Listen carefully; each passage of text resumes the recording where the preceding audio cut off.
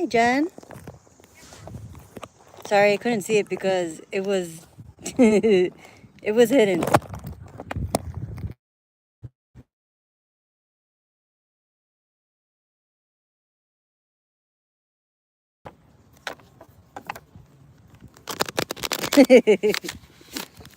I was thinking about you the other day.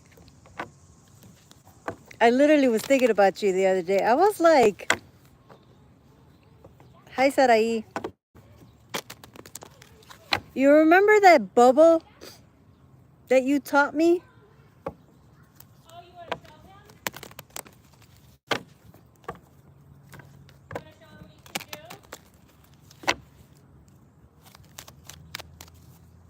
Girl, I think I fucked up.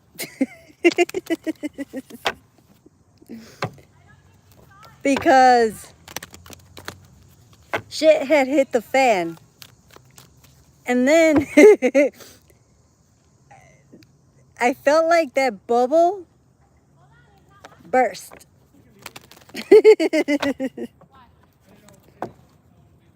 And then when you came to mind the other day, it had me thinking, Edith, the bubble. Yes, yes, yes, it was. So I knew you felt it.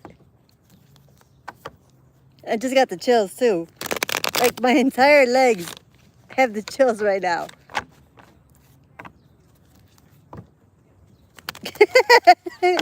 See, I knew.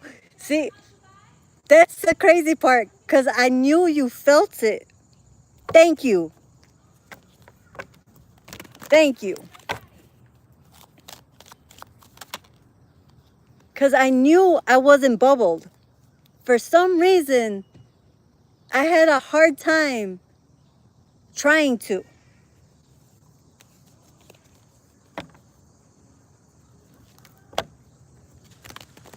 I'm good at Sarai. How are you, honey?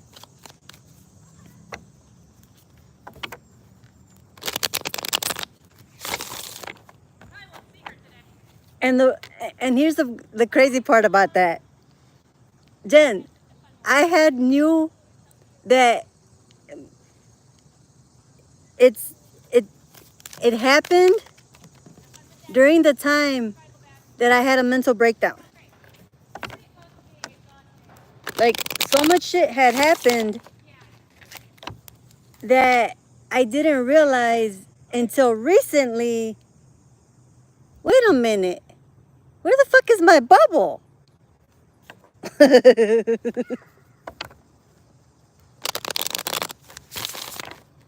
You know what? Lately, I've been getting nothing but spam calls.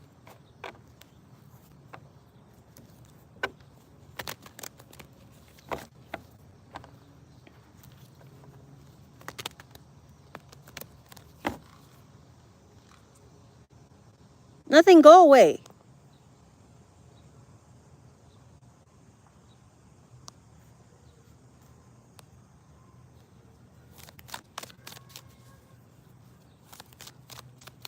You ain't seeing shit.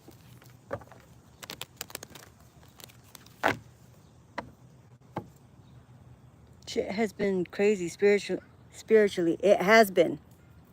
I mean, you're not even kidding, Jen. It has been insane.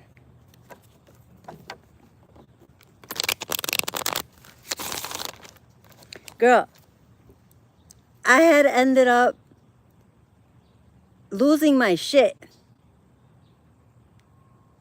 mentally.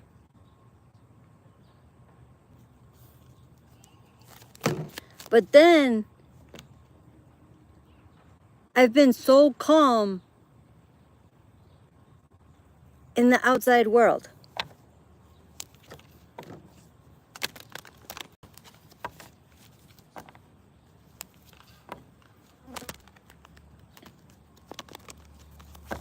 Girl, this is crazy because for some reason,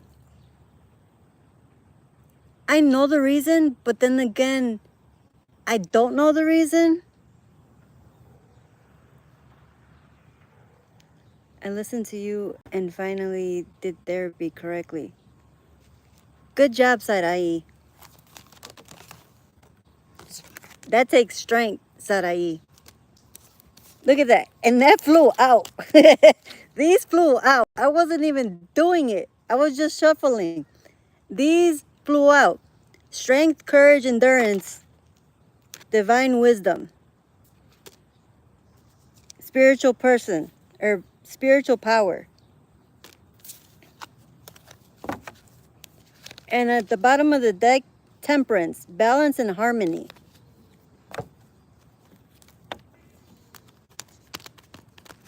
So when shit hit the fan for me, that one person that we won't talk about anymore stressed me the fuck out. You get a job, Izo.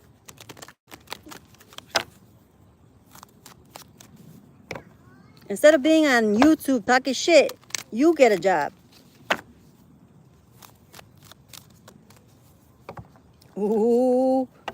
Thank you, Jen. There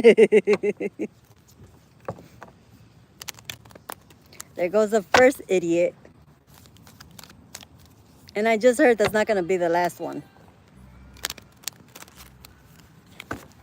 Jen, so when that happened,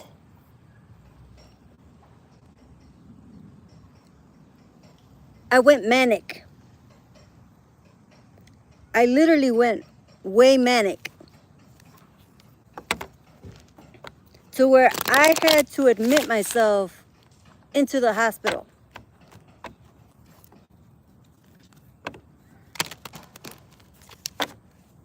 Yeah. And that's how bad it's been. Girl, I was in there for 5 days. High as fuck. To calm me down.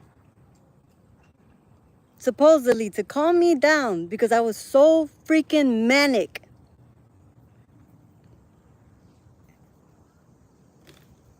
I was on lithium. And then when I started to realize, yo, what the fuck is this? Like, I started getting paranoid off of that. The psychiatrist finally took me off of it because they were like, no, it's too high. It's way too high. And then my psychiatrist that I met even before that shit happened came in and was like, hell no, she doesn't need that. She doesn't need that. She needs this. The first one tried to tell me that I was bipolar, that I had bipolar disorder. Nope, that shit was wrong. That shit was completely wrong. That explains why I've been hearing you. When they finally gave me the right medication and the right diagnosis, my thoughts have been clear. Me hearing has been clear. Me hearing spirit and my guides have been so much clearer.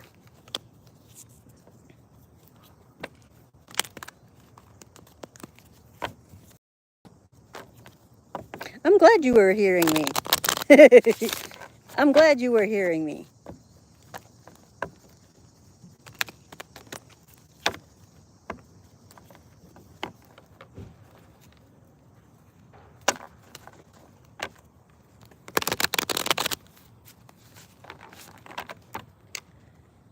I had to do the craziest cleanse.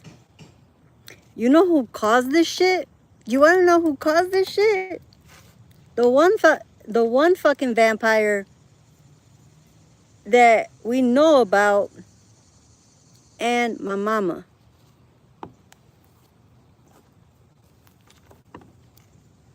And I keep getting the Ace of Crystals, which is the Ace of Pentacles. And you're screaming at me. I definitely... If I'm definitely screaming, even internally, it's my spirit.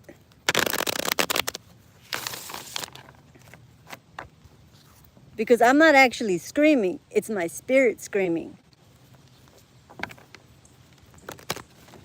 And because I couldn't hear my higher self, or I was so fucking high off of that shit, I couldn't hear myself. I've been hermit. I've been hermit ever since it happened. I've kept to myself and I've been hermit. But the other day, I realized about my bubble because I felt it. And I was like, wait a minute, what the fuck? And that's when you came to mind.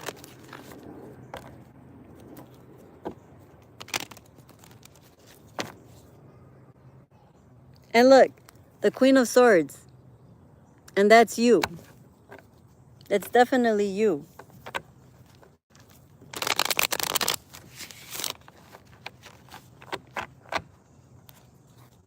But for some fucking reason,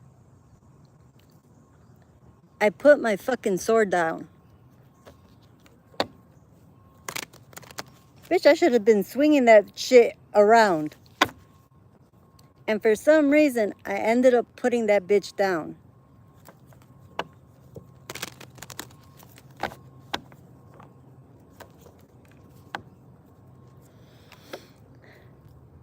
The Ace of Pentacles and the Ace of Cups.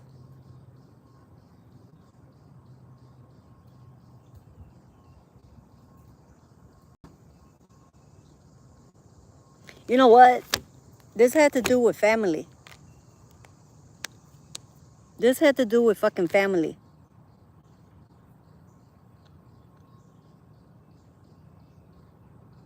These assholes were fighting over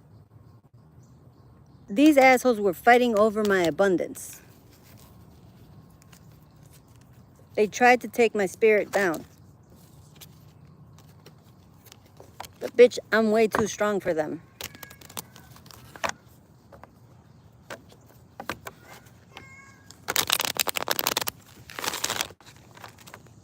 And you know what, Jen? You've been telling me about these people for years.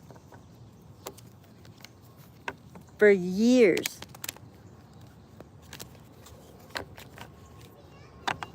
And I just couldn't see it yet. I couldn't see it yet. I guess it wasn't time yet for me to see that.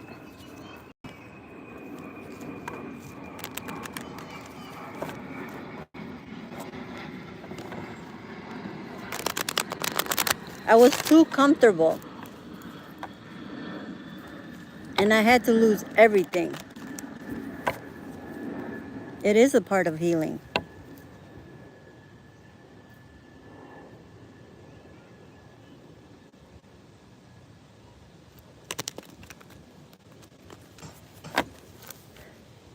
Who would have thought that you have to lose yourself and lose a part of you to actually heal?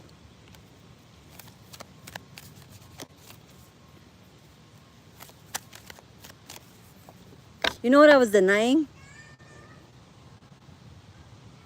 And I heard it the other day. I had denied that my family's bloodline and mental illness was gonna hit me. Bitch, I'm schizophrenic. I'm schizophrenic as fuck.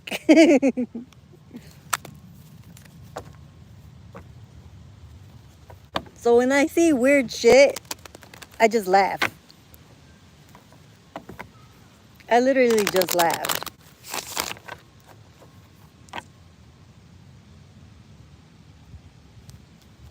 You have to find you to lose the lies. Oh, that makes sense. That actually makes sense.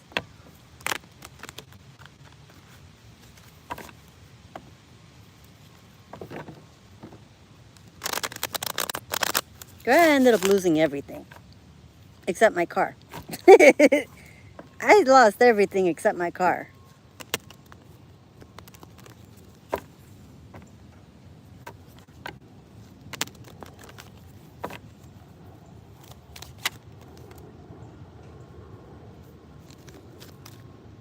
And the self-empowerment keeps coming out too. And I was talking to one of my cousins this morning because I'm still at peace. And he's like, oh, I'm sorry you're going through that. I'm not. He's not clear. He's in the fog. And I could tell you right now, he's in the fog.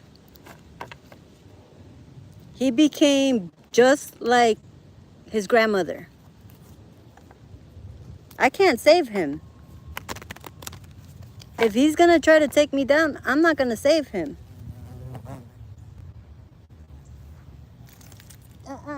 Go away.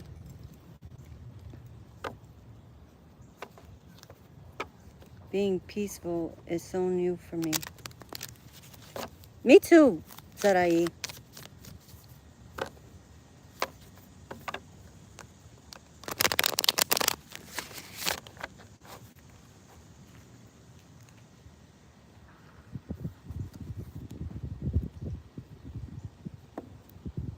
There's your sign. What's my sign?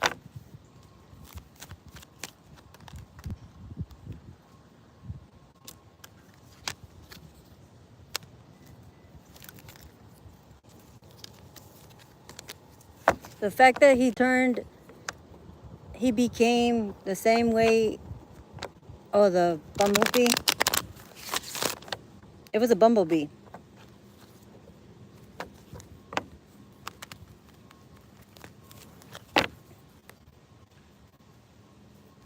Oh, you know what's crazy, Jen? So I had to change my address from where I was at and get a brand new one. Sweet, but has a stink. Yeah, I know. Yeah, I know. That's why I was like, you ain't gonna sting me. So the other day, I was trying to change my mailing address. And I was writing the new address. Tell me why a fucking fly lands on the fucking paper as I'm putting the new one. And I was like, oh, nope. Fucking monitoring spirit. I was like, nope. I ain't telling you shit. I ain't showing you shit.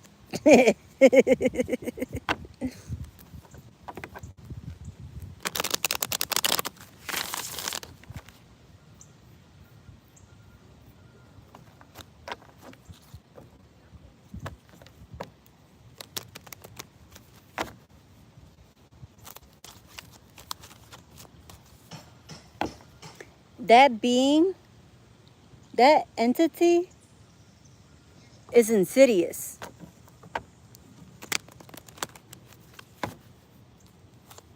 It tried to penetrate my dreams one night.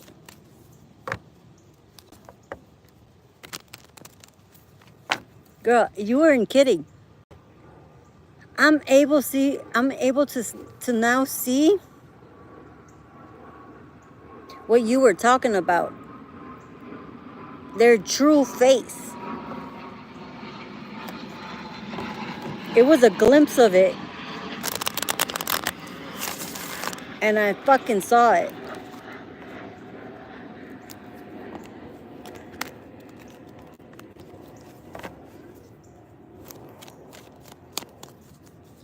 No, it's not.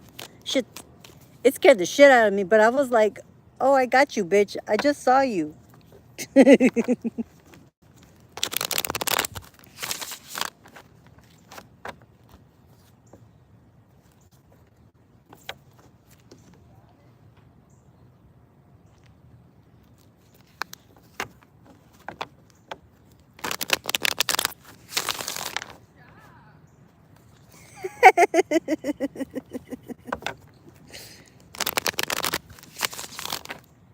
thank you, but that shit ain't fun.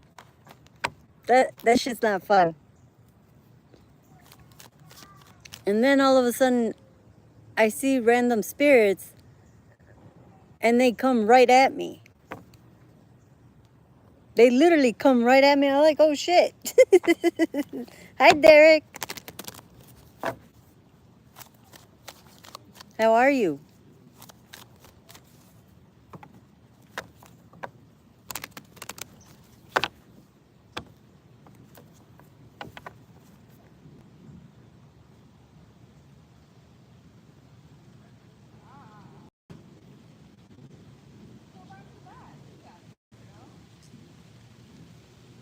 Derek.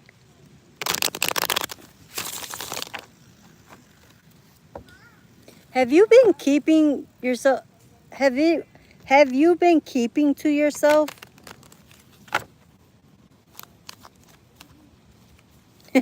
Okay. Is that why you're in hiding or in hermit mode?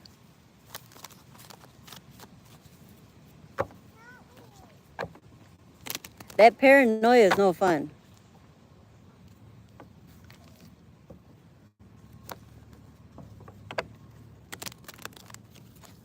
And because I'm manic, and when I get manic, I take off in a paranoid state.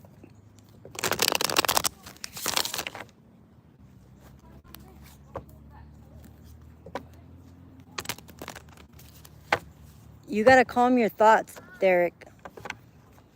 Don't listen to the thoughts, especially if you're paranoid.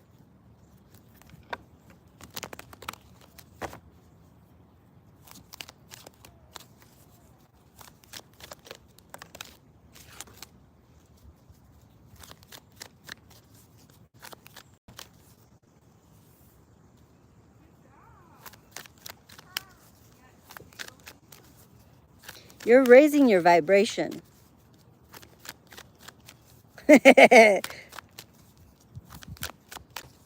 That's what's happening.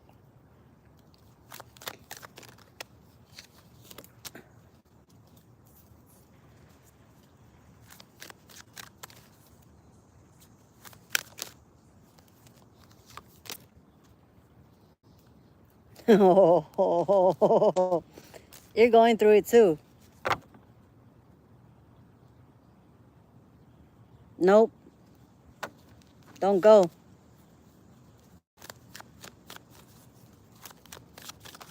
That's the part that exactly.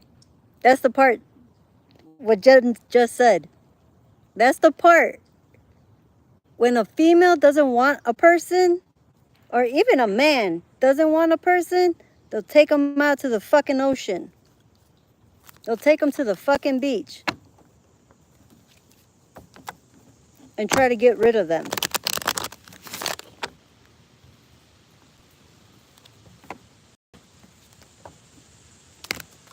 Oh shit. I haven't felt this feeling in a minute.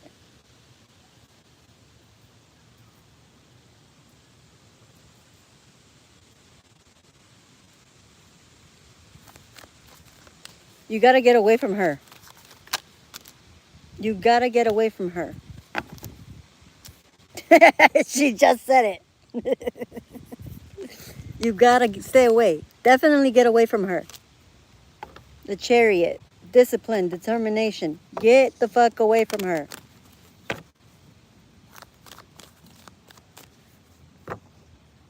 Well, she says she don't want me. But here's the thing. If she doesn't want you, fine. That's fine. But what she can't do is keep you away from everybody. The insidious bitch that I had to deal with,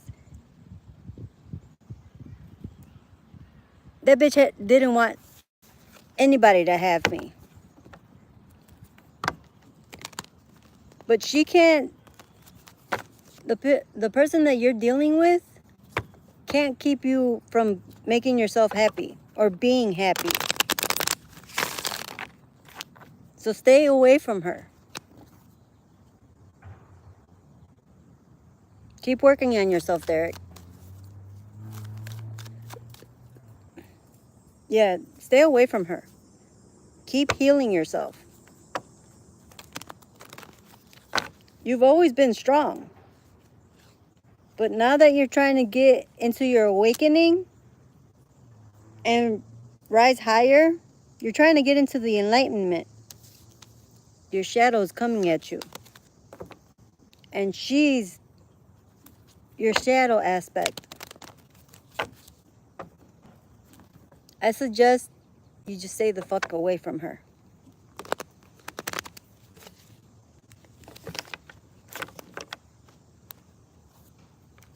I want to go to the beach because I felt like I might meet my wife down there. I got the moon card. Will he meet his wife at the beach?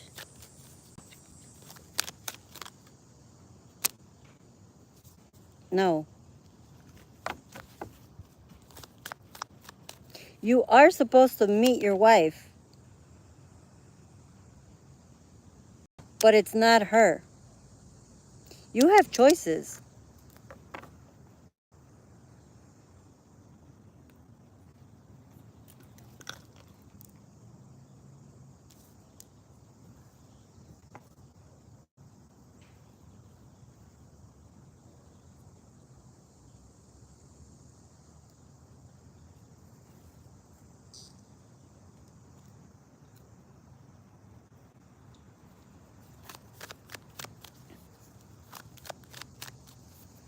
You know, I wanted to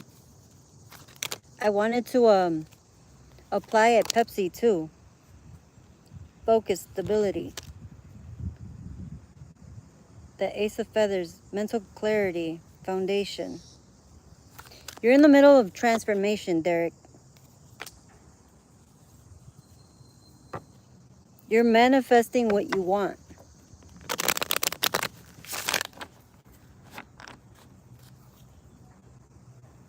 Listen to Shadow on the Sun, Auto Slave. You know what I haven't been listening to lately? Is music.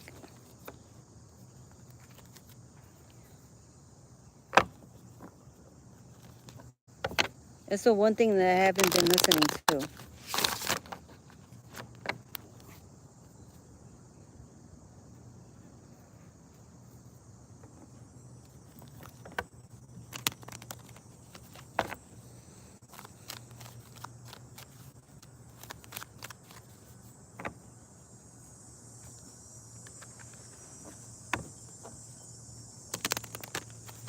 Dude, yesterday I did a serious cleanse. I did a serious cleanse yesterday. Like, the strength card came out. Courage and endurance. Justice, truth, clarity.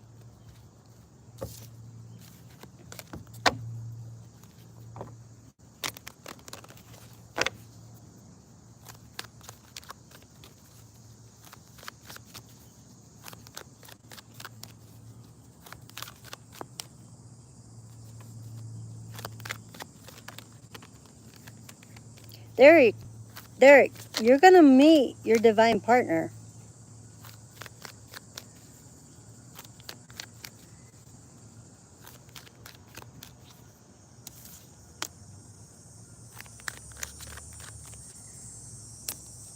Be optimistic.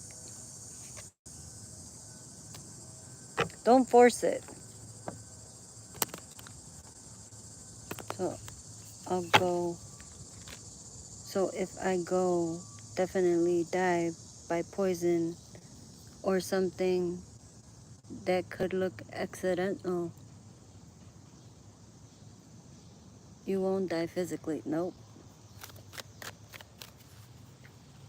You know, she's hell-bent on this other guy coming, and I think she's messing with him.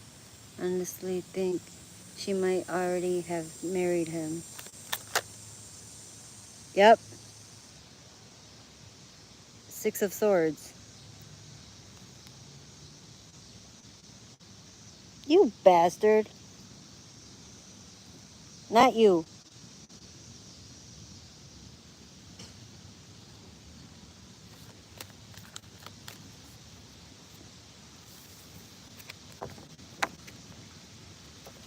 About the being married part.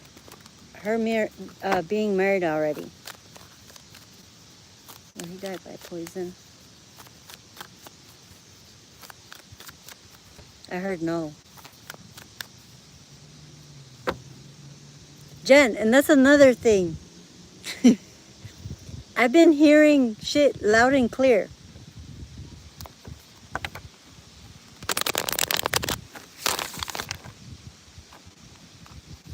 Yes.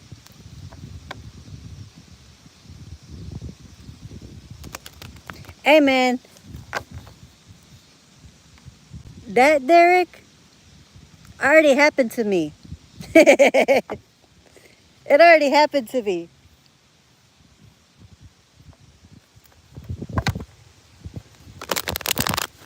To be honest, it's not as bad as it seems. But it felt like it cracked. Yeah. It feels like you get cracked a little bit.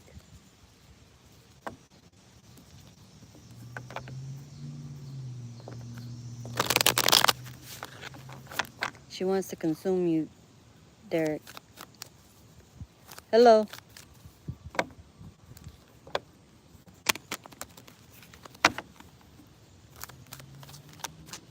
See, but for me,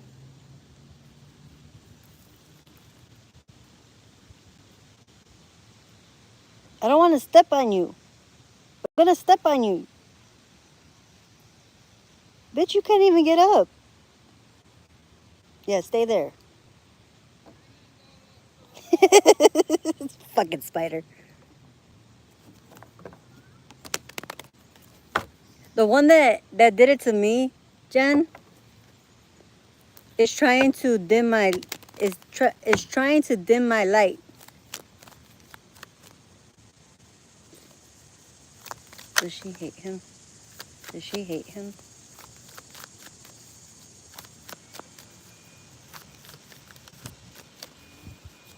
I heard no.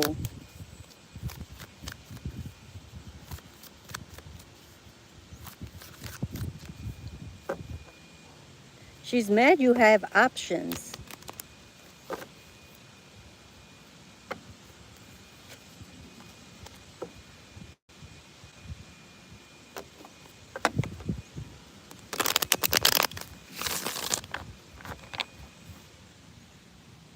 She's mad you have options.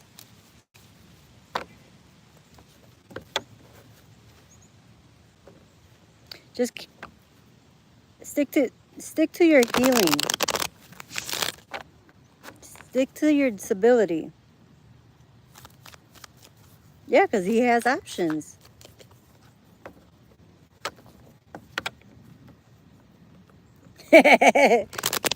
You know, to the fucking bitches that always want vengeance, you just gotta laugh at them. You just gotta laugh at them.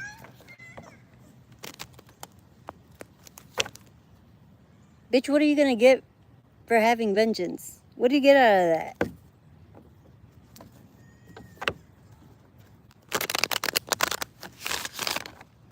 The bitches that did it to me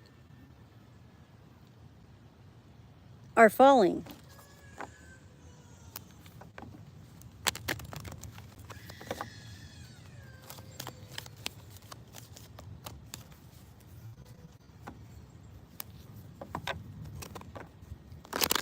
And the Most High won't let those people have vengeance. Because vengeance is the Most High's. You know, part of that, the Bible says, vengeance is mine.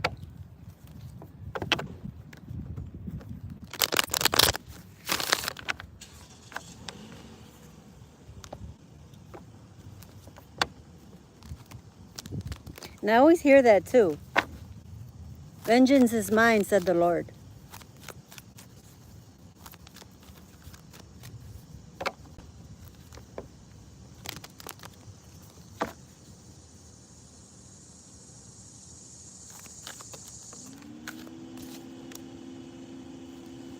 You'll be fine, Derek. You'll be fine. No, you won't.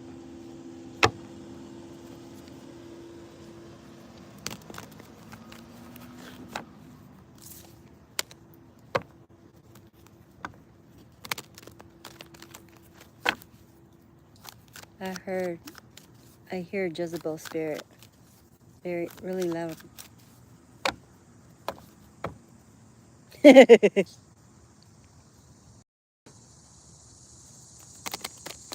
You'll recover. Those Jezebel spirits are actually really weak. We love you too. They're actually weak.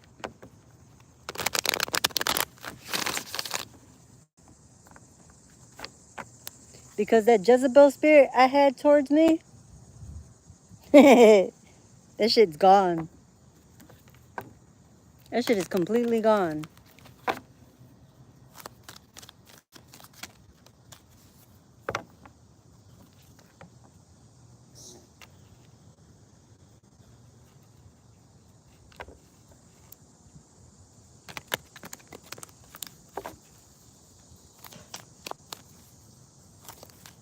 These big ass fucking spiders keep coming around me.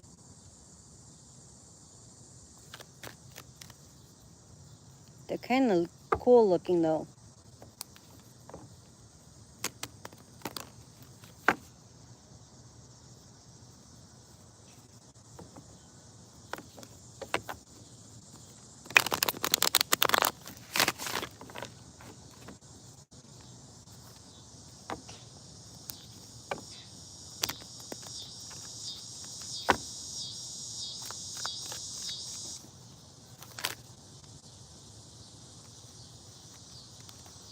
You know what I just heard, Jen?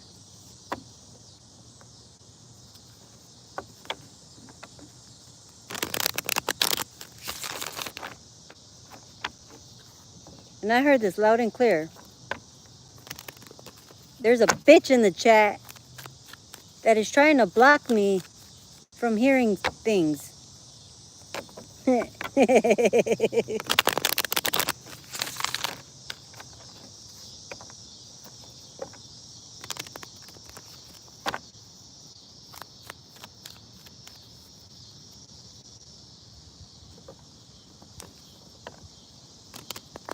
That's what I said. That's why I laughed.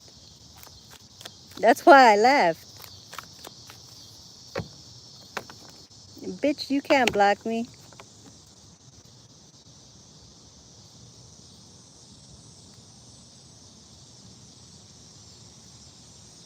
Exactly. All right, cool looking ass spider, you gotta go. You gotta go. You're lucky I didn't kill you.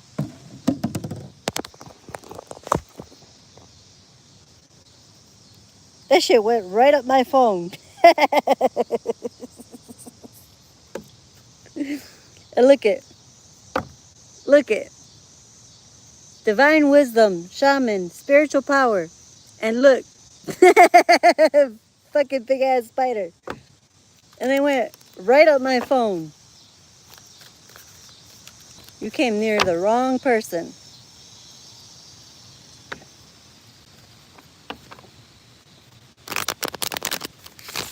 And it's lucky I didn't kill it.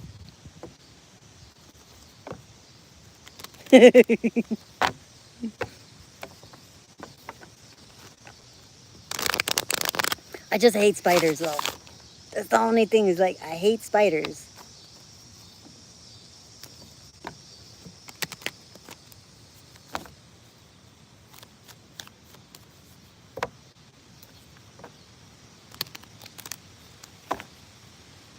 I don't like them. I've always had a fear of them ever since I was young.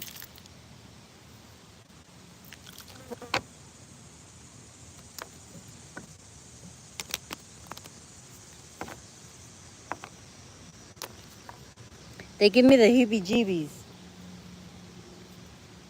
They definitely give me the heebie-jeebies.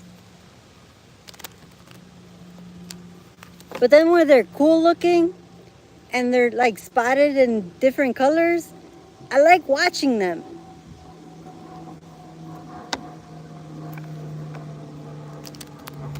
I like watching them. But other than that, get away from me. Friends when I'm walking.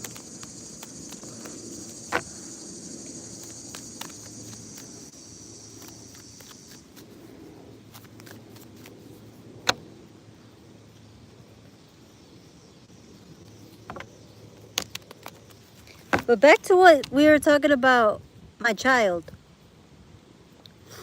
I know he chose his path, but I didn't think he was going to choose that one.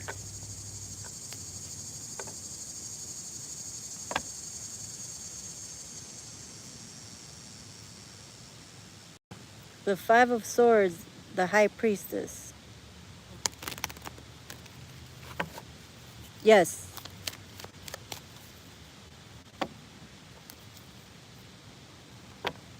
You know, the other day,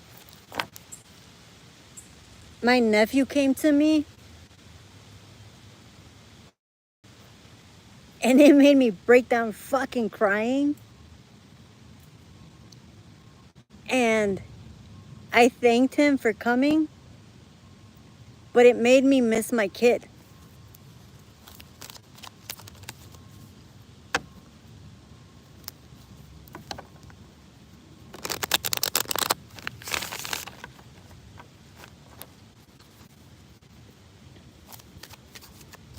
Girl, that shit took me out to where I almost went back to her house.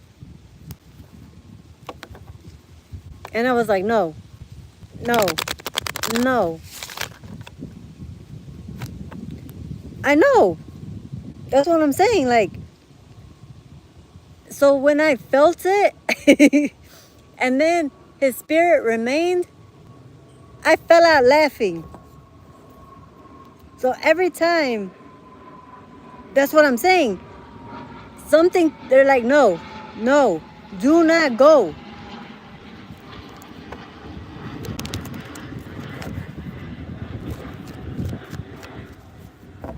And it was like, honestly, I felt like that was a test. And I'm like, no, no.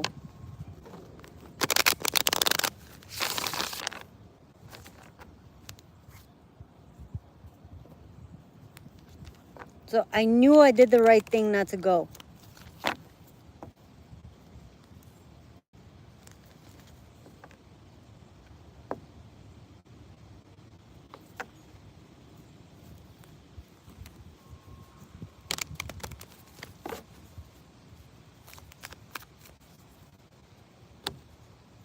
It was the emotion of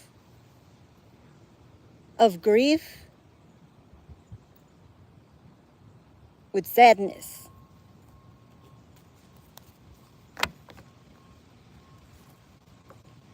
That it almost caught me. That it almost fucking caught me.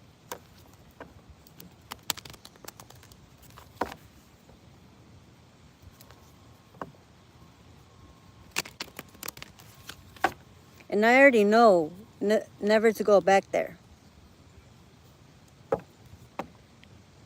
My friend had told me, and it made sense, that when I go into meditation, I'm on a beautiful island. I'm on a beautiful beach.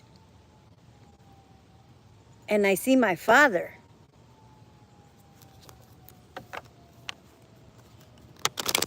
And when I see her,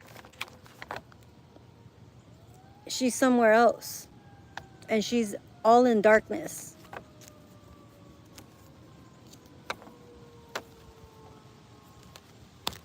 And my friend told me she's on the island. She's on an island all by herself. And she made it that way. She brought that onto herself.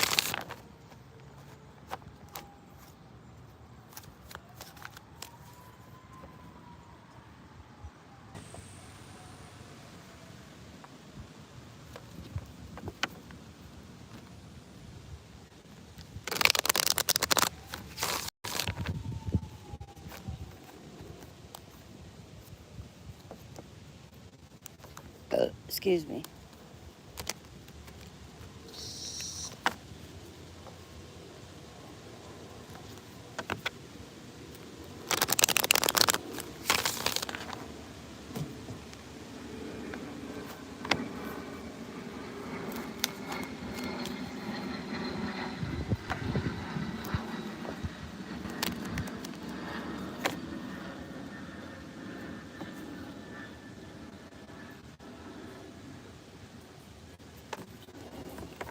Jen, are you still in here?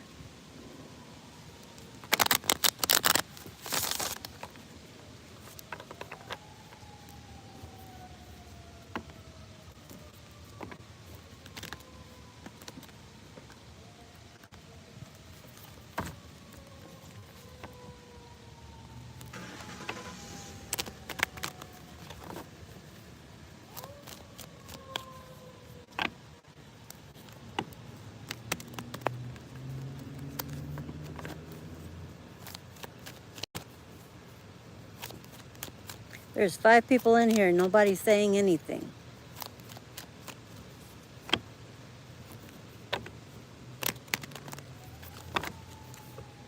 But y'all are watching. Yep. You're all watching. The Page of Swords upside down. Fucking spies.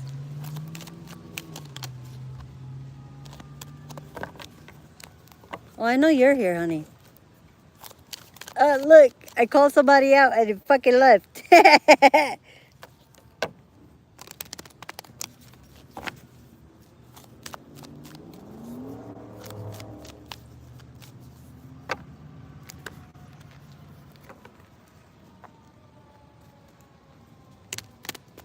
I love when I call people out.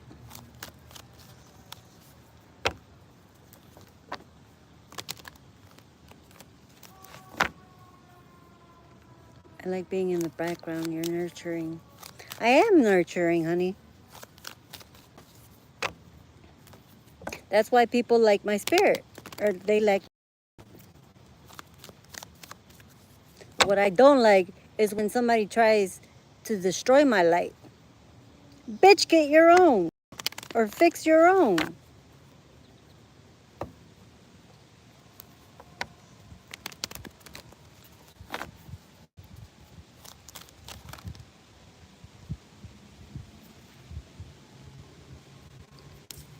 Nine of Pentacles. Security and abundance.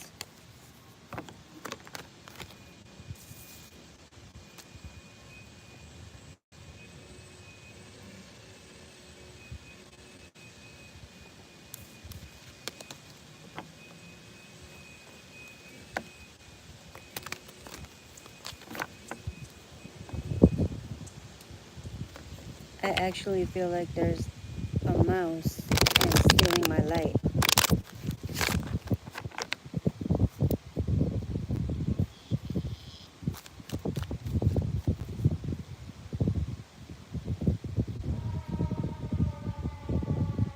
No, bitch, because I'm going to squash your ass.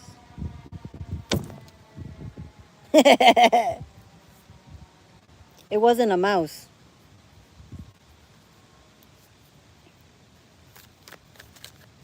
They're little bugs. It was a little ass bug.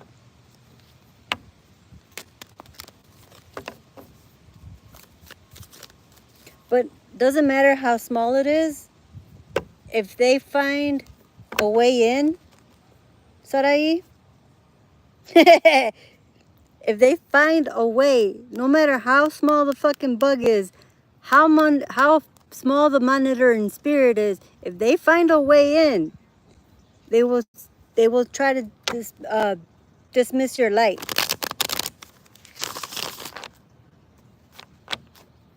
It could be the smallest things.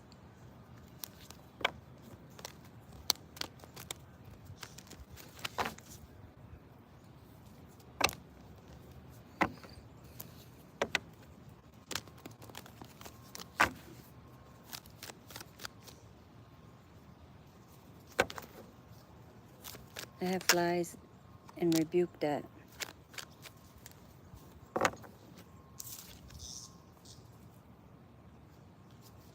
This person is trying to take your options away.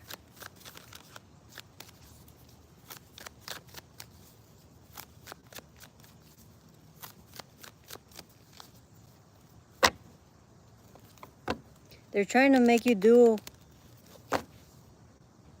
They're trying to make you make the wrong decision. It is an actual person. But just remember, there's a person is also a spirit. We have spirits within us. Like my spirit is nurturing. My spirit is loving, but my spirit is also strong. They're trying to take your power. Somebody's trying to take your power.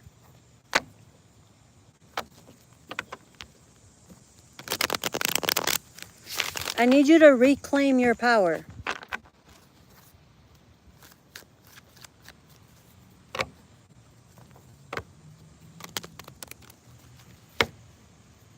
I think it's envy. Somebody envies you.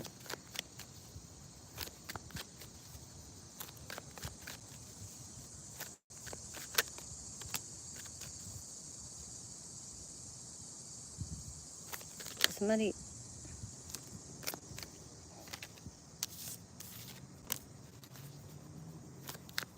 They're trying to stop you from manifesting.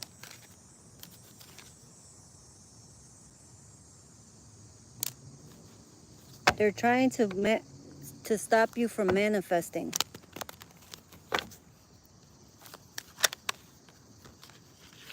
I need you to call it back.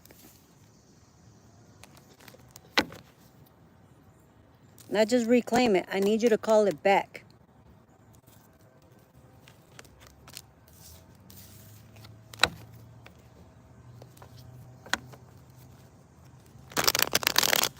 Because even speaking to the wrong person, they could take it from you.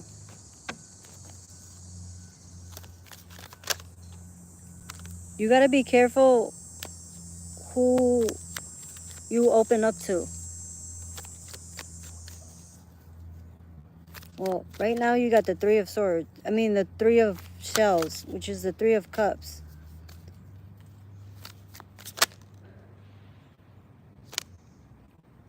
And the second card is the Six of Shells. Sentimental and joy. This is a person from your past. This is somebody from your past. No, lately it has been because of the retrogrades. And that's why I've been outside in nature. Not that I have a choice, but lately it's because of all these planets are in retrograde. Yeah, see the sun.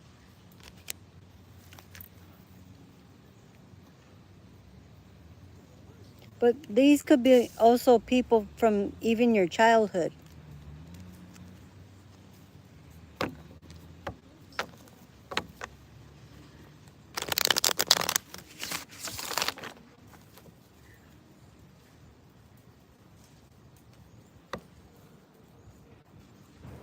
This person doesn't want you to see the truth. Mamta, who are you talking to?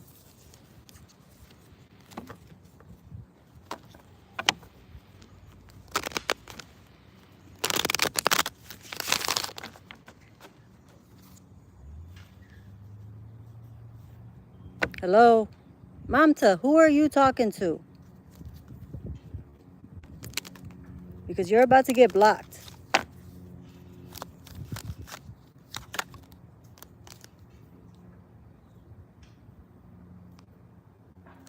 Goodbye.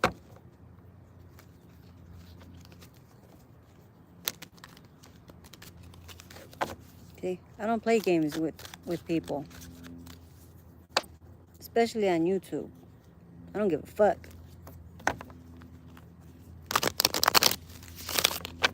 You remember, Sarai?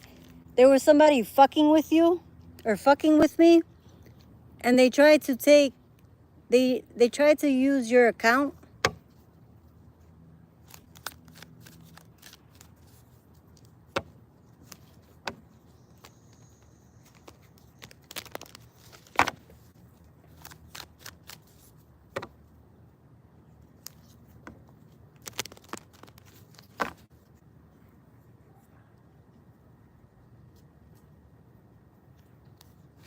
I knew who it was too.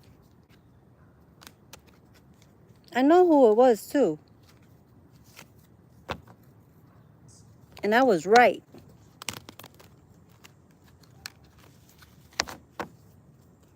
But this stupid bitch kept trying to confuse me.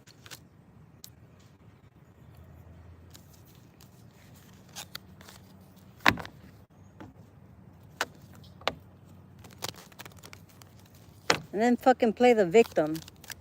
Oh, it wasn't me. Da-da-da. You're always talking shit. Yup. And I haven't stopped talking shit. It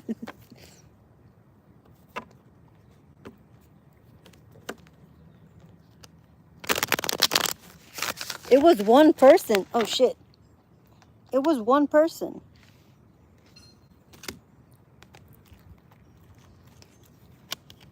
With multiple spirits, with multiple entities within that person. It was multiple spirits in that one person. Give me a second. This fucking fly scared me and I dropped my cards. But that person kept making fucking accounts. That was crazy because I was like, who the fuck makes multiple accounts?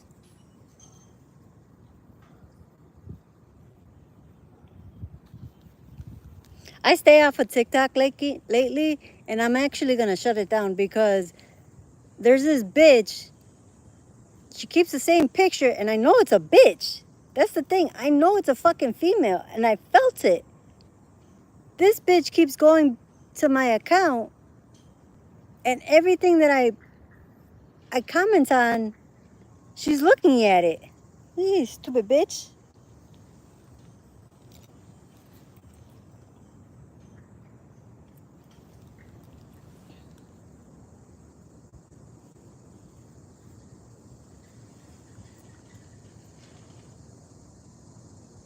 Yeah, I want to do that too. I don't even really go on there.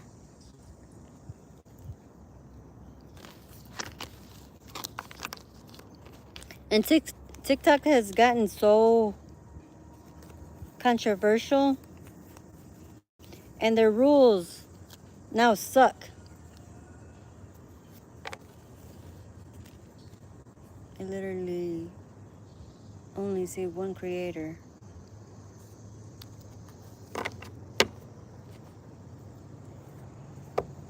That's okay, Jen.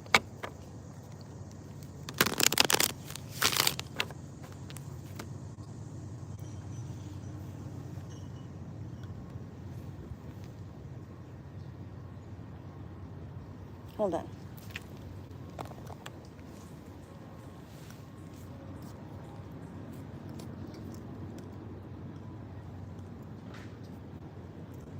Bitch made me drop my card.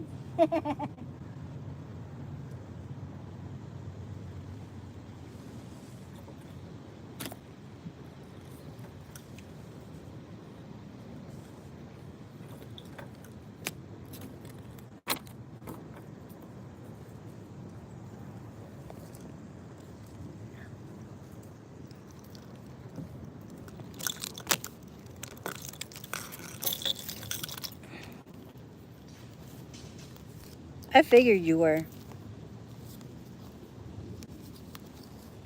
Do you not work at night anymore?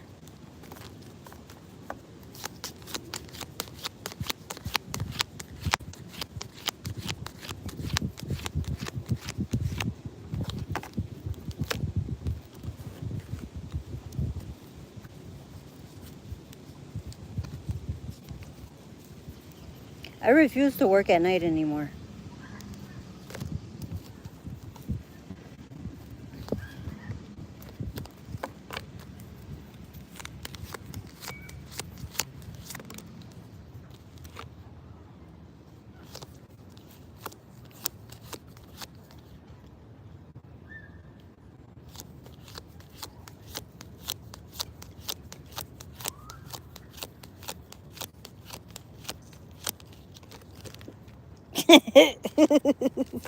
Fucking bitch.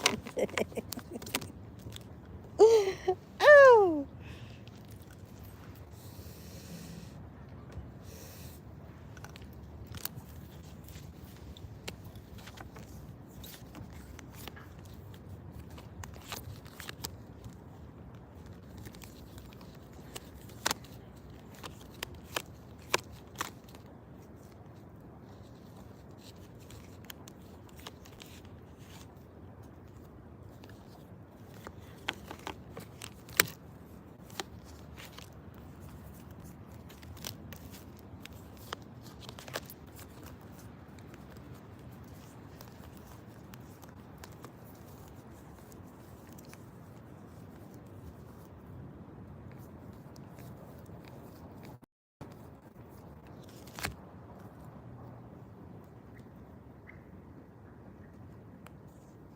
They told me it was gonna get harder than when I'm older, but fuck it. I can't let shit affect me.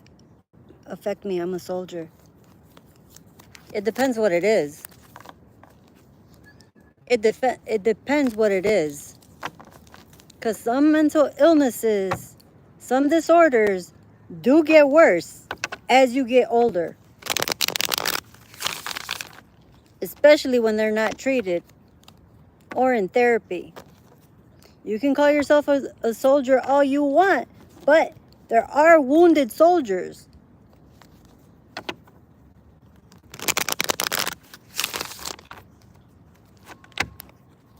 NPD is one of them.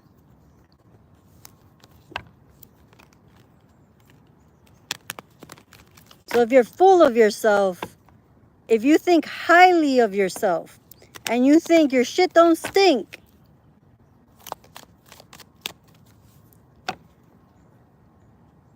and you're better than everybody, you got a problem. If you can't accept your own faults and take responsibility for yourself and your actions, you got a problem. NPD, you said my ex's name. Sorry.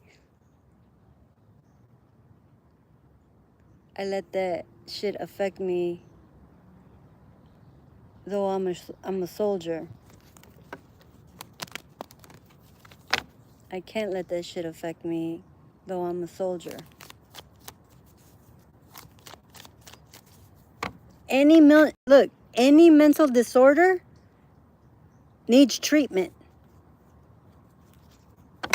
Doesn't matter if you're a soldier or not. I'm a fucking warrior. And this shit still hit me. And I'm an active warrior. And I've always been a warrior.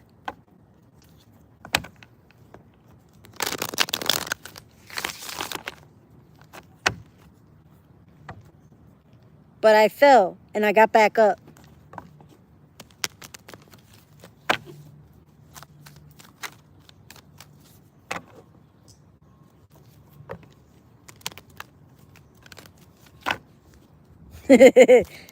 Jen. I don't even remember saying your ex's name.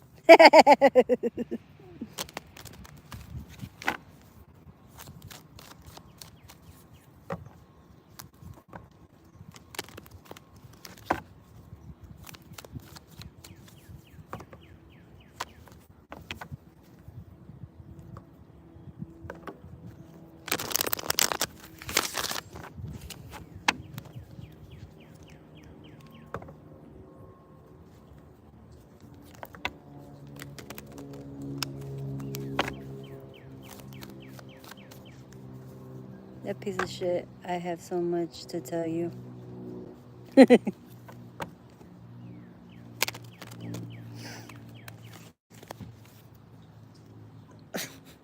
But you know what, Jen? Even though you say you have so much to tell me, you still laugh at it. You don't let it affect you. You laugh at it.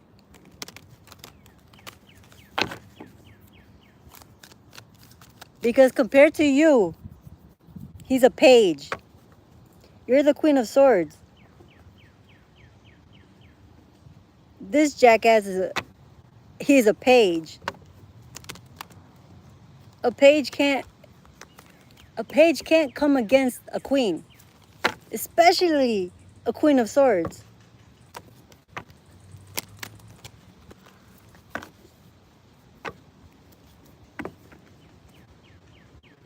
And you're at peace.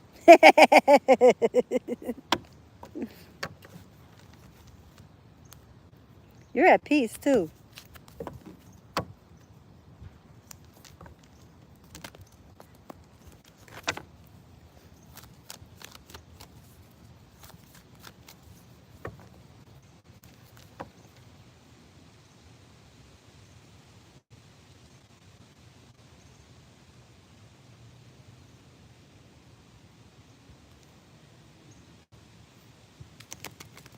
Who got himself involuntary committed and had the audacity to call and ask me to help him. Yo, that's funny because I had my own self involuntary committed in June. I didn't ask nobody to fucking help. I was too high to ask anybody for anything. Yo, the nurse, the fucking nurse, one of those stupid ass nurses went and told my son and my brother basically I was a fucking retard. Sorry for the word. Because how they said how the person said, how does she take care of herself? How does she fend for herself in the outside of here? She can't do shit here. Bitch, I was that fucking high that I couldn't do certain shit.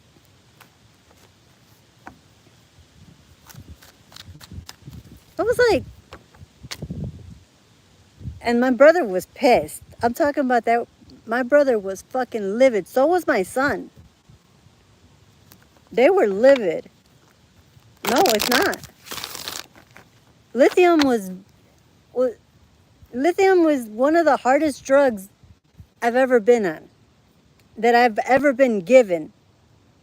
In my 40 years of being alive, thousands of fucking surgeries throughout my life. The worst one has been lithium.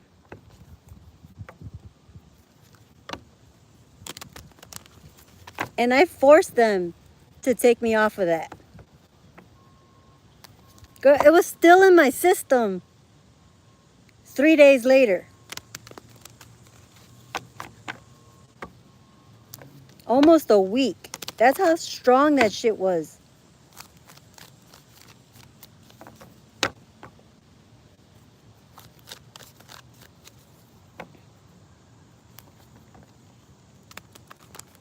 Fool got himself involuntarily committed and had the audacity to call me and ask me for help to help him.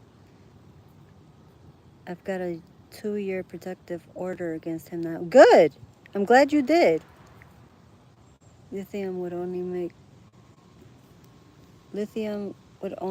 make so hyped. No, that shit had me, because I was already manic. That's the problem. I was already in the mania that I was already up there. I was already up there. Like, they had to bring my ass down. That's how manic I was, Sarai. I was beyond fucking manic. That they had to bring my ass down from that.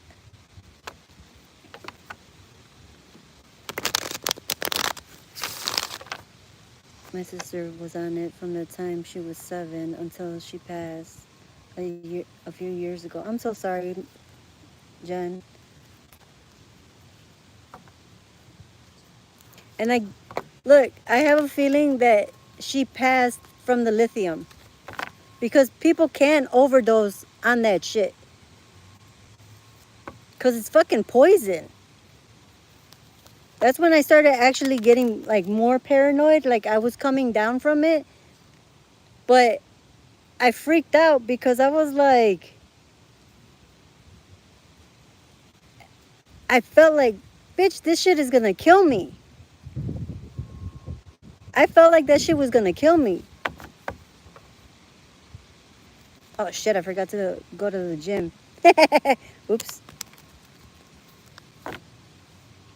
It's okay, she wasn't a great human. But still, they're still human. Like, I understand what spirit is in them and what it turns to be. But when they're still human, I don't see them as fucked up people.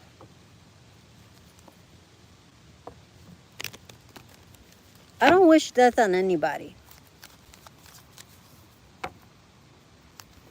Unless you're fucking asking for it.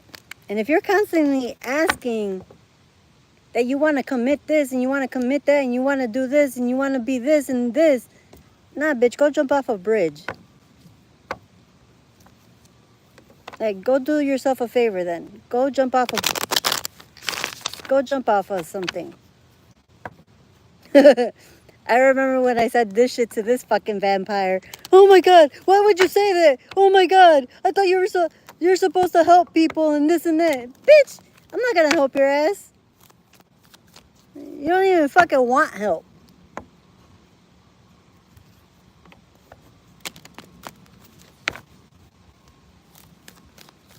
Yeah, this person was so adamant of suicidal ideation and doing that.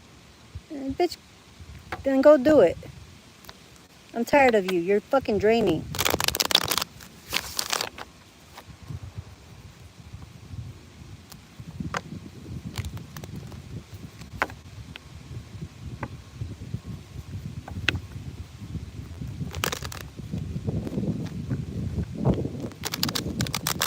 That feels good.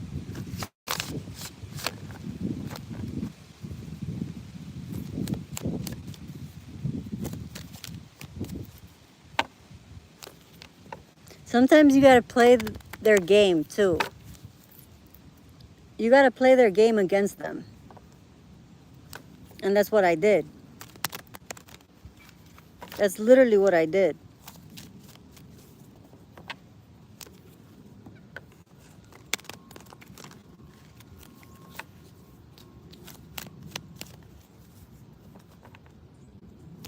Yeah, I did. And voila, they disappeared. They disappeared.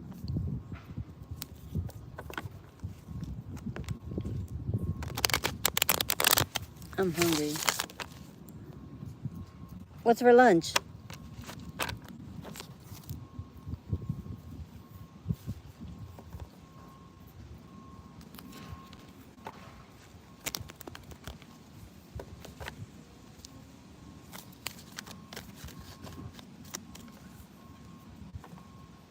Narcs vanish when you expose them.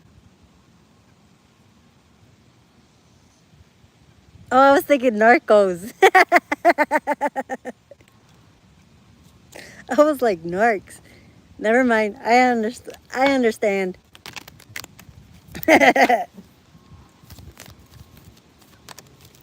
You mean narcissist.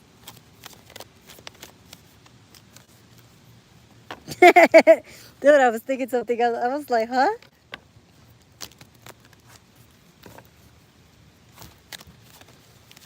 And you're right. They do disappear. They do disappear. And especially when you take your power back and whatever they said, you expose them for it and let them know, bitch, I'm a lot stronger than you. So go do this. Leave me alone.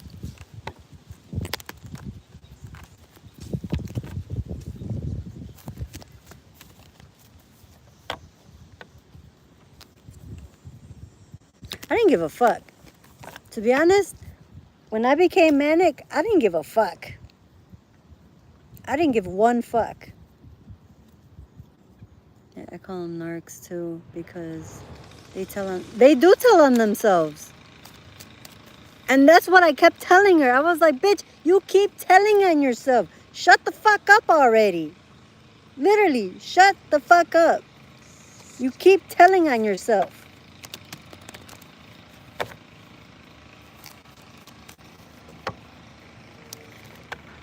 And that's the thing, like,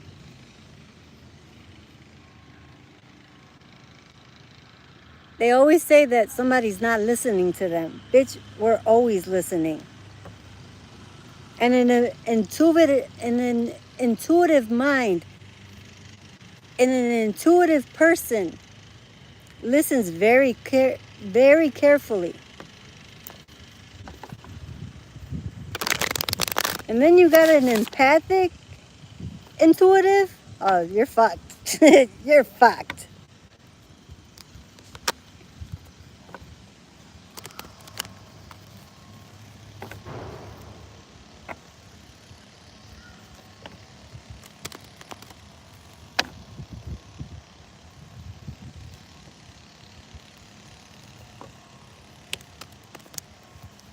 We used to argue about this person not cheating on me.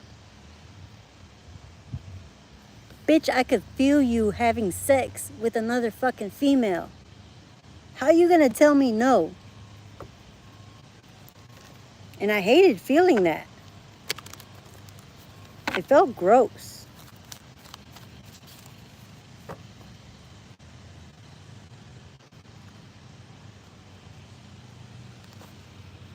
Then that shit comes like lightning. It does.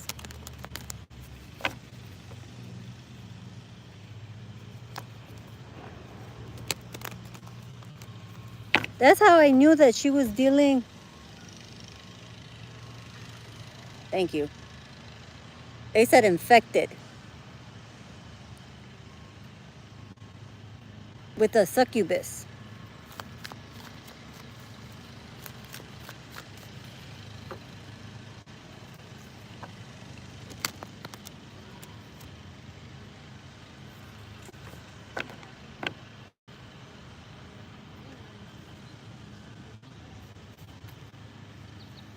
It amazes how we feel energies, but not the way they are. No, I can feel your energy. Me meeting new people, I listen to their words. I pay attention to what they're saying.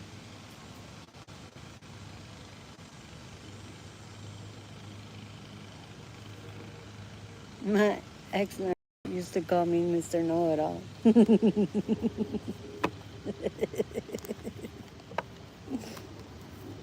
Derek. But you do know it all.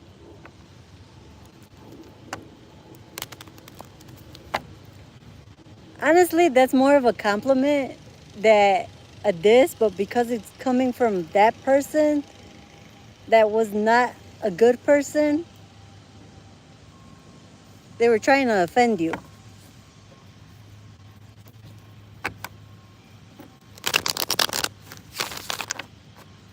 No. Is he infected with the succubus? Damn.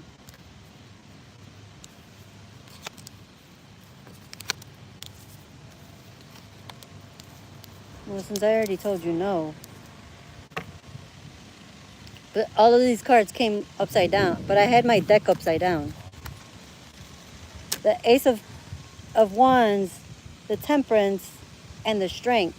But they were all upside down when they fell out. So now that they're on the correct order, it's telling me yes. But I heard no.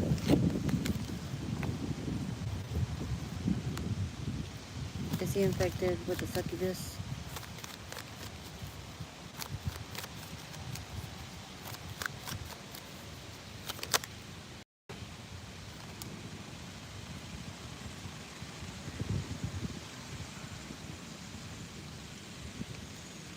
It's your shadow side.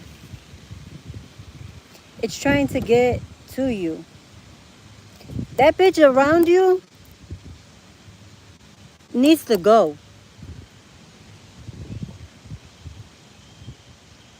It's this bitch that you gotta get rid of.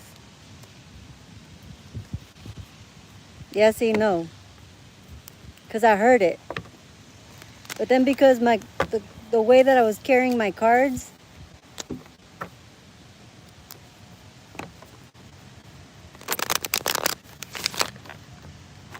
but I definitely heard no first. Oh, look at that little caterpillar.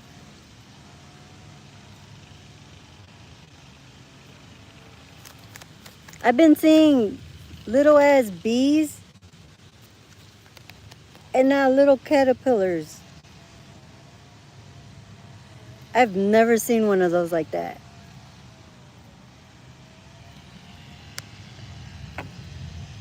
But no, Derek, you're not.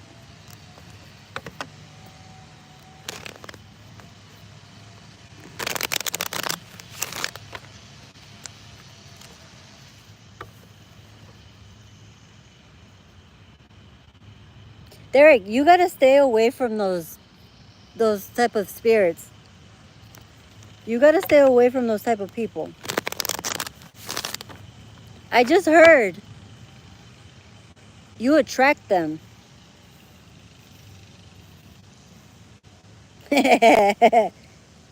Come on, little buddy. You can go.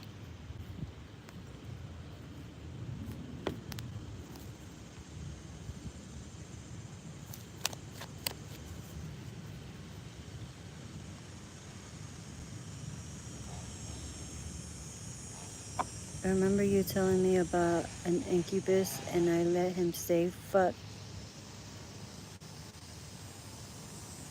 I let him stay the fuck back.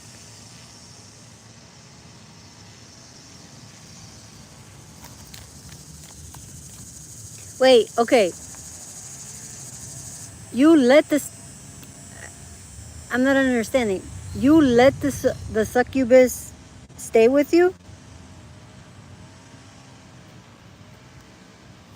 Yeah, Derek still has healing to do.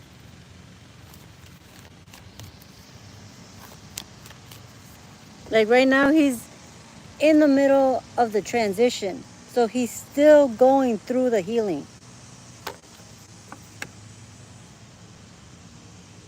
No, I block all contacts. Good.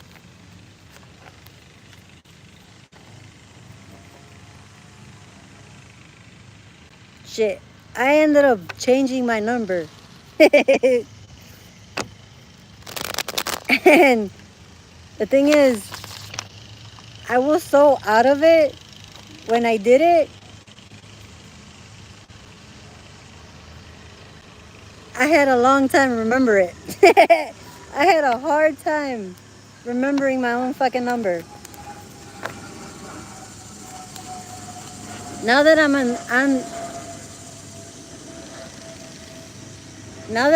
on the right medication, I could remember it. I could remember a lot of things.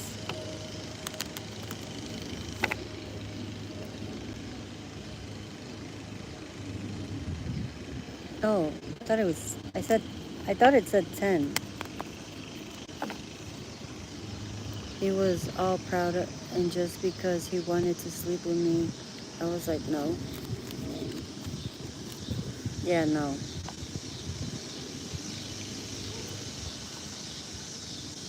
Yeah, no.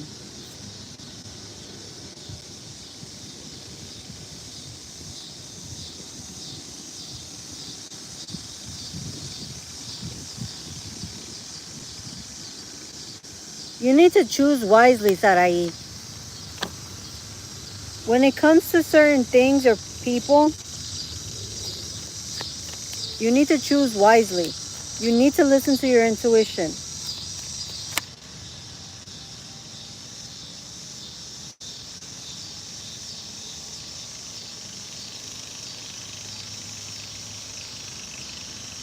Your willpower is really, really strong. You have already learned this. Use it. Yeah, you do need to choose yourself. Honestly, that's how I think. Yeah, that's what I'm saying. Stop trying to please people. I've told you this for a long time. Choose yourself. Fuck being in a relationship when you're not wanted. Fuck trying to please another person when you're not being pleased. You gotta learn to love self. You gotta take the good and the bad together. Let go of the bad. Welcome the good. And if you don't want to see this fucking shadow, it's gonna come in no matter what. It does.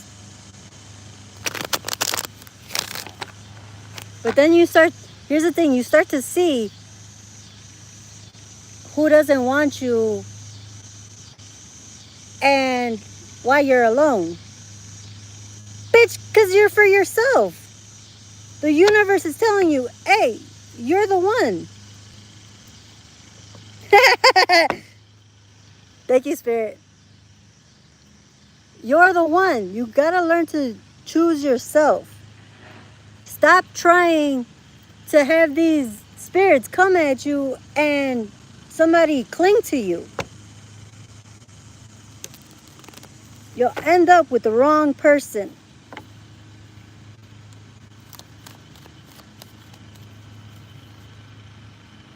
See, look, you'll end up with the wrong person. Imagination, perception. And this is the owl. You're very intuitive. Use your intuition. Listen to it. Listen when that little voice in your head tells you, nope, next. Nope. There was one person that I had met not too long ago. And I was just talking to him. And I heard, don't tell him shit.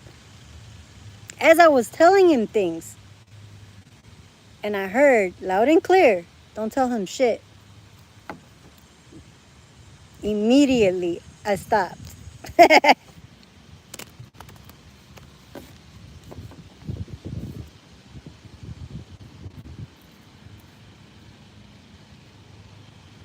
Your worth is not measured by someone else. Exactly.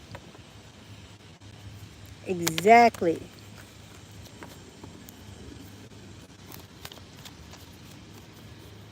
The only one that can see your worth is you. The only one to validate you is you.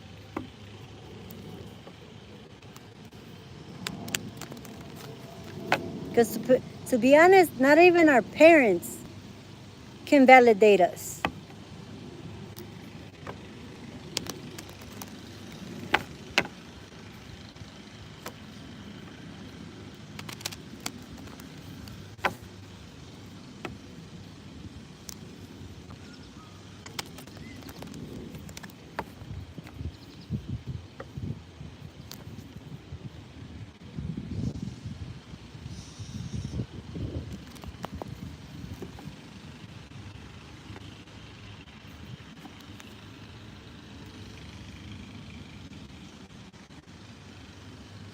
Good, Sarai.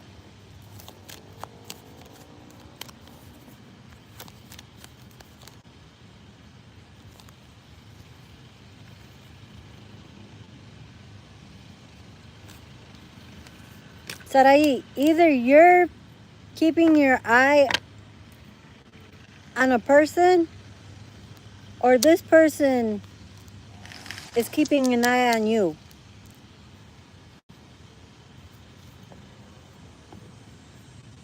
I need you to focus on yourself. Keep focusing on yourself. You're going to discover something that you need to discover about yourself. Girl, let me tell you what I didn't want to see about myself. What I did not want to see about myself came crashing in. It came crashing in. And to be honest, I feel more at peace with it. Because now it answered questions that I was asking within.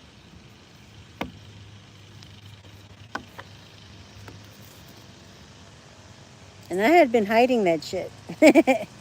I had been hiding that shit. Or at least trying to hide that.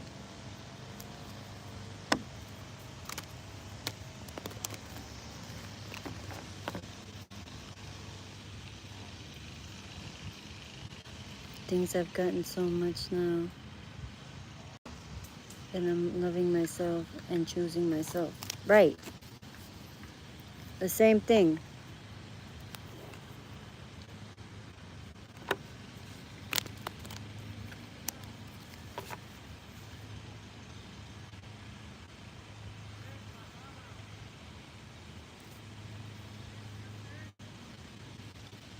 Shit, mine came crashing in.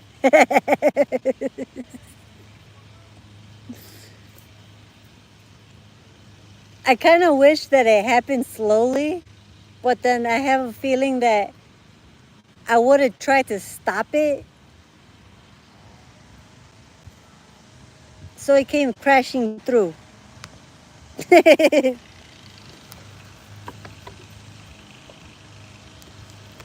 But it also made me laugh because I did use my discernment and I had help. That's me, but it was fast.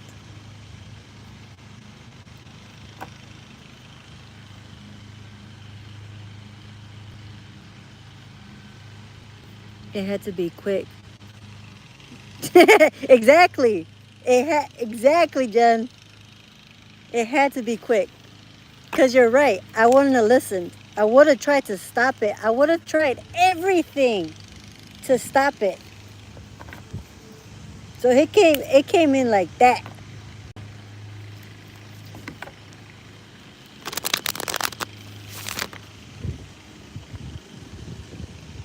Like it's coming fast. I wouldn't be processing it. I know you're autistic, so processing things take time. With me,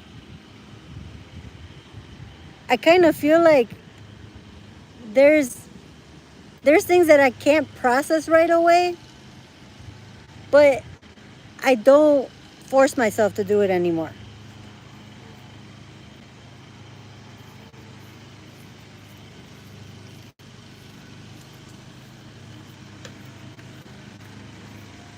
No, but when that shit hits you in the face, it's like, oh shit.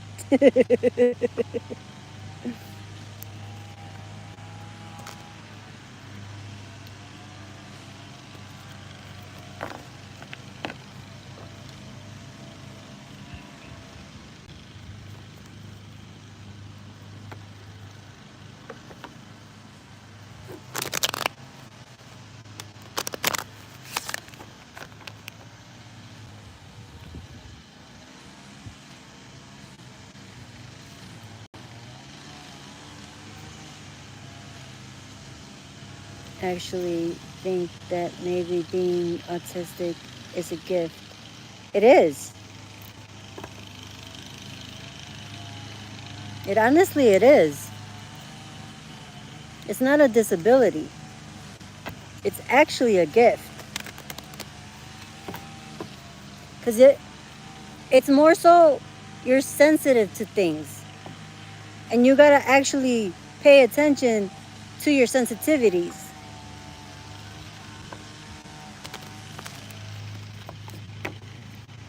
Like April, my other moderator, she has an autistic child. And every time there's something wrong with that child, I can feel him. and I could talk to April. And then as soon as I talked to April, she was like, holy shit, Edith, you're right. This is it. Like, April. So I could connect to that child.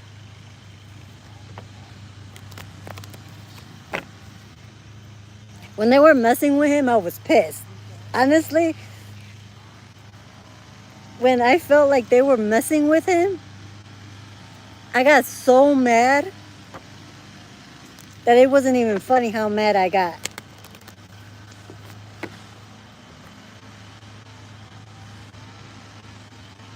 I wouldn't mask it. Don't mask it and hide it from people because you're hiding yourself. That's your true self. Just put your boundaries up.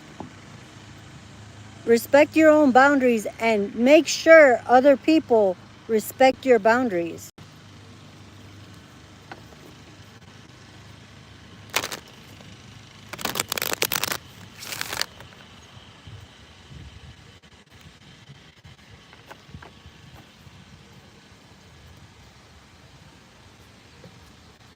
Good. Because I'm pretty sure your therapist should hold you accountable and should help you hold yourself accountable.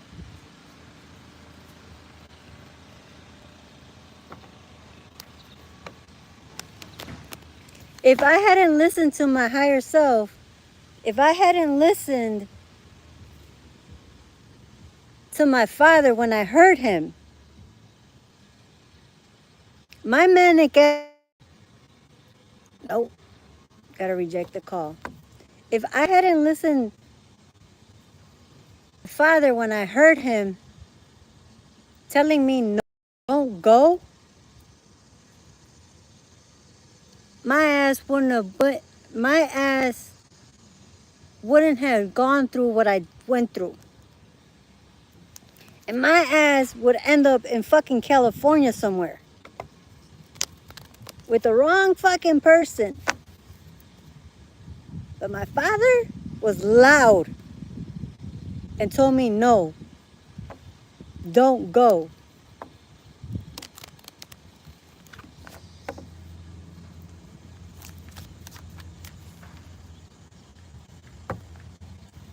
She ended up with her best friend being murdered.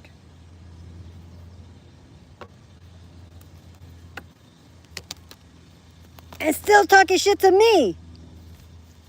Hey, bitch, you got me fucked up. And then she still tried to shift the blame. You bitch, I didn't kill her. I didn't fucking unalive her.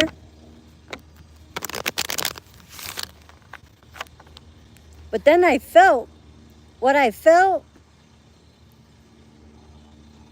is that I would have been either accidentally or would have been set up to be addicted to the same bullshit that she's still addicted to. Hey, get off of me. And I would have had my son with me? Oh no. Oh no. My dad came in quick.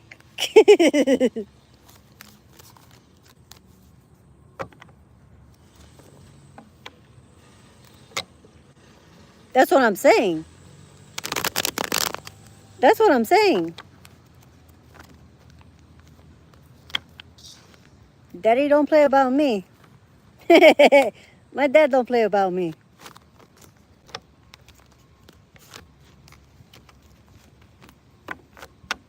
Not even my grandpa plays about me.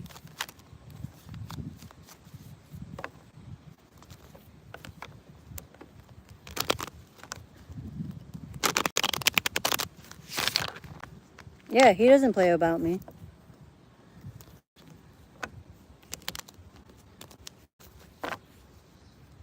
And I knew I had hurt him too. I had felt him all that morning. And certain songs came on. And I'm like, oh, you're here.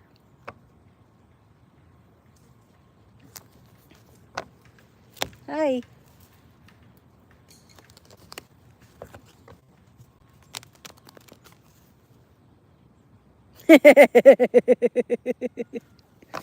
Who, my dad?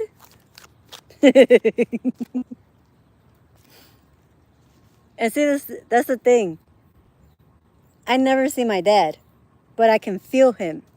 And then he lets me know through music that he's around.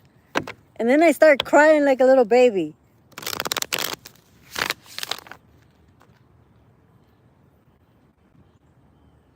My grandma's around a lot.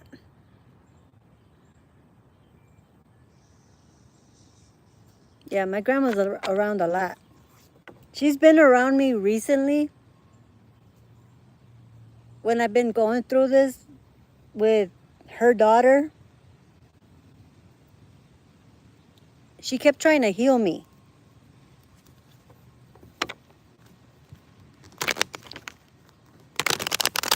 Like it was getting, I don't want to say annoying because I know she was trying to help me, but she kept saying miel, miel, miel. She kept wanting me to get honey.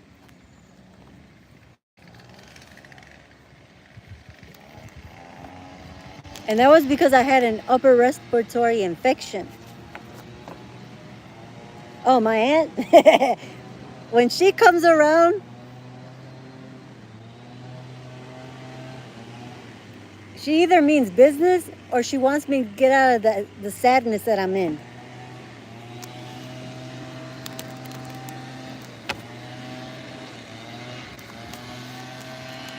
My aunt has always been around me. She was the one that was trying to help me with my nephew's passing. She was around a lot.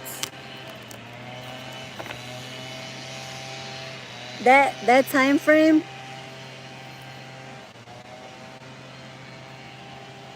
was the first time that I had to seek help.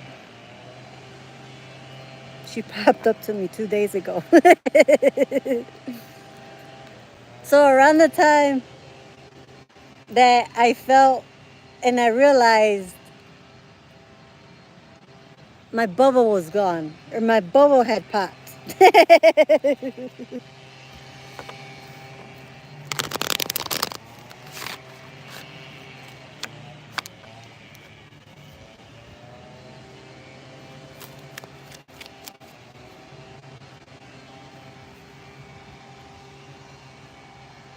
Wait a minute, I just heard she sent you to me.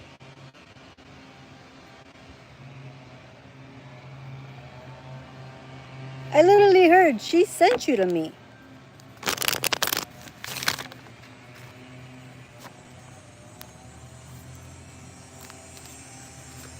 That's crazy.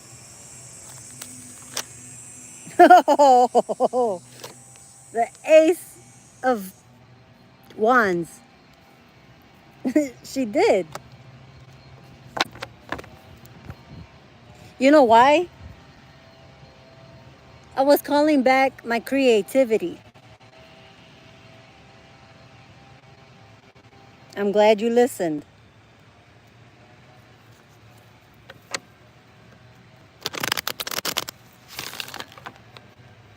Because I've been at peace. But I've been trying to call back all of my creativity. I don't even remember what I was doing.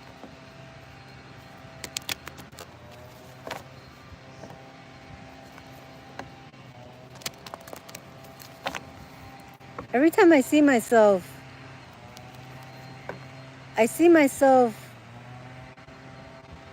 in that trailer I used to live in.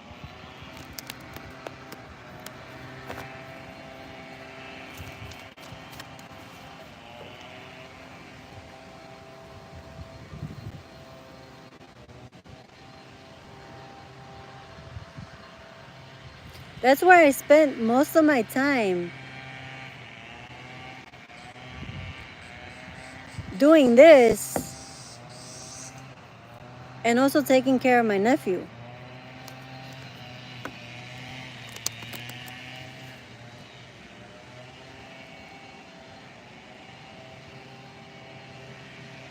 That's where I got stuck. That's where I got stuck at.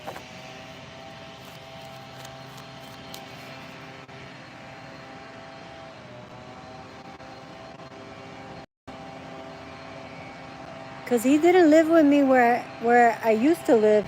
This past place, it was in the trailer.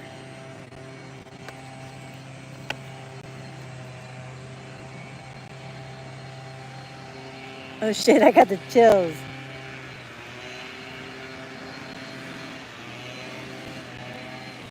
Holy shit.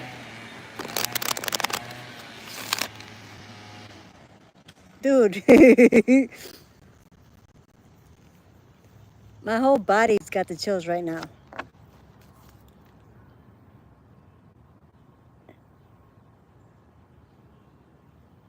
I haven't felt this feeling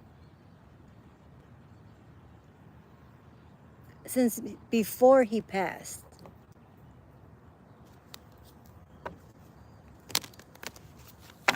And I know the fact that when he passed, it shattered my entire being. Like, my heart, my soul shattered.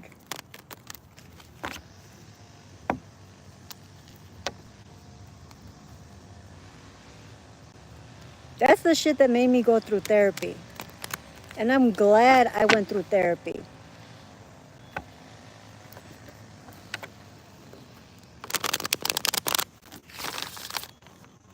That's where I went through. You gotta understand, when you go through therapy, you go through it all. I'm talking about all.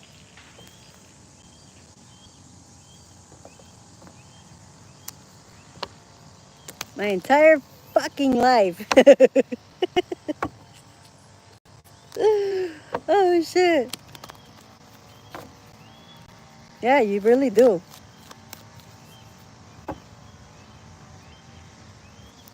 And I kept hearing that too. I kept hearing that too.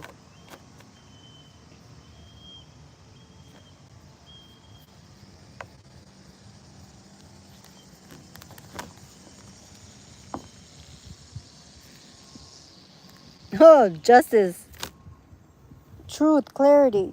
And look, the Ace of Feathers. Clarity, mental clarity, foundation.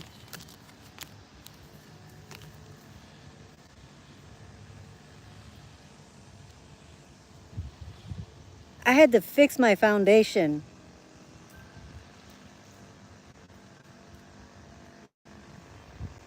That's where I had started, at the very fucking foundation. My birth. The fucking birth of me.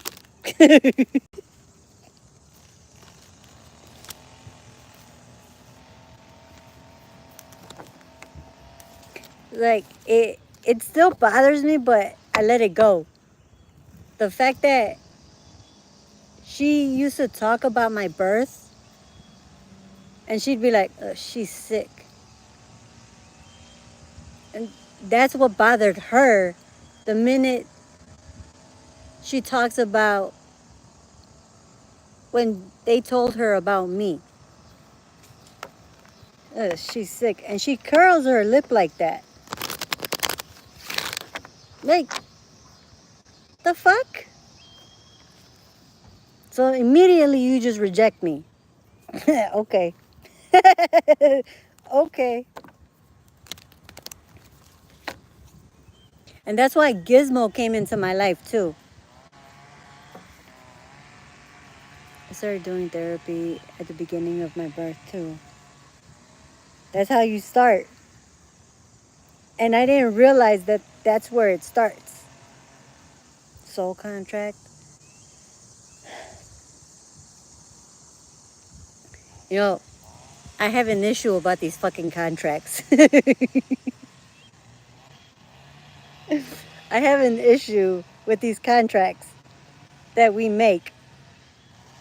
But the fact that the Most High has to approve it so you could come into this world, It's kind of fucked up. It's kind of fucked up.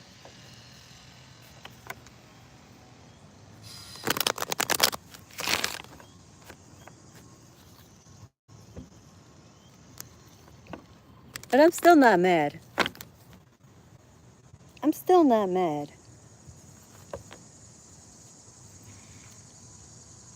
The pink bitch? I remember naming her. Because all I would see is pink.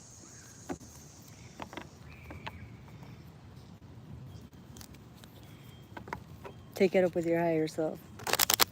I don't want to fight with my higher self. Let's not do that. Let's not do that.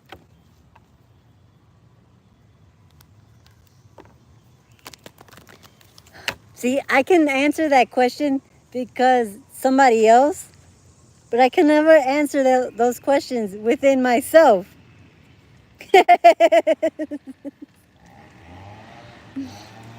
Because you had a lesson to learn, Sarai. We have lessons to learn when we come in. You know, Earth is one of the highest place that you gotta go to. It's like a school. And one of the highest ones, the most toughest ones, is Earth. The hardest ones is Earth.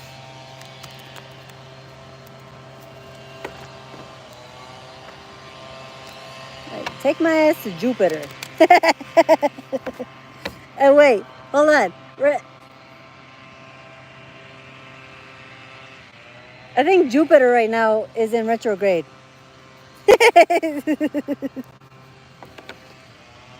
Don't listen to me. Don't take me there.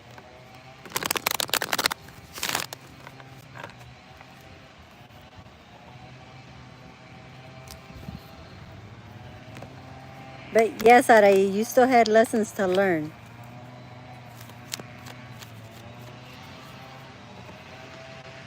I even told an old friend that I met at in childhood, when he came to me last Christmas. I remember crying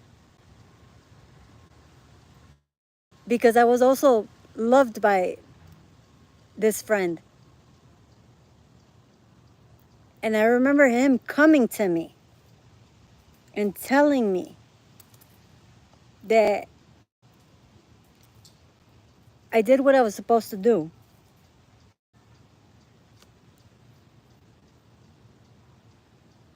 They went on the rings. And I remember telling him, just don't come back disabled.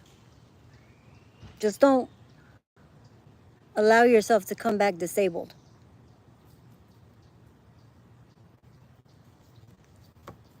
Because I remember he was in a wheelchair when I met him. He was paralyzed.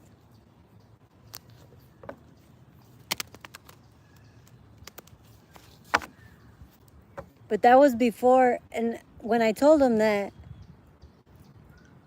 I was barely starting to know all of these things, that we choose this, but then we don't remember when we pass away.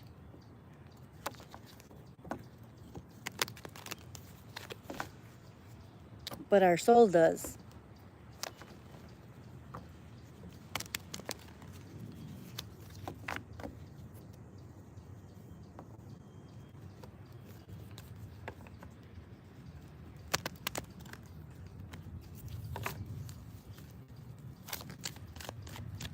I honestly don't regret coming into this world disabled or with disabilities.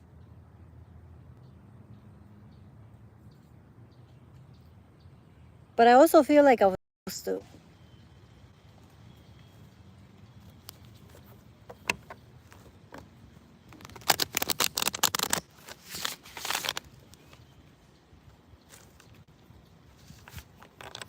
I feel like I'm on my second or third time on Earth.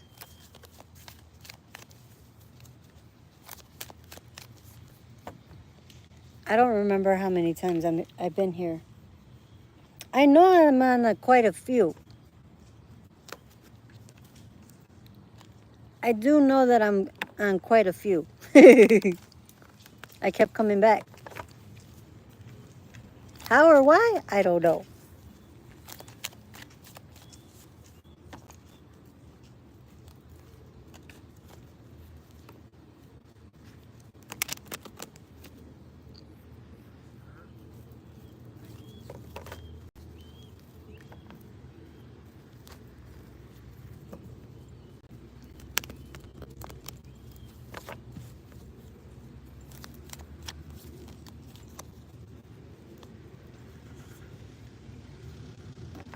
I've been here a lot. Feels like forever.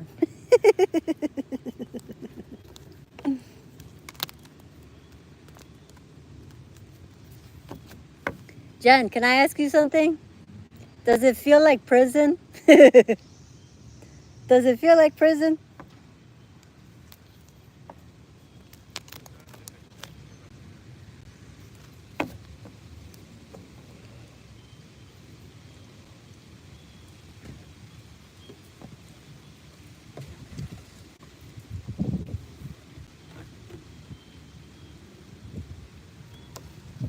But we're supposed to come back. We're healers.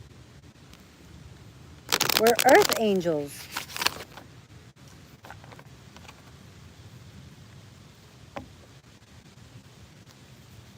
We're meant to be here. You know what? One of my guides, my spirit guides, is a dragonfly. The dragonfly, when I first started, was the first thing to guide me when I started this journey. And when I woke back up after this tragedy or this next mental breakdown,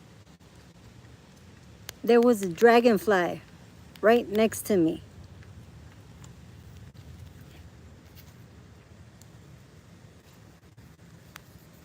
I'm exhausted. It feels like a duty. It's heavy. I'm exhausted. It feels like a duty.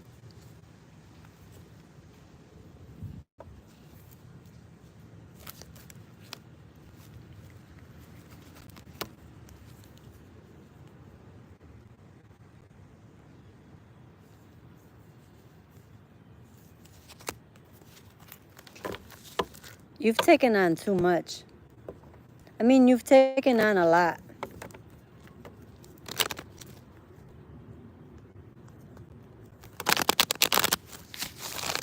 I see them a lot lately. The dragonflies? Yeah, I've been seeing them a lot.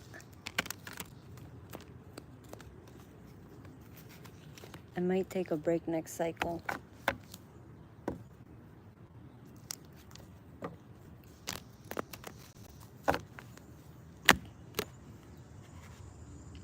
The next cycle, if I come back,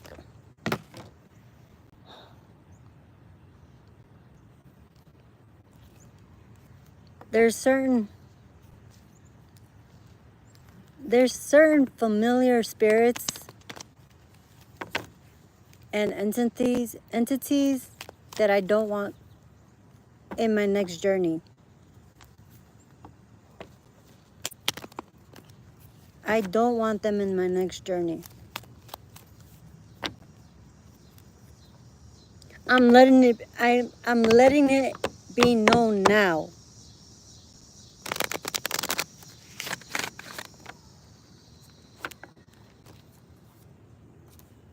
Because I don't want that.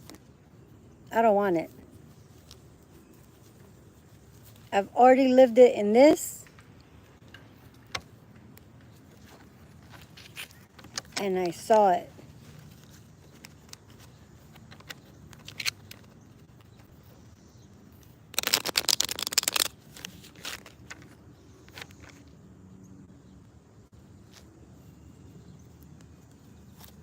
I don't know about taking a break though. I just don't want.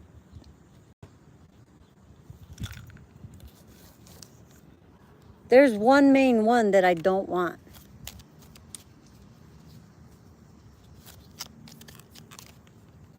There's one main one that I don't want.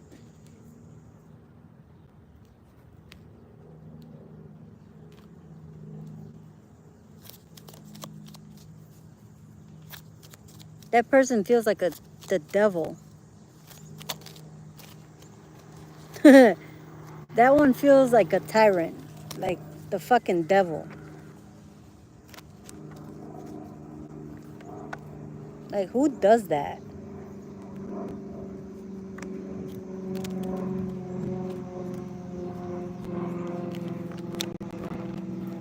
But what I could tell you is that person carries a generational curse.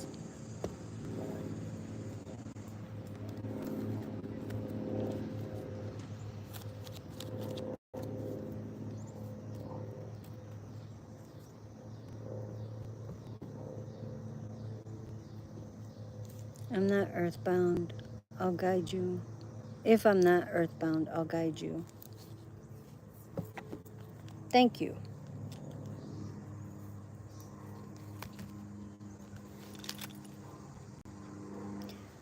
I don't know how many times I've dismissed George or Blue. But if I did, when I dismissed Blue and I called him back in and he came back in, she won't be there. She's done.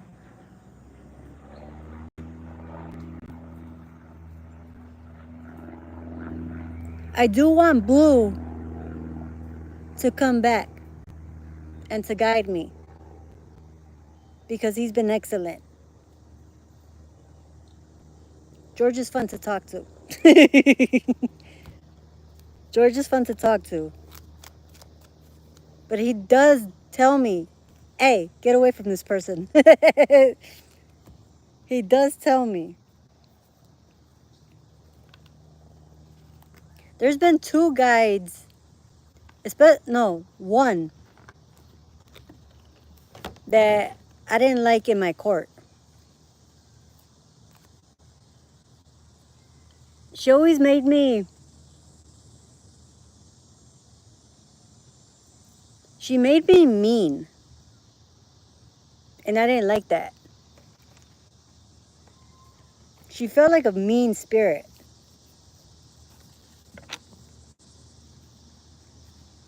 She won't be there. She's done. That's done.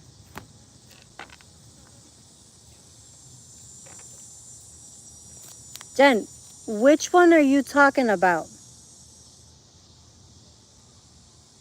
The mother or the ex? Yay! Yay! Yay! You know, the first time that I hugged a person at my old job, he spoke up and was like, hey, you actually hugged somebody. Because I was in that grief phase of just getting over or trying to get over my nephew's passing and starting therapy, like really going through therapy. I wouldn't touch anybody. I wouldn't talk to anybody. And I would not let anybody fucking touch me. And this person came in asking for a hug. Something told me, just hug him. So I gave him a hug. I walked away. And Blue loudly said, hey, you hugged somebody. Oh God, thank you. Thank you.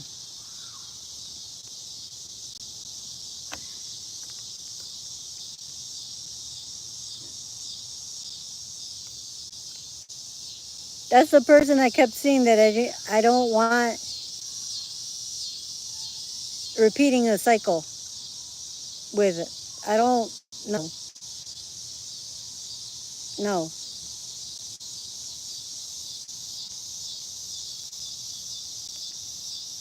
She clearly broke me till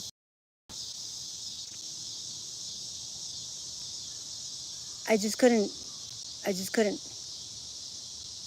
I just can't. It was. But I'm not even. Here's the thing. I'm not even mad about it. And I don't know if it's the mania or if I'm like genuinely at peace with it. I don't know. Blue is awesome. Blue is honestly awesome. Too bad that I couldn't see him through these times. But when Blue appears, he makes it known that he appears.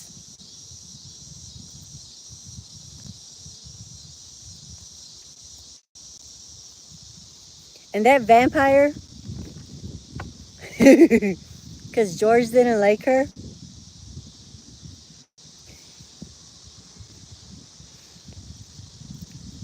she didn't like George.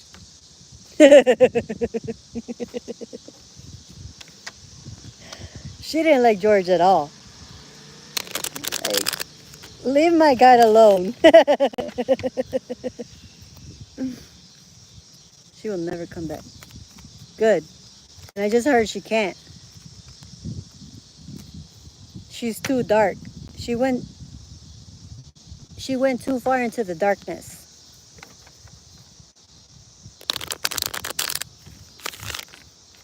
And that's the part. She tried to break me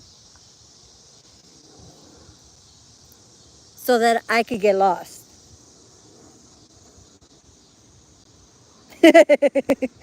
honestly, honestly, that's why I feel like I keep laughing like an idiot. Like I feel that peace. I literally feel at peace.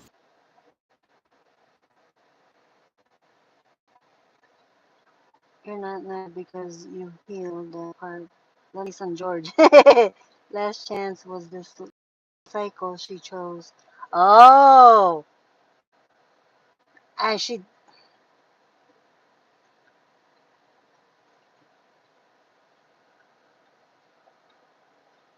and she chose to go out with sadness. Sorry, my phone died.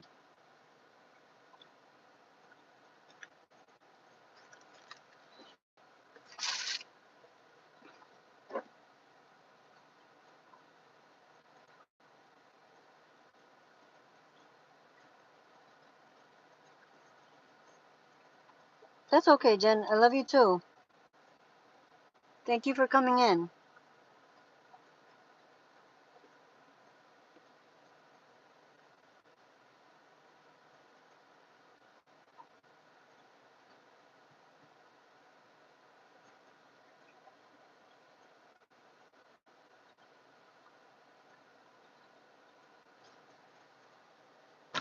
It died. I was watching the phone and I was watching the battery, and because we started talking and the conversation was going good and I was all interested, I forgot to pay attention to the battery, and it died. It died. Good luck. I mean, good thing that it led me to resume so I could post this. Because if not, it wouldn't have let me post it. That's what I said. I knew I heard somebody say, oh, her phone died.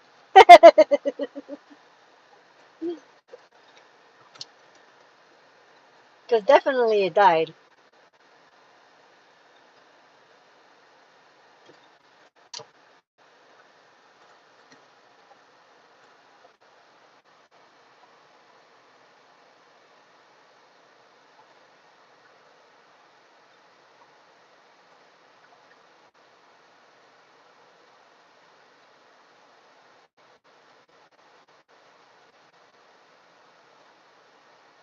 You're not the only one. I know. A lot of people like doing it. Sometimes it bothers me depending on who it is. Sometimes it bothers me because if the message is for a certain person, say like the message is for you, there's another person constantly watching my videos, and then they are talking about whatever, like say your stuff, and they're trying to take it as theirs. Is like, that's not even your fucking reading. Like, bro, that's not even your reading. Why are you using that reading like it's yours? It's not yours. I'm not talking to you about that person. I'm not talking to you about you. I'm not using that like that. Learn to listen. Learn to understand that when I'm talking to somebody, it's for them. And my reads are not universal. They're not timeless. It's literally to that person. It's to that soul. It's to that entity.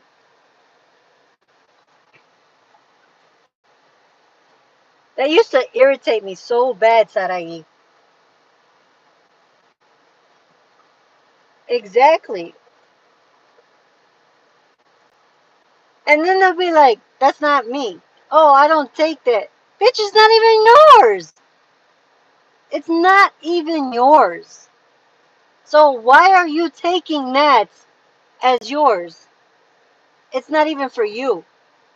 So you're right. It's not you.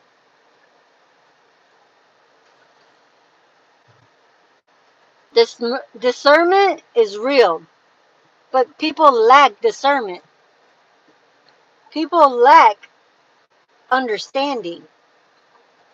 And a lot of people lack healing. It's like, no, heal yourself. Don't just go to therapy. Actually work on yourself. But for me, therapy works. For me, therapy works. And it's not only about just talking to somebody. It's using the guidance that they give us. Yeah, that's what I mean. Like, it's literally go to therapy and be truthful. My brother one time, one of my brothers one time told me, oh, why are you telling him everything? And I'm like, because I'm supposed to. I'm supposed to let it all out. Why not? Like, if you're gonna hide something, you're only hiding it from yourself.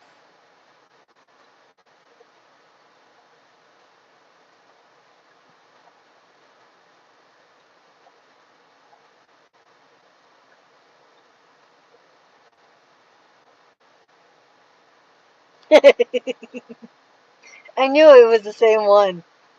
But I'm glad that you switched that mindset and you're letting her help you. And not being, like, not allowing your lust for that person to get in the way. Remember I told you, it wasn't going to work with this person if you didn't switch your mindset.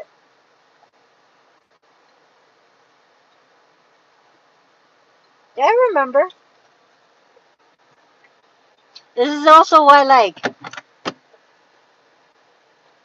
my first therapist that helped me deal with my childhood and the grief, was a pregnant lady. She was a very pregnant lady, but because I was so far in my grief, I didn't even notice that she was pregnant. I always liked her clothes, and it caught my attention. But because I was so far in the grief and the pain, I didn't even know she was pregnant. I did not notice till one day. It was almost time to me for her to switch and go into labor.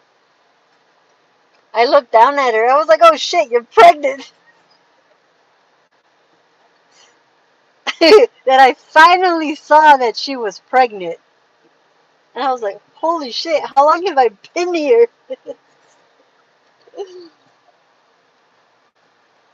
And she had told me, she was like, "You've been here for like 6 months," and I'm like, "Huh?" Girl, I was so far gone, Sarai, that it was like full amnesia that I had going on. Like I had lost my entire mind and spirit when my baby died.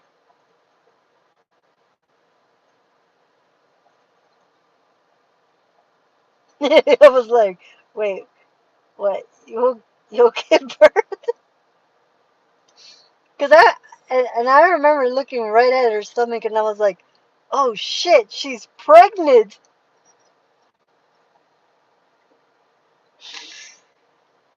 And she looks down at her stomach and I was like, and she looked shocked at me because I just noticed. I was like, holy shit, she's pregnant.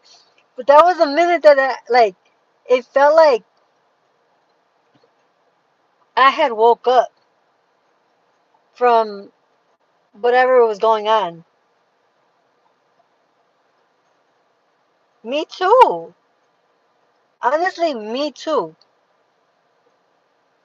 Like,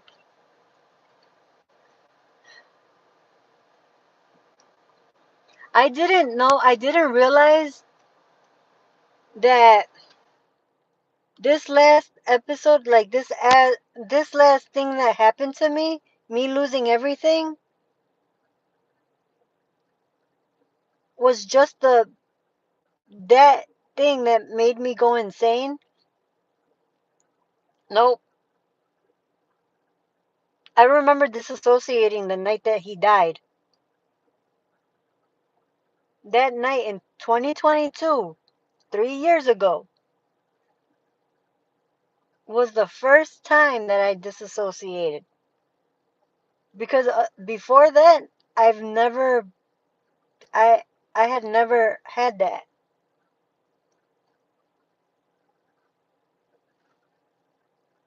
And once I lost everything,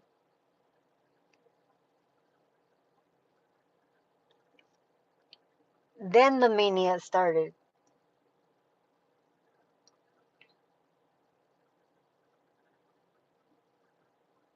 Yeah, that. Honestly, that's part of it, Sarai. It's mental abuse. It's emotional and mental abuse. And I didn't realize how abusive mentally and psychologically and sometimes physically my my fucking family actually is.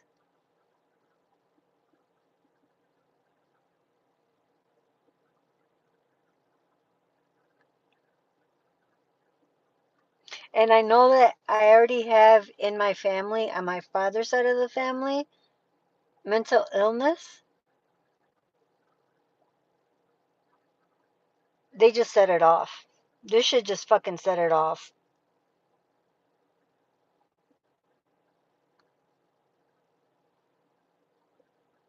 And this is where I had to break the chain.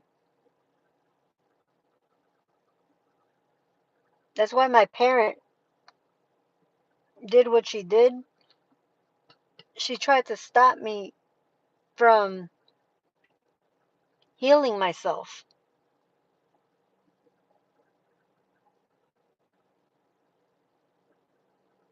Because all I felt from her was the jealousy that I actually went to therapy to talk about all of the shit that went on in my entire life. Sarai, it's because we're the ones breaking the chains. We broke this fucking chain.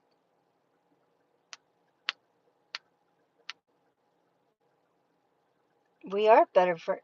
We are better. We are changing.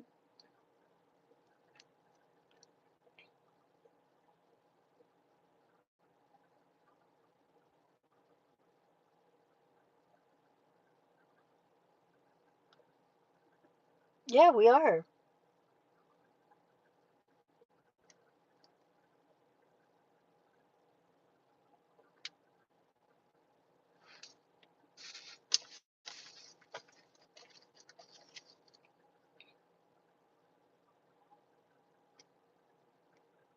Hi, Derek.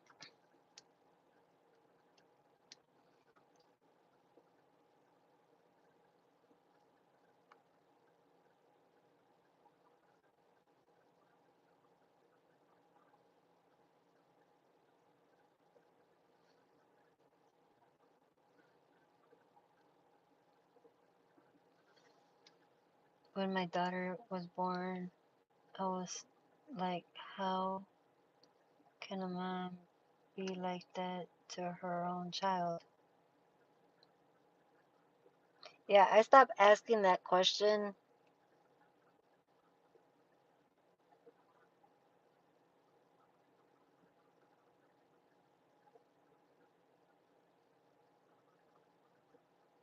before I did my final cleanse of her. I used to ask that fucking question a lot.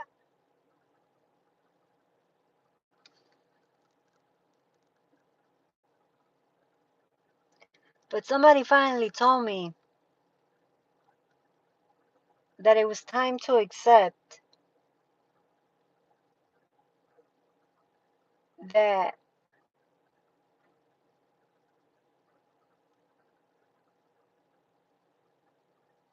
I never had a mother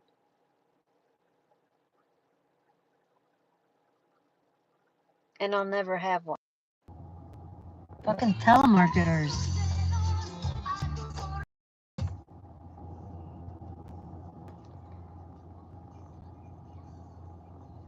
When my daughter was born, I was like, how can a mom be like that to her own daughter, their own child? Maybe made me want to heal myself and be better for my daughter. I had to come in peace with my mom. Just time, just like that too. Wait, what? No, I came to peace to understanding and knowing and accepting that woman will never be my mother. And I won't have a mom. I have an aunt who was like my mother. And she still comes in spirit. She comes around a lot when I need her help. Or when I'm struggling, she comes in to help me.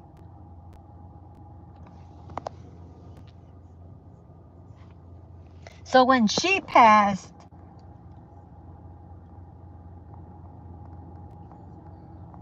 that's when I felt my mother die. My birth mother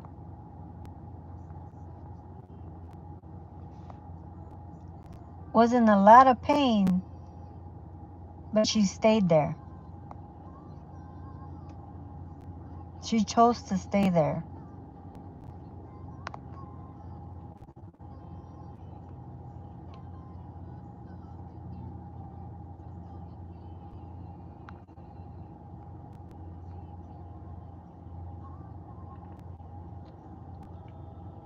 The fuck that. I'm not gonna stay there. I'm not gonna stay there. I saw what it does to people. I saw the spirit of grief, what it does to people.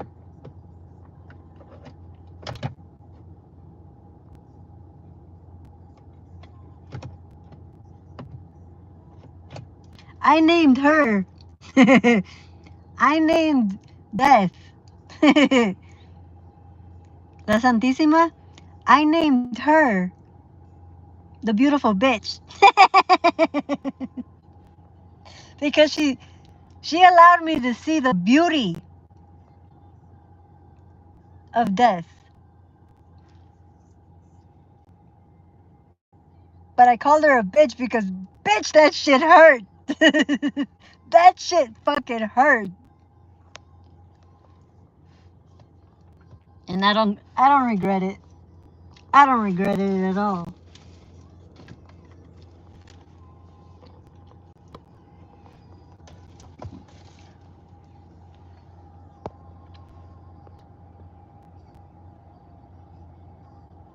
I was grieving recently, but got better. Did you go to grief counseling, Sarai? You can't just work and focus on work. You have to go through the 5 stages of grief to make it through.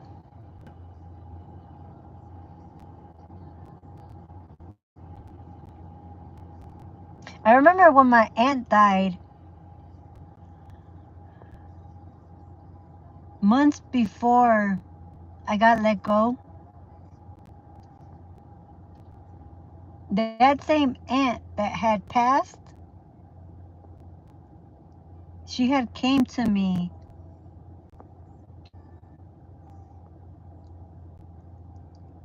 and she showed me that she was okay and that she was on the other side.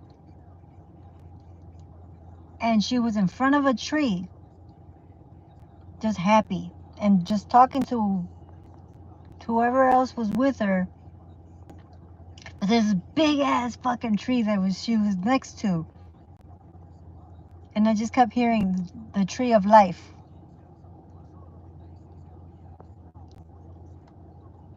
And she just looked so fucking happy. And then when I cried, because yes, I have to release that hurt. I released it, but then she makes me, for some reason she made me laugh. And she's like, don't stay there. I bring you peace and laughter, so you don't stay there. Don't stay there. She immediately took me out of the pain. And if it wasn't for her telling me to not stay there, I was able to stay in the light.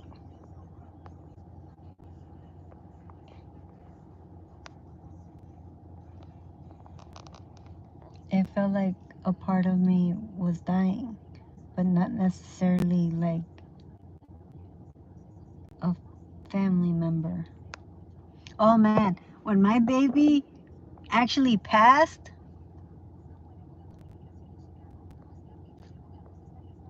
I remember there was one night that I was at work and I seen a tunnel of a white light, like a bright ass white light. And I seen all of my past loved ones walking through it. And I'm just like watching all of these people just go into the light, right? And they're all crossing over into the light. And there goes my baby, my nephew. Fucking telemarketers, these fucking spam calls. I see my baby walking that way, like going with everybody else, walking into the light. And I'm just watching him. And my goofy ass, I was like going like this, trying to look in, right? I'm like trying to see what the hell's there, right? And I heard, you can't come with yet. Like, damn it. Like, okay, fine. But I remembered my nephew turning around and just looking back at me. No, not yet. Because honestly, that passing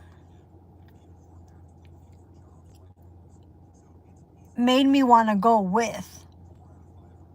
It was the strongest fucking feeling that I had ever felt.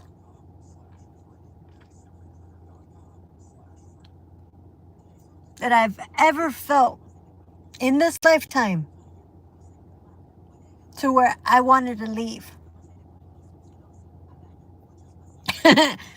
Nope, I heard spirit. It's not a time for you to go. You're not done here. You're not done here. You got to keep going. You got to keep going. And that's why I chose to stay in therapy. I know, I still have time here. I still have time here. Like right now, because of what I'm going through, I'm growing through it. Yes, I do.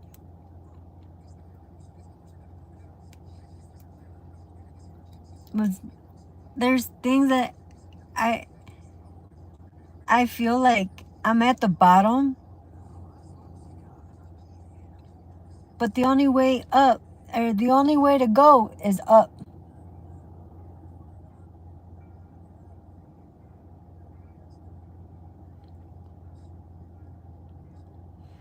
What the hell is this?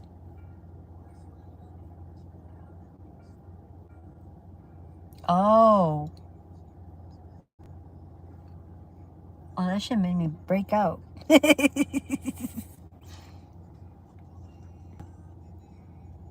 Me too. I feel like my spirit is growing finally. We have come so far. Right. We have been. We have. And I feel like I'm on my next phase. I'm on my next journey.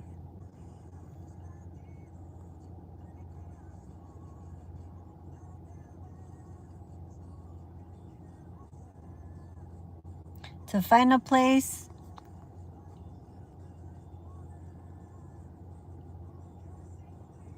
and to get on the assistance that I need.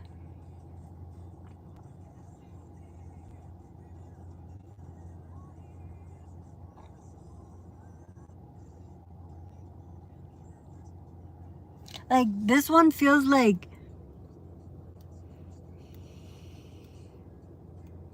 this one felt like my awakening, because I was going through the dark night of the soul. This shit was dark. The last couple years have been dark. Like, no lie. They have been dark.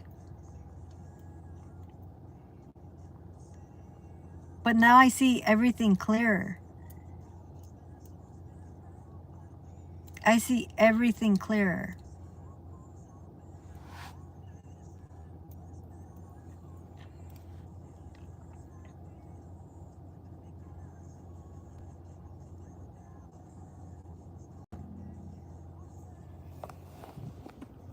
And because I let things go and people go, and I removed myself and chose me,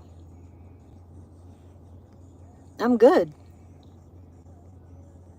Makes me want to cry because everything makes sense now. It does. It does. It really does.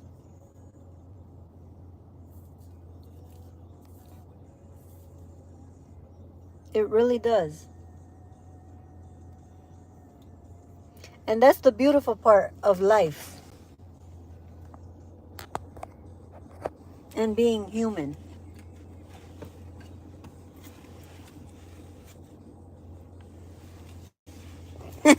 I took, here's the thing.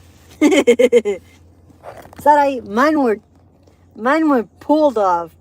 That shit was yanked off. Like Jen said, if I would have did it slowly, if I went through that process slowly, I wouldn't have did it. It wouldn't have happened. I wouldn't have did it. I would have tried to stop everything from happening. I'm a stubborn ass person. And I've been told that shit all my life. Why are you so stubborn, Edith? Even Spirit told me that shit one day. But that's just who I am. I wouldn't have went through this had I taken it slow. This is why I say it was meant to happen.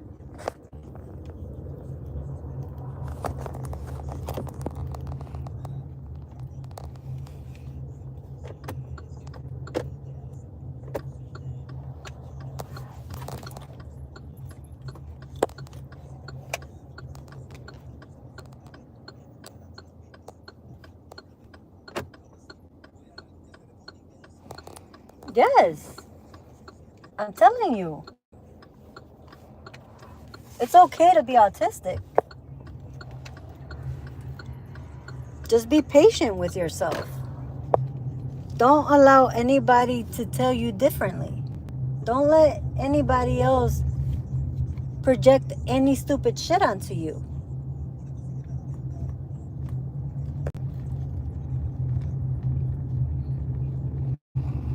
Reflect that shit right back.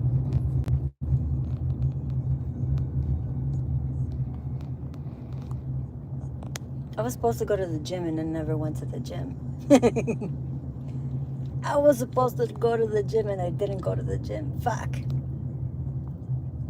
That's okay. I'll go another day. Oh shit, it's Friday, right?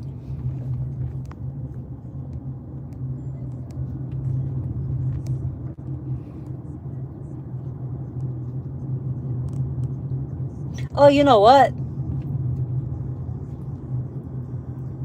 Within this whole time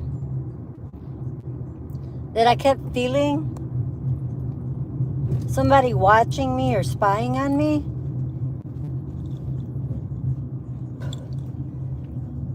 I put my mirrors up.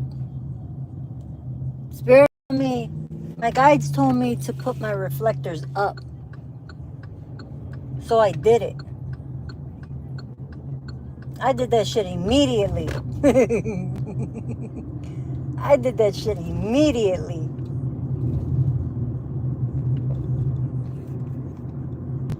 Because when you put your reflectors up, you're putting mirrors up. So whatever they're trying to do to you will bounce off of you and reflect right back to them.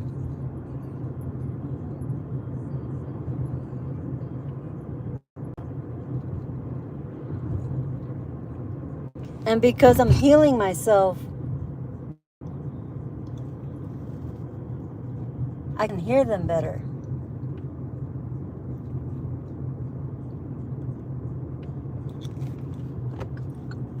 Oh shit.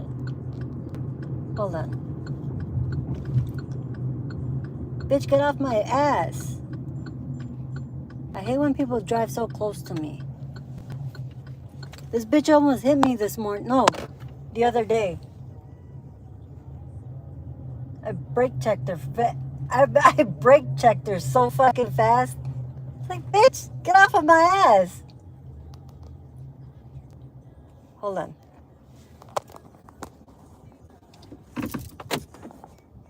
I'm convinced that being autistic is for me because being slow is helping me. Mirrors up and mirrors down. Next time for the gym.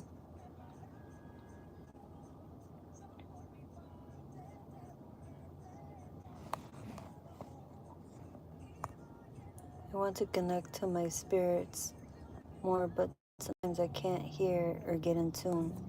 That's because you gotta quiet your mind. You gotta sit with yourself for a little while.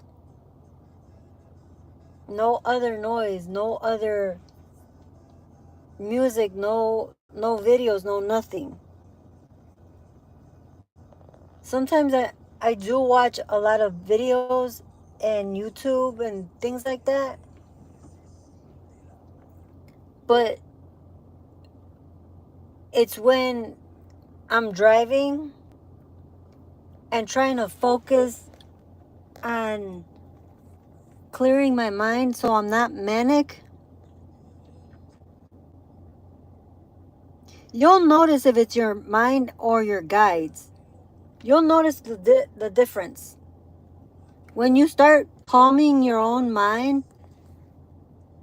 and just focusing, your guides will come in. Like, I can hear the difference now.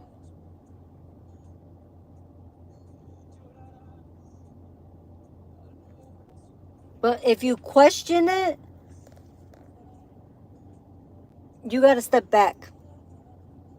Because if you try too hard, they'll let you know.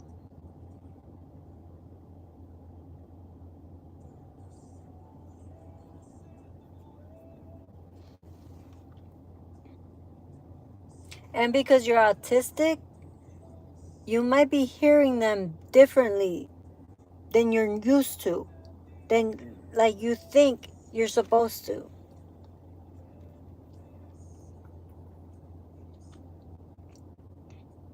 Sometimes when my guides were loud, it's because I couldn't hear them. I was being drowned out by everything else.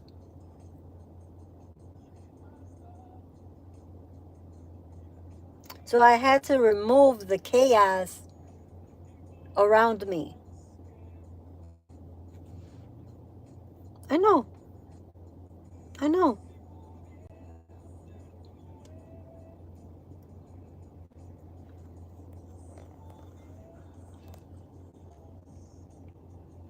My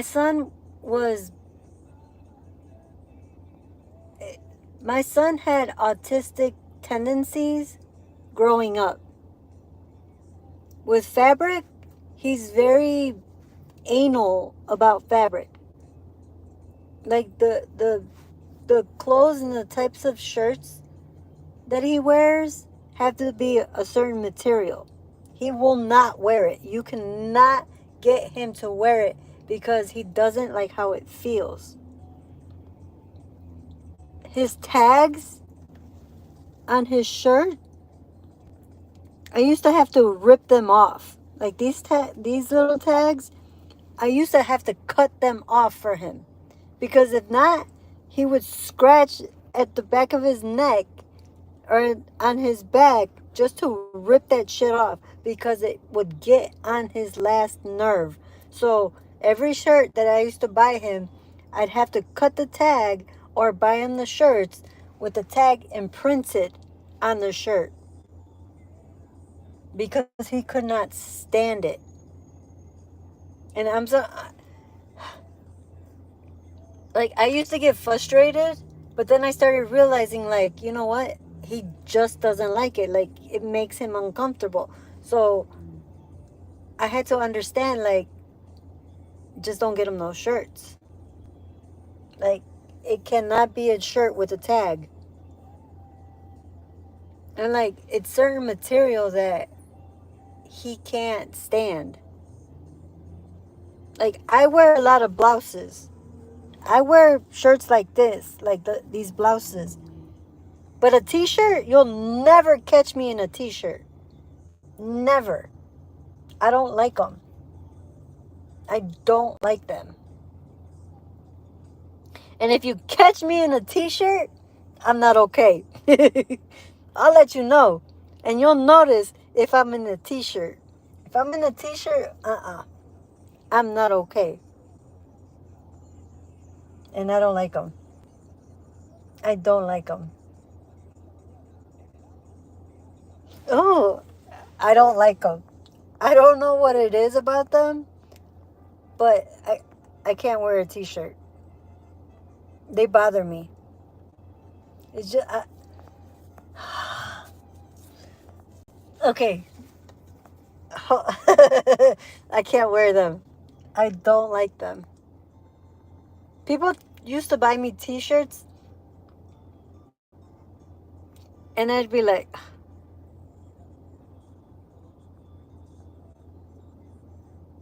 oh no, you put me in a blouse, I'm excited. I'm happy. I am good. You put me in a t-shirt, we got problems. And I will be against you for a while. That's how much they bother me. Like, I can't do it. I can't do it. You put me in a dress, we're fighting. You put me in a dress, and we're gonna fight. I cause fights. I start fights. The last fight that I had was with one of my aunts in November. This fucking lady tried to force me in a dress. And I was like, no, I already have my outfit ready for that night. I'm not wearing a fucking dress. Oh, but you, this and that. I don't give a fuck.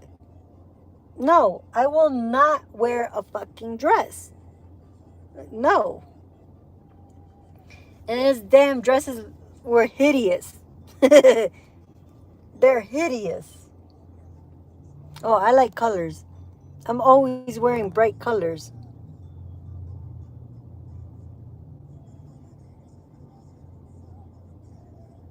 I don't like dresses either. I don't like them. I don't feel comfortable in them. Like, I feel naked if I'm in them. And I don't like feeling naked. Like, if you want me naked, okay, I'll get naked. But to go to a party, no. No. No. To go to a dance, no. No. No. That's why I started to fight that night, too. I started to fight that night. And I went off on a lot of people that night. Like, nope. Nope. I won't do it. I'll dress up. I'll go with the color that you guys need me to. But you better expect me in dress pants. In nice pants. But in a dress, no, you got me fucked up. You got me fucked up. You got me fucked up. You got me fucked up. And I stand on that. I stand on that. And then people kept calling me rude and shit. And ungrateful. I'm like, bitch. Respect my boundary. If not, move aside.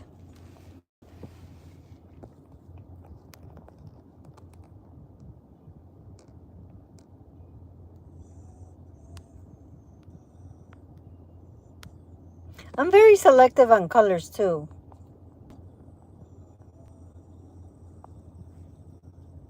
Exactly. Exactly. It's like, who's fucking wearing it, me or you?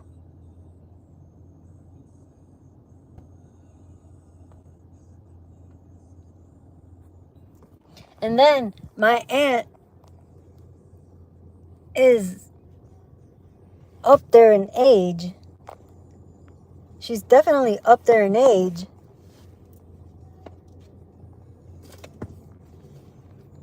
And she came in a dress,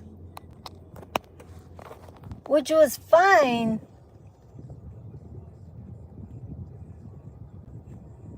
if you were younger. Like a lot younger. I'm like, whatever. I'm like, that's on you. It's up to you.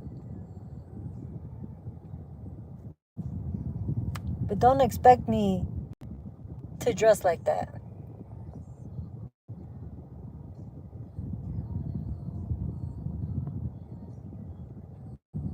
Exactly.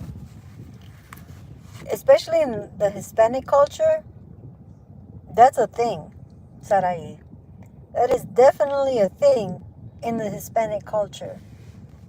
They try to live vicariously through us. Nope.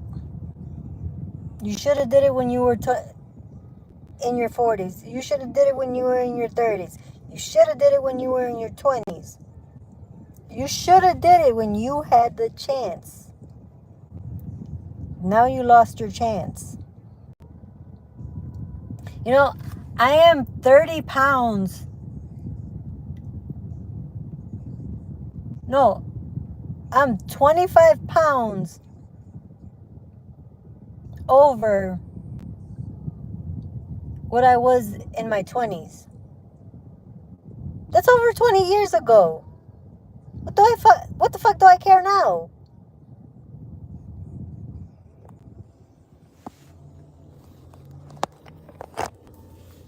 Like, I don't care.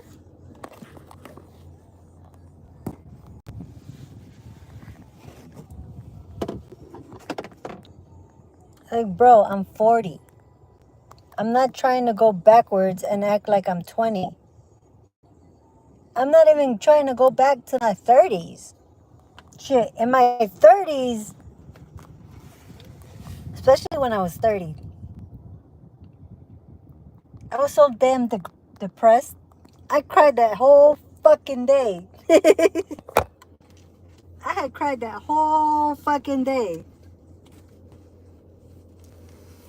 And now I'm mad that I used to cry when I cried when I was 30.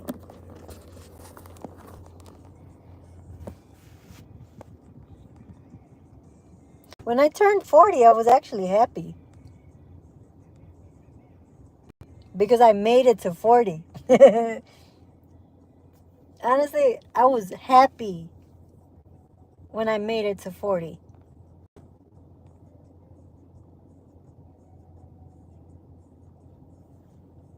That's good though.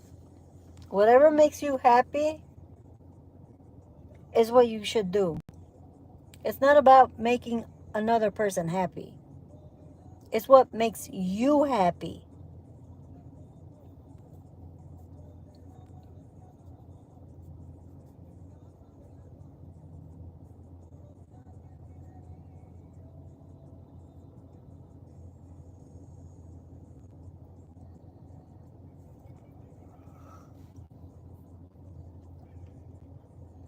No.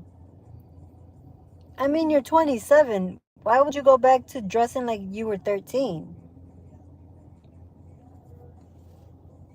Girl, if I was 13 and dressing like, yeah, no. No. No. I was still a child.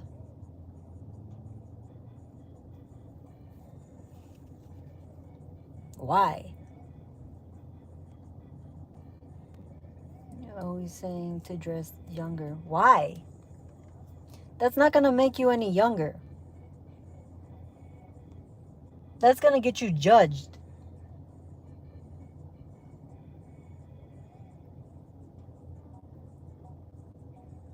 And that's not going to make you happy. If you're not comfortable dressing younger.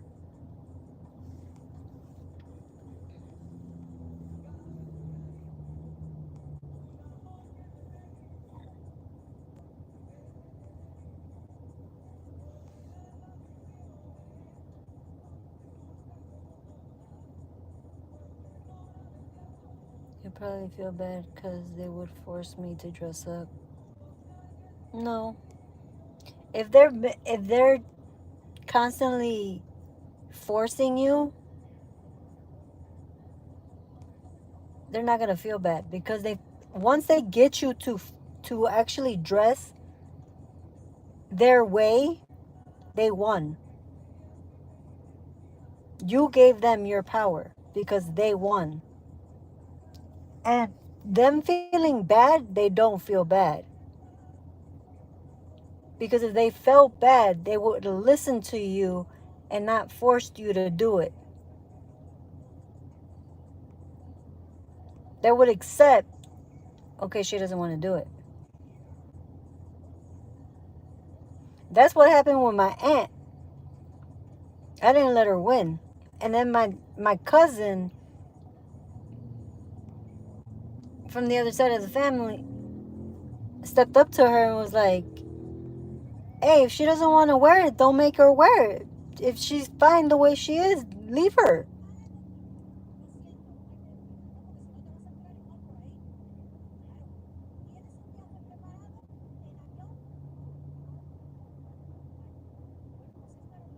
The minute she calls you crazy, walk away from her. The minute, Sarai, that she calls you crazy, walk away from her.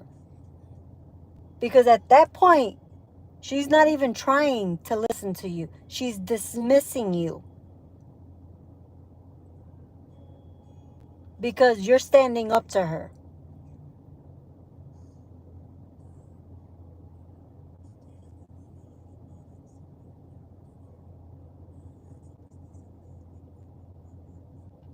No, it's not.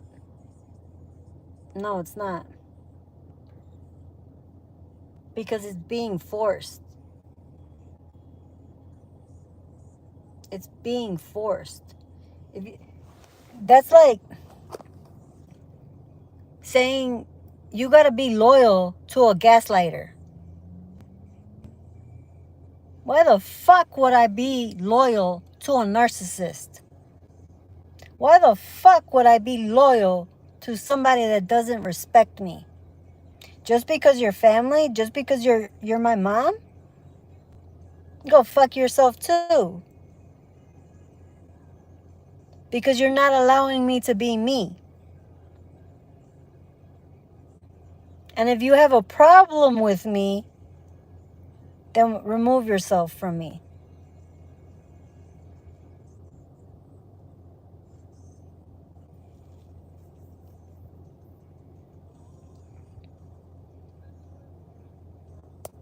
Good.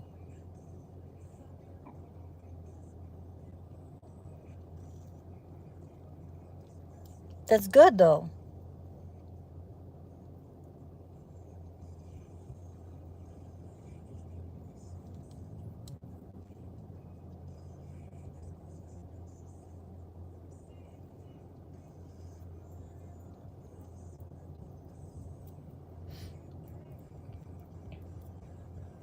Girl, I don't live with mine either. I don't live with mine either.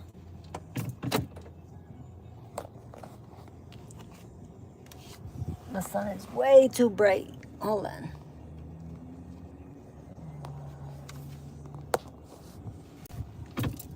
But I gotta... Oh, shit.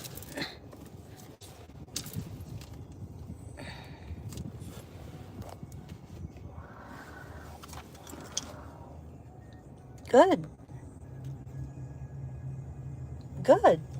You're supposed to. I used to, I used to dress like a tomboy too. Honestly, I used to dress like that too when I was younger. Yeah, you're such a tomboy. You're such a tomboy, bitch. And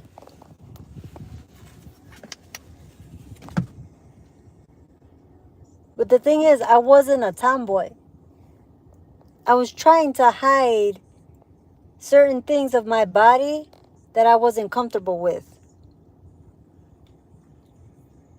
Mind you, I've had a lot of surgeries growing up.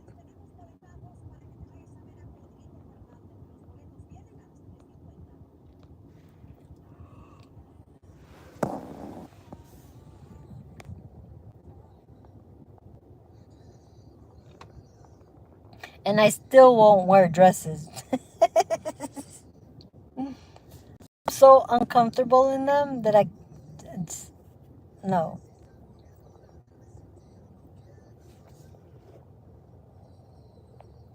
I have always felt more masculine.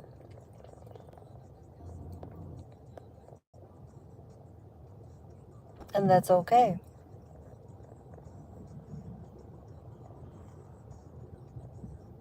I've always been more feminine. But I've always been comfortable in loose clothing.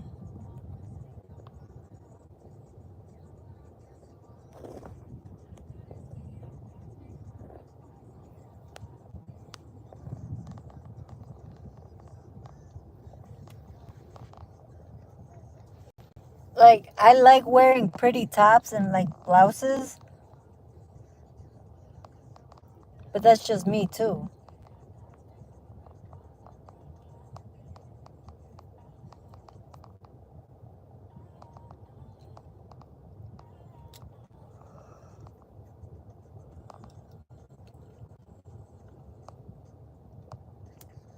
She said fucking dress.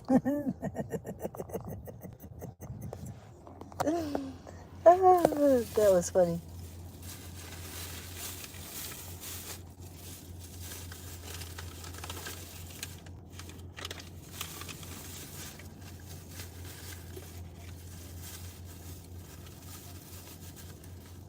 I like both. Some days masculine and some days feminine.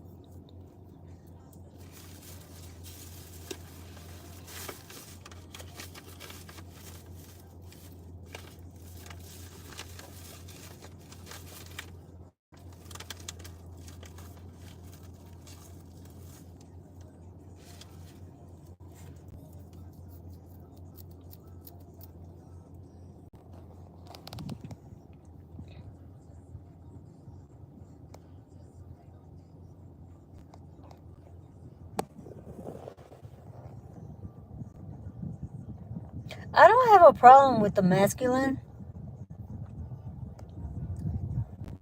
I just gotta be comfortable in the jeans. I have to like the jeans.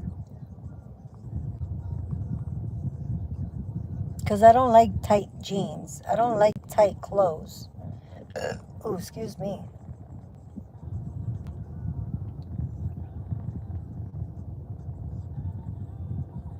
And if it's my feminine side trying to come out, or like I'm comfortable in, it's dress pants. Like usually black dress pants. I mean, I will wear jeans, but the top will always be one of these or a different color. It'll always be a blouse. Like, I can't wear other shirts.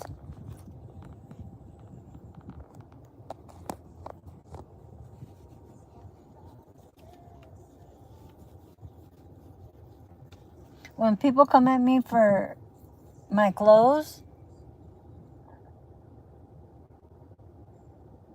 I'll just ignore it. Or I'll say something stupid. I will say something stupid to them. Like, you want to hurt my feelings? Okay. Okay. You can try. You can try. But I have a smart mouth, so good luck.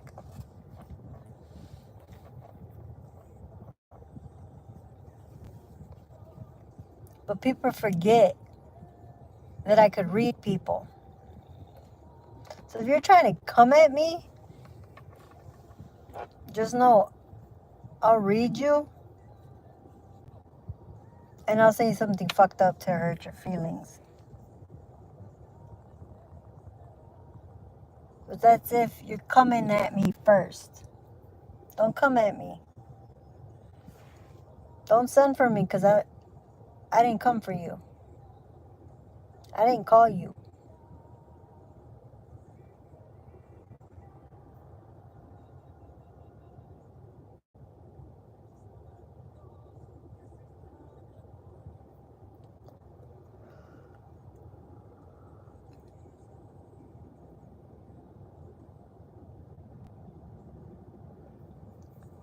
You'll have to read me for a while now. And it's being so cool. What do you mean?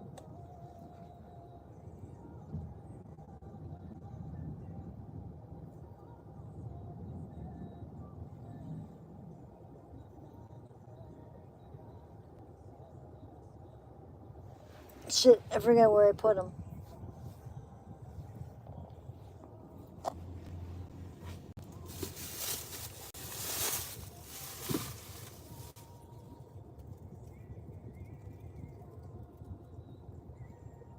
Oh.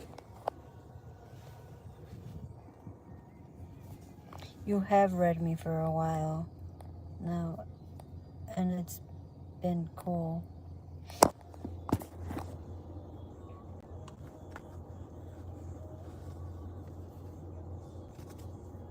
I know I have read for you a while. I know I have read for you. I've read for you multiple times.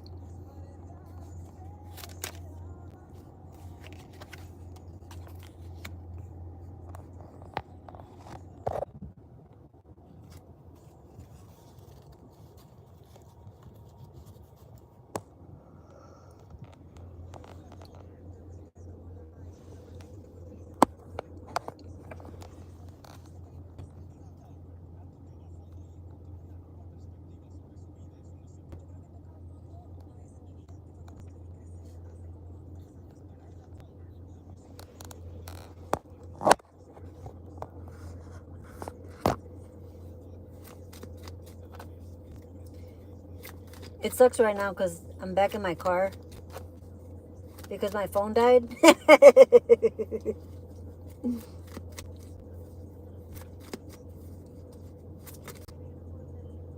But we had a good conversation earlier, that's why.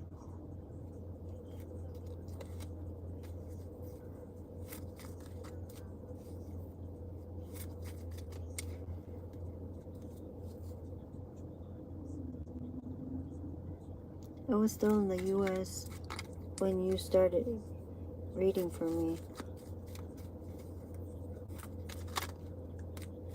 Where were you before?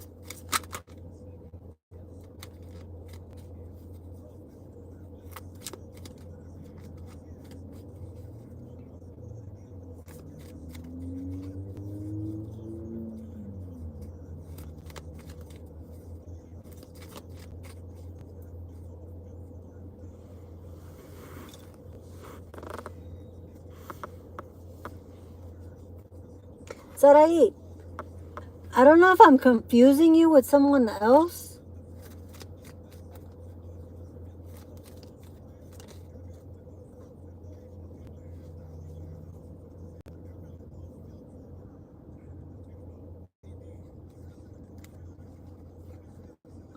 I was in the US but moved to Canada.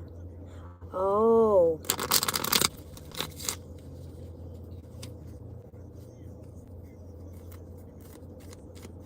But aren't you from somewhere else?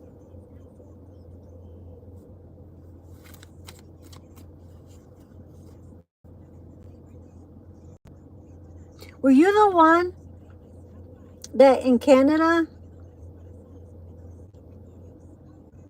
they were trying to get you to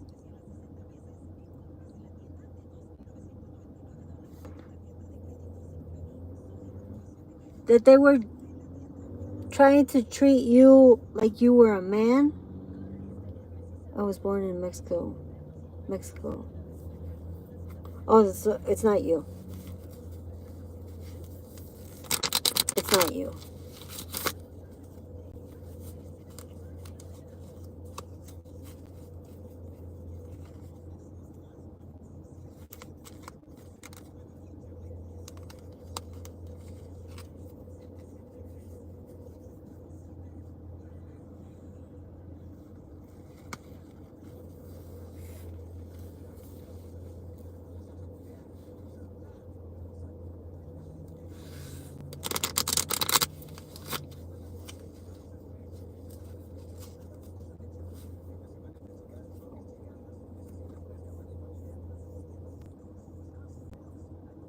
Oh, there's another Sarai.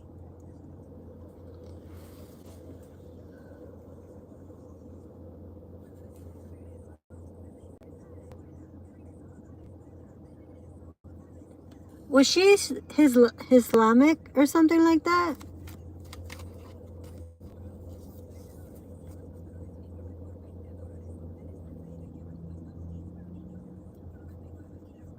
That didn't believe in spirits?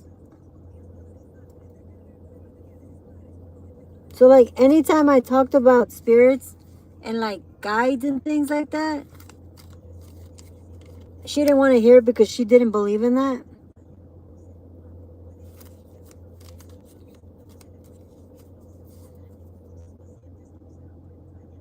Okay, it's not you then.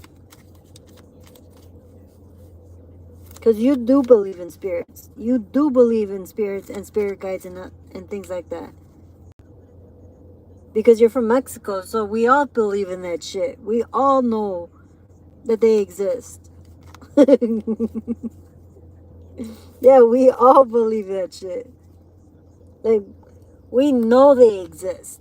We don't. It's not just a belief, but we all know that it exists. Yeah, then I must have been thinking of the other one, which is odd.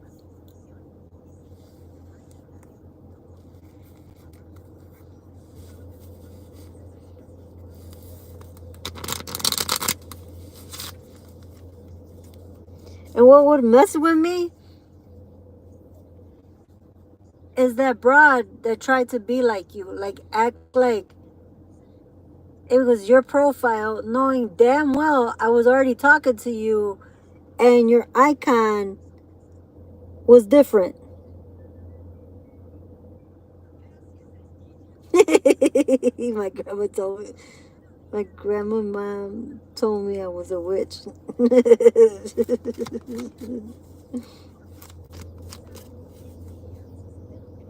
And I just heard she was right. She's right. See, you start understanding from your different, like, you start understanding their voices and their tones. Like, listen to the tones of what you hear. When you hear it, if you start really listening and paying attention, like you slow yourself down, start paying attention to what you hear and how you hear it. Kind of like, so I know you're autistic. Try with the tone. Try listening to the tone. Because sometimes it's softer and sometimes it's loud.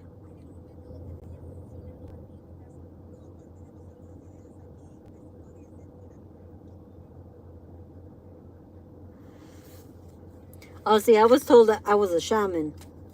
I've always been told that I was the shaman. And in this lifetime, one of my decks,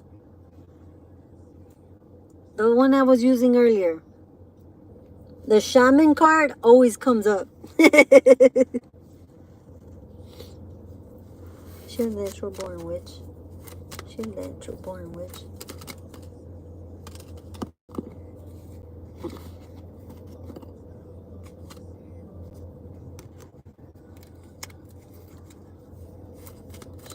Is that a natural born witch? She's natural.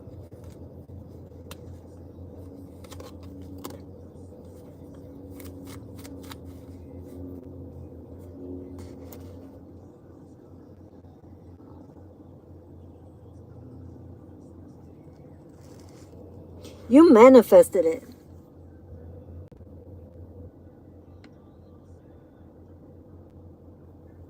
You manifested this.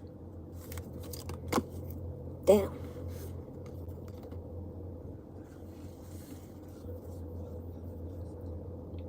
Was she born a witch? You manifested this. You wanted to be this.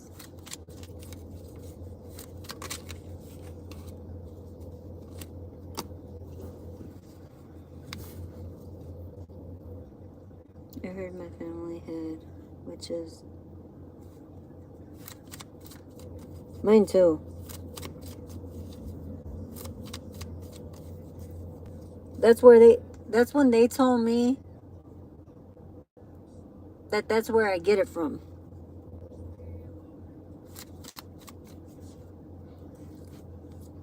I'm naturally born a witch. Like, it's in my family and it's in my bloodline.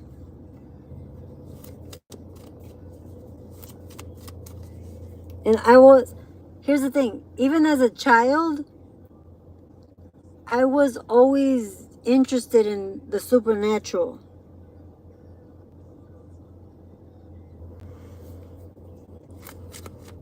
No, but here's the thing. You could have been interested in a lot of things growing up, and that caught your attention.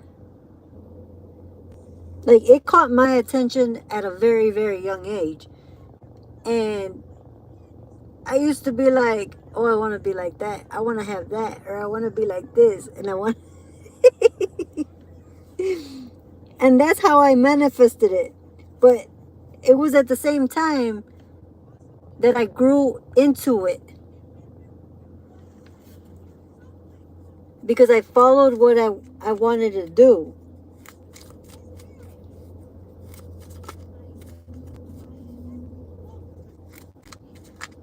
Because quite a few people, even like that weren't readers, they were intuitively psychic. That they were just psychic. They could read energy. But told me, like, no, you're naturally born like that. This is a gift that you were born with.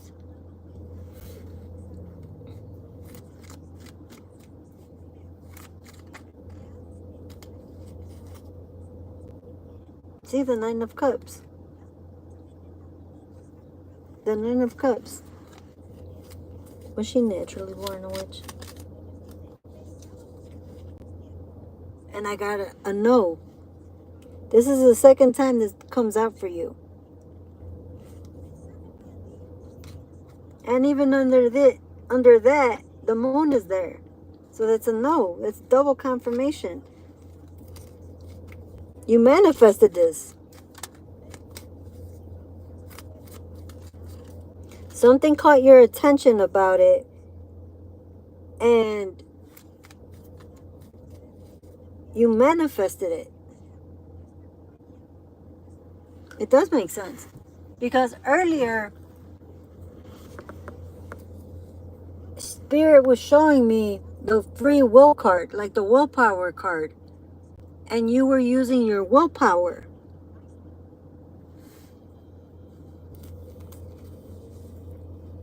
because it was coming out strong.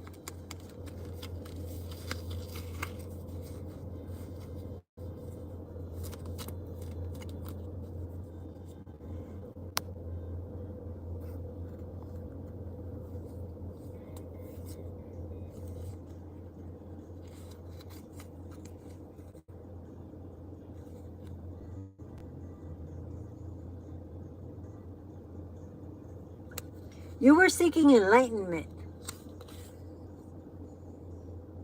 You were seeking freedom.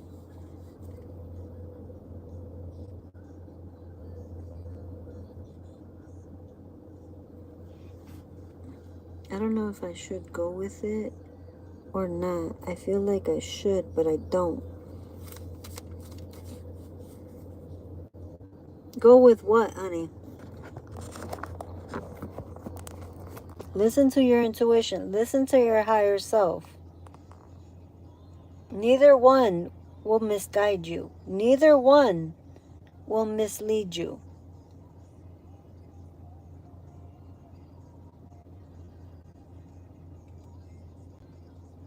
If you're not out to hurt yourself or other people, go with it.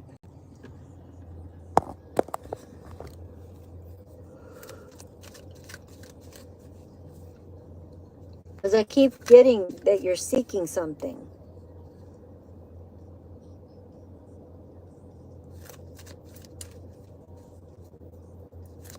Did she go out into the whole thing?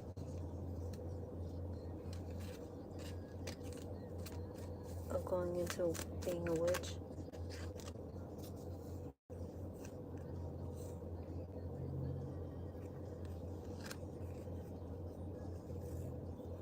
Yes, but go slow. Like, take your time. Take your time. Don't just crash in there. Don't just crash into it. I started slow. When I started reading slow. But then when I started picking it up like that, I couldn't even snap my fingers. When I started it, I started fast because I'm intuitively gifted. And people would just stare at me like, how did you do that? Like, how did you know that? Like, oh, your reading made sense. Oh, her reading didn't make sense. And I'm like, huh? And I was questioning, like I was being taught by an old friend. But then come to find out, this bitch had bad intentions for me. She saw my light and went against me.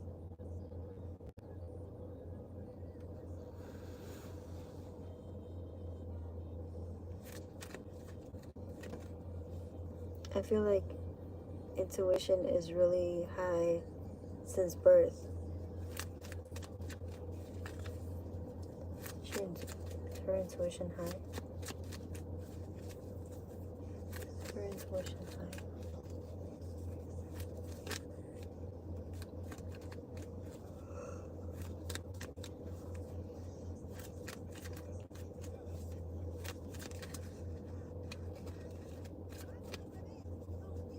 Damn, you've been through a lot.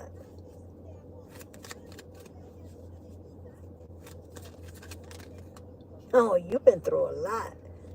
Every time these... Damn, you've been through a lot.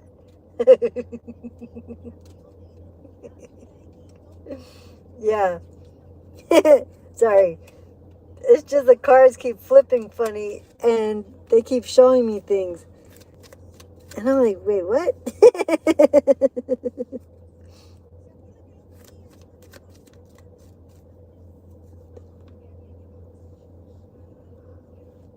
You've been through things.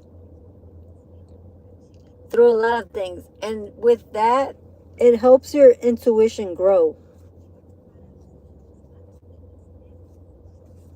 It helps your intuition grow.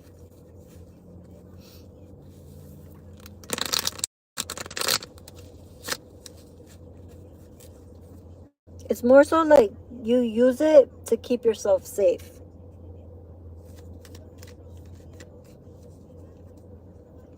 Because for me, since I was on survival mode in my childhood,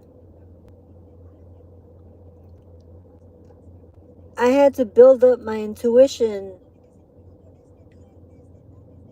to be on the lookout of certain people when they were at home or when they were coming home.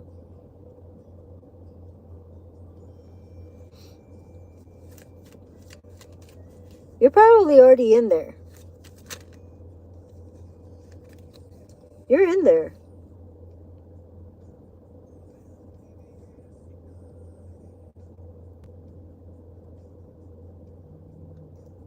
And I do see your masculine side. I see your masculine side. And it's coming in. You're slowly learning. See? And this is you. And he's masculine.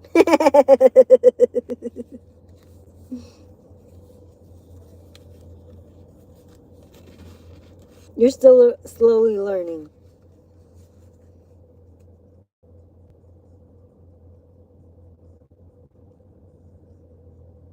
Holy crap. Yeah, you see? Your sword.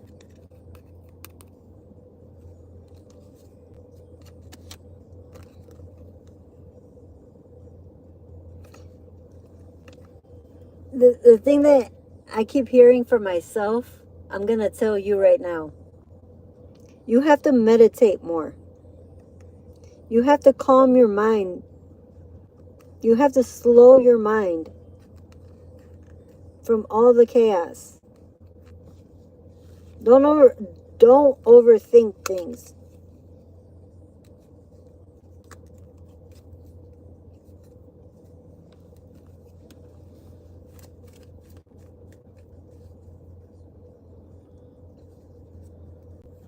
So when Jen was telling me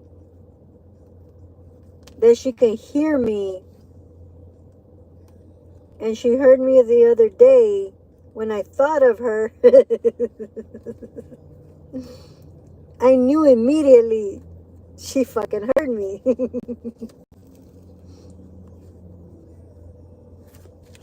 Good. And because I'm so antsy, I get antsy and like, I want to move around and I want to do a bunch of shit. I can't sit still. It bugs me.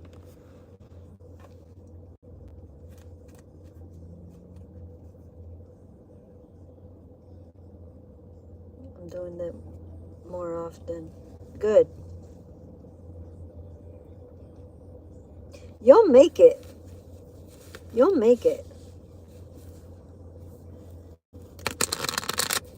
Don't doubt yourself. You'll make it. Oh, excuse me.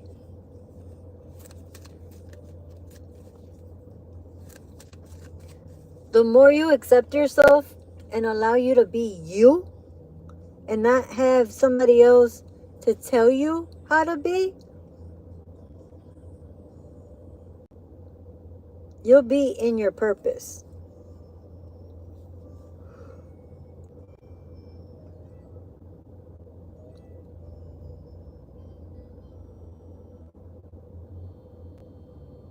This one's not. This one's not. Once your third eye is open, you can't close it. You can't close it.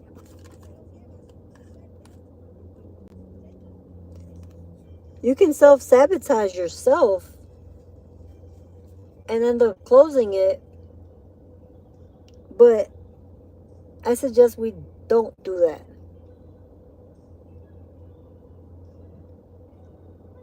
Accept the betrayal that's coming towards you so you could see it and accept it and do something about it.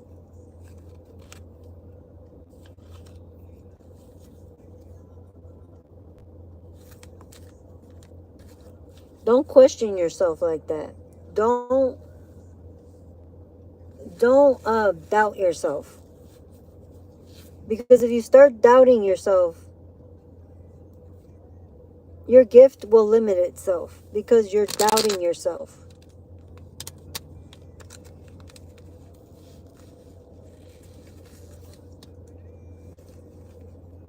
And that's why I was saying, Sarai, when I was dealing with that freaking energy vampire,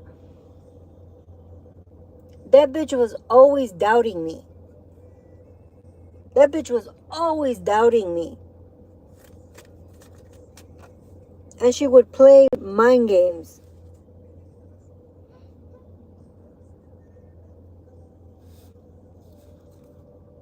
I see rainbow swirls.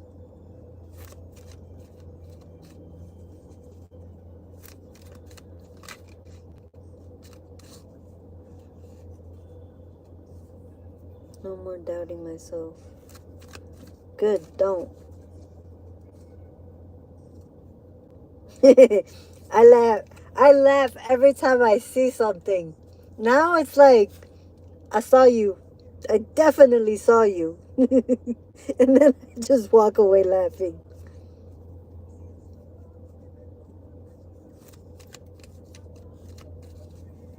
Like, I'll see something walking by me, and I'll be like, and I just laugh. Because it's either a spirit or a dead person. But I see it. And I just laugh. I just laugh.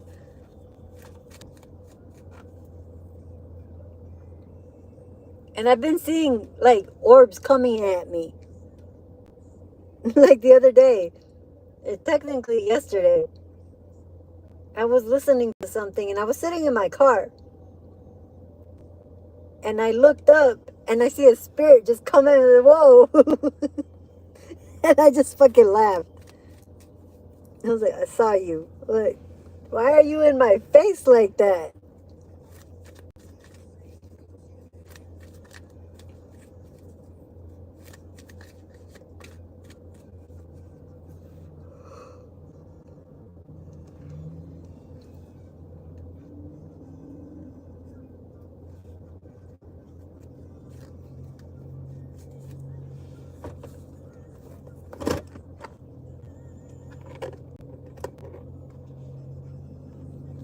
Like for a minute, I was asking myself,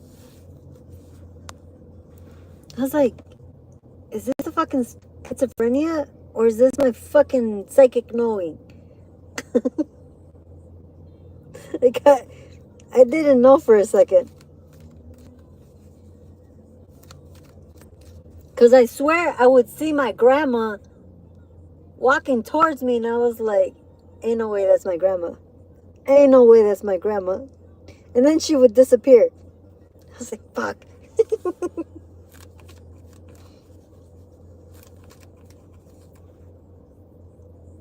And then my first psychiatrist was like, oh, those are hallucinations. Bitch, I have a psychic knowing. I am a medium. That's not a hallucination.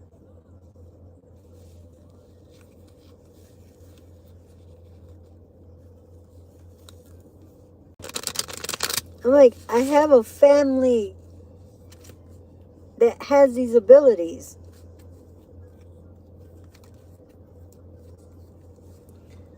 But then it was also like right around the time that I got out of the hospital, I was still high off of the lithium. And when they took me off of the lithium, it took a while for me to get that out of my system. And I started seeing messed up images that would startle me. That was what she had to take away or fix, because that was the schizophrenia.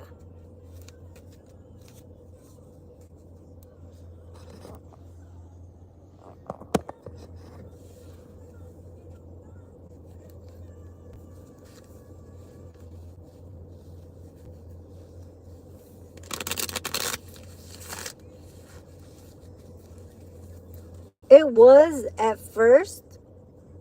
Honestly, at first it was. Because it would scare me. I was like, the fuck is that? But then I would look away, and then I look back and it was gone.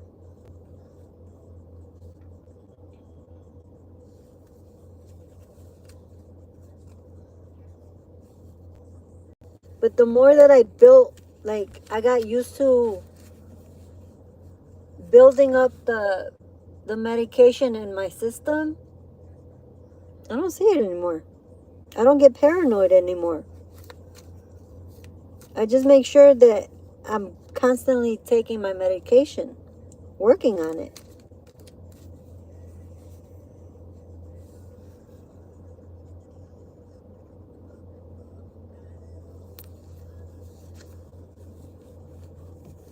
And the auditory, because I wasn't hearing bad things and I wasn't hearing anything alarming,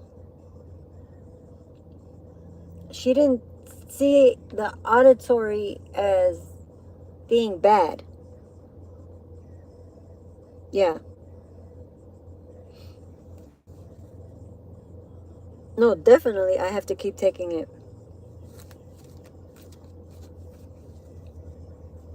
Any psychotic medication that you're given, you can't just take yourself off of. Even if you feel okay. It's not okay to just take yourself off of medication like that. Because you end up having an episode. That's why many people that have mental illness, they either self-medicate. That's what I was doing at first. I was smoking a lot of weed. Natura. I was on a... Hold on. Ow!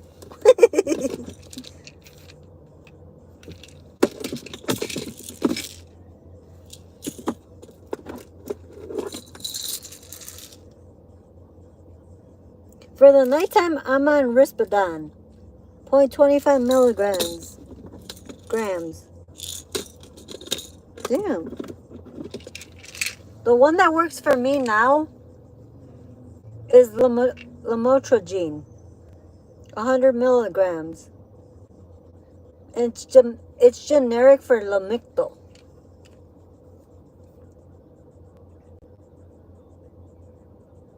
But this one for me works.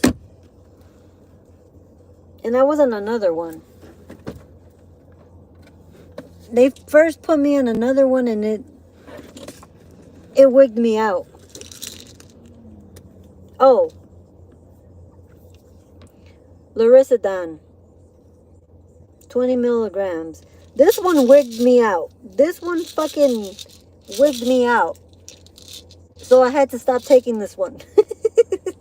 This one had me wigging out.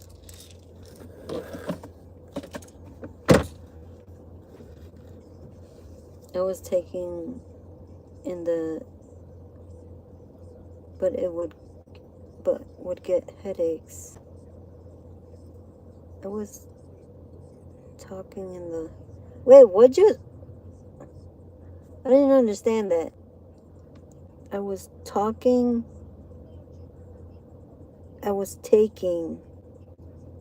the 50 milligrams.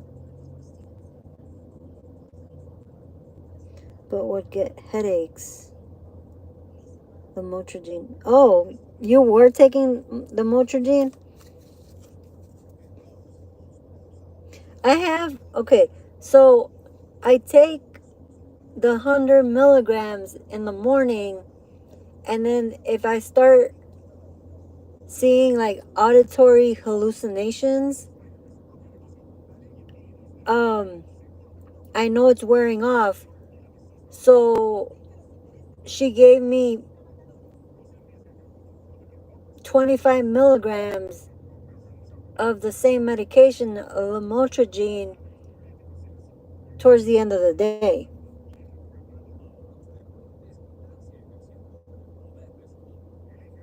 No, you're fine.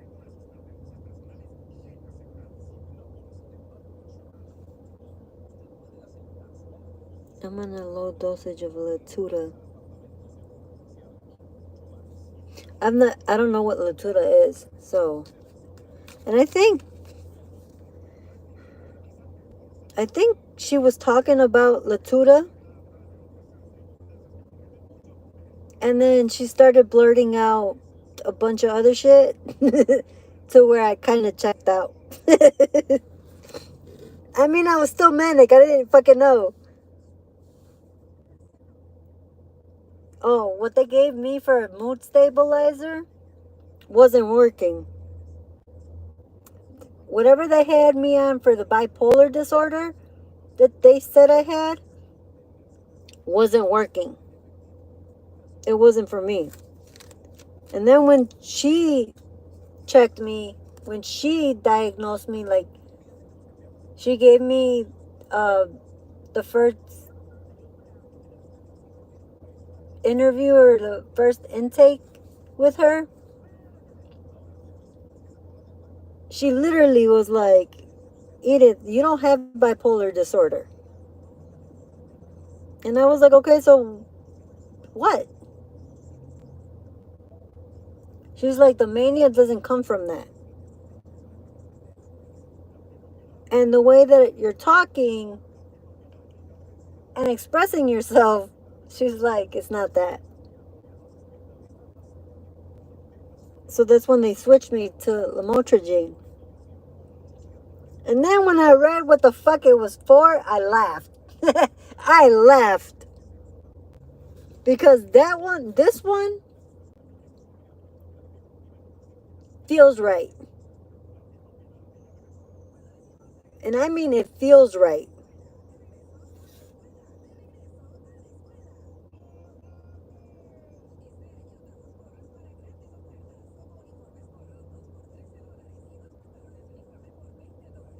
My therapist doesn't think either. She thinks I was just up and down because I was going through a lot.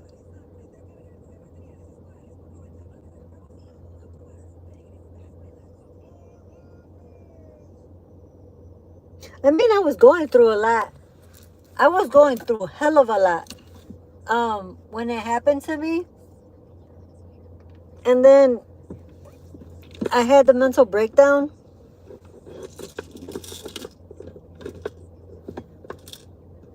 And I had to admit myself because I didn't feel safe.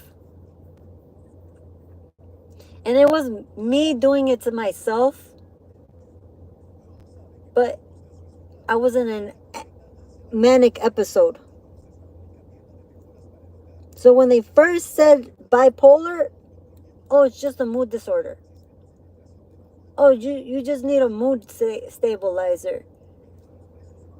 And I was like, okay. But as it progressed, or I was on different medications, I was like, no. I would be scared of going in. No, I flew my ass in there. I admitted myself in there. I was so manic that my spirit was like, you're not okay. I'm not okay. I gotta go. I gotta go.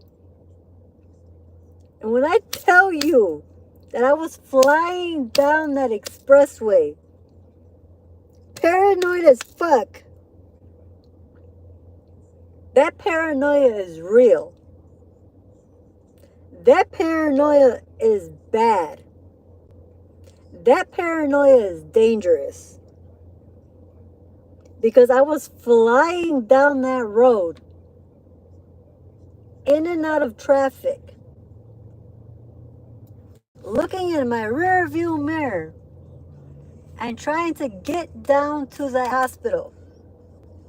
In my mind, in that manic moment, I'm looking at all the cars behind me. And I felt like I was being chased. I kid you not. But in my mind now, that's calm and collected, clear, I look back at that memory and I laugh. I laugh because I'm like, dumbass, these cars are just going down the same fucking road as you and going down the same speed limit as you. No, see, that's the thing. When I get paranoid, I kept feeling and I kept seeing the same damn cars alike everywhere. Not realizing that's not the only van that's around. That's not the only van that exists. There's no way that that van is the only one that exists in this city.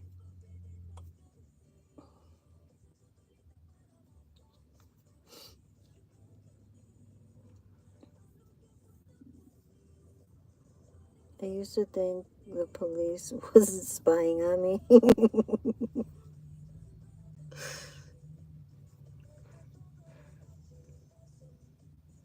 I didn't get that feeling. I used to think when I didn't, I didn't do anything.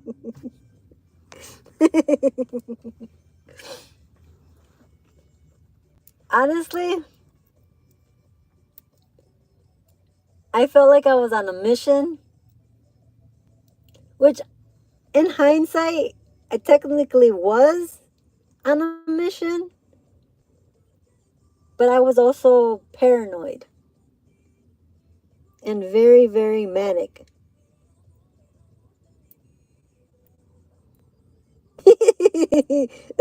That's what I'm saying. But see, when you get out of the mania, that's the only time that you actually recall things.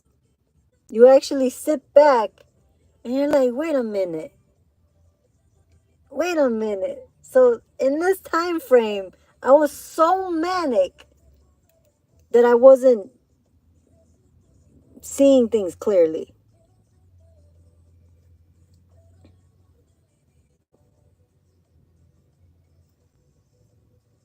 And I had to bring me down from that, which is where they put me on lithium to calm my ass down. But even the patients there were like, she's way too high. She's way too high on that shit. She's on a heavy dose and a very bad dose. It was like they gave me that dosage at night so I can go to sleep. And yes, I would knock out, but then I'd wake up settled. But I'd wake up groggy and not be able to wake up through the day. I wouldn't wake up like fully until maybe 4 or 5 o'clock. And then I'd be normal. I'd be talking. I'd be dealing with people. But then they would give me it again around 9:30 to go to sleep. And it would happen all over again.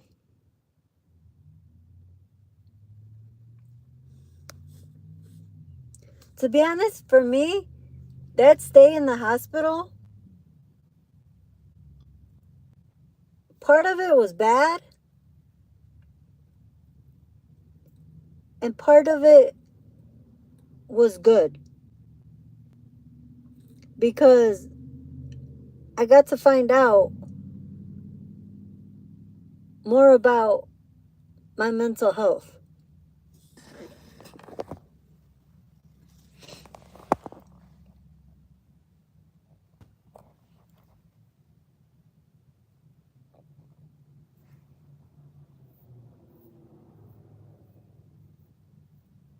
And to be honest, for a while, I'm not even gonna lie, for a while, I thought my own parent was spying on me. Like, I would see that vehicle everywhere. I mean, I would see that shit everywhere. I'm like, that can't be her. I hope that's not her. And I'd be like, what the fuck is she doing here? And then I'd think back, that's not her. That's not her. That's not her. But because of the mania, since that medication hadn't fully set into my system, I was still paranoid. I was still paranoid for a while. I was like that too. I used to hide behind bushes. You know what? My old caseworker, well, technically my son's caseworker, she has a sister that has it. And she said that they would find her sister behind the garbage cans in back of the stores.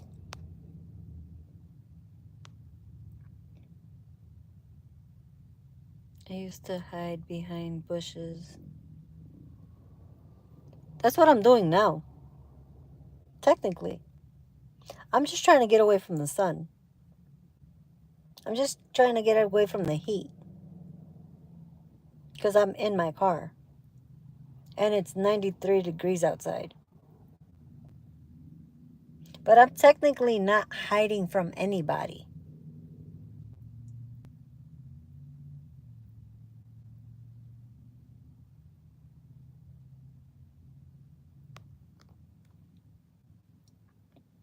But the paranoia, Sarai, is heavy.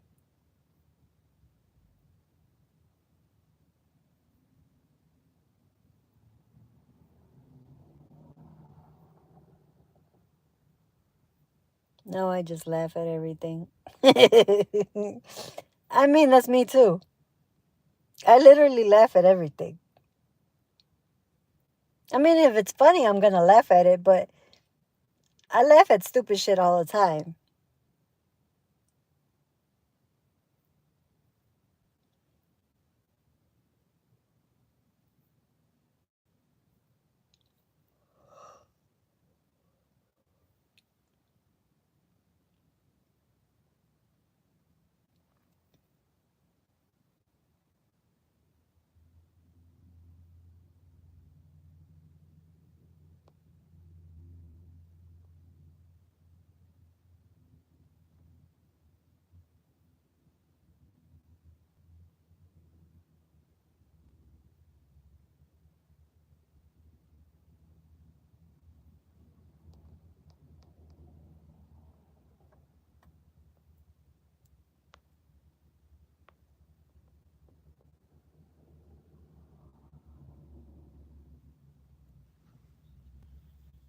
It was hard because I had a job too.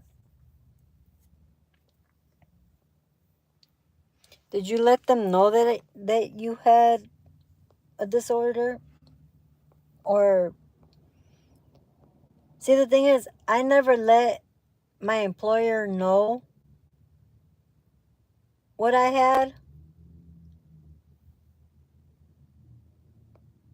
They just thought something was wrong with me, but they didn't know.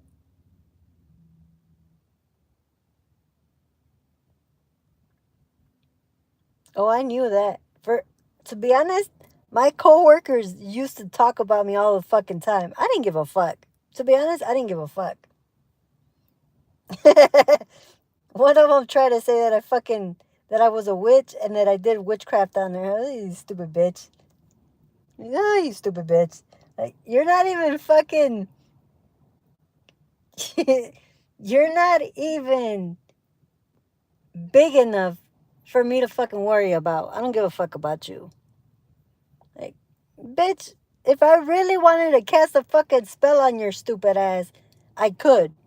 But I'm not gonna waste my time. I laughed in her face. I laughed in her fucking face. You know why she said it? Because last Halloween, I went to a spiritual shop. It was like a pop-up shop. And I went. And they had little pens that looked like brooms. It was the pen and then the broom.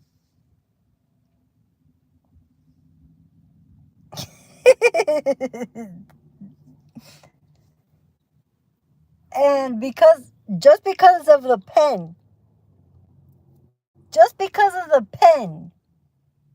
that I was using at work, literally using at work because I needed a fucking pen. I was using the stupid ass pen that I bought at work. She snatches my pen, or I left it on the desk or whatever. This bitch finds it, takes it to HR and to my manager. See, she's a witch. She's doing witchcraft and da da da. Bitch, if I really wanted to do that, if I really wanted to fucking do spells and shit like that, bitch, I would not be working here. I'd make myself rich.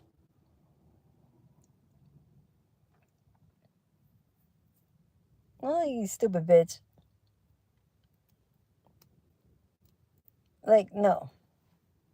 I didn't give a fuck. I didn't give a fuck.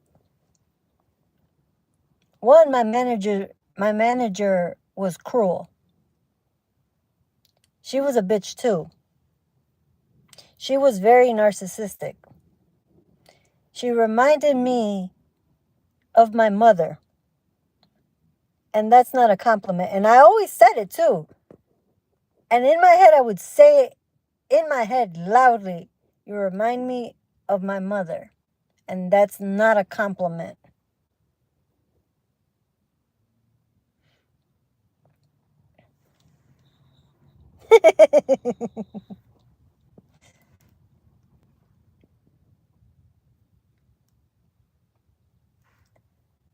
This lady would try to hug me and tell me, oh, I have good energy. You can hug me. Bitch, I'm not trying to hug you. I am not trying to hug you.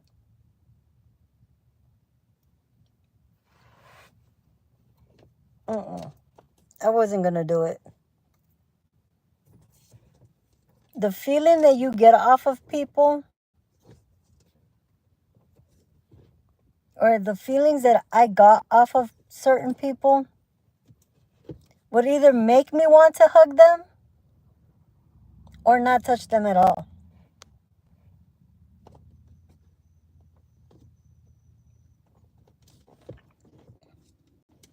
And that lady, I'm not going near.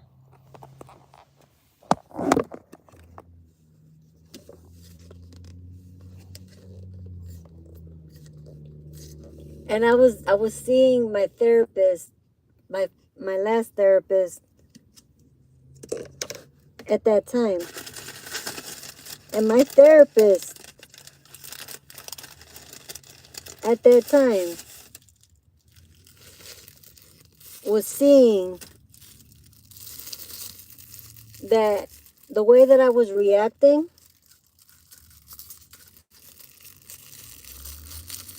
that the reason I was reacting the way that I was reacting is because she was trying to take my power. She was mentally abusing me and take my power. So when I took my power back from her and I didn't give her any more of my power, this bitch fired me. Stupid bitch. Oh, she fired me. They would hate that I would work. I would the work and not them.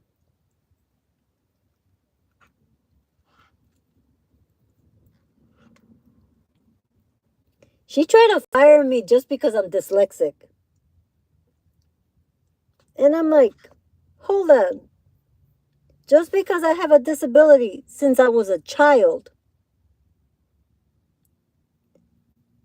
you can't fire me for that shit. You can't fire me for that disability. It's never been a bother until now. So they try to steer away from my dyslexia and try to find another way to fire me. That bitch just wanted me to go. And then she tried to say when I fought my unemployment, because she tried to say that I quit. And I was like, bitch, I'm everything but a quitter. I'm a lot of shit, but a quitter? No. No. I'm not that stupid. So when she tried to fight it, I appealed it. And I said everything that I had on my chest. I told them all. That adjuster, that guy, was so upset with the way that they treated me that they awarded my disability or my unemployment.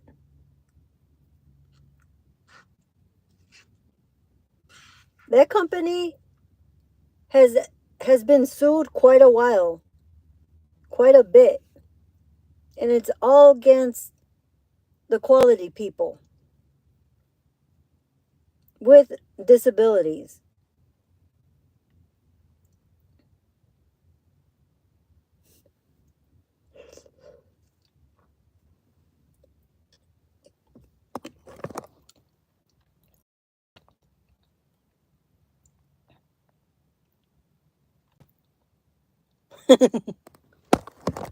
Hey,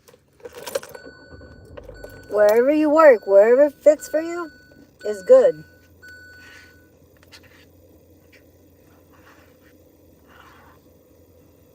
Part of me wants to go apply at the McDonald's right here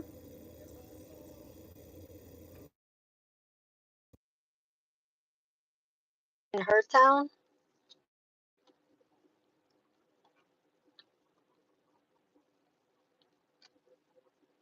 but I don't see myself there.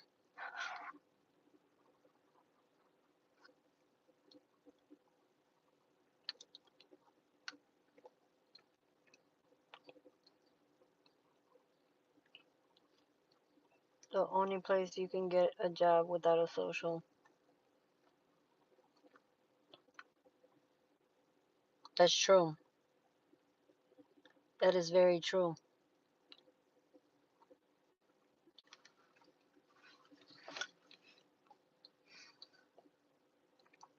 But not to brag and be shitty.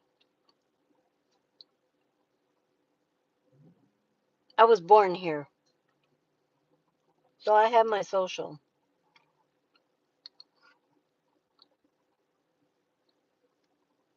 The only thing that stops me is my education.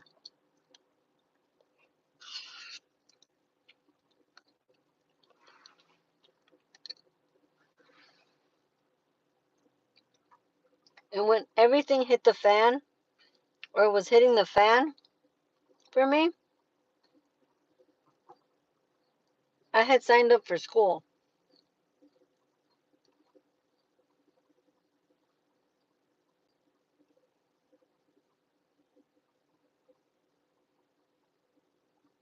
I used to get burned all the time. And they would be like, you don't have insurance. So?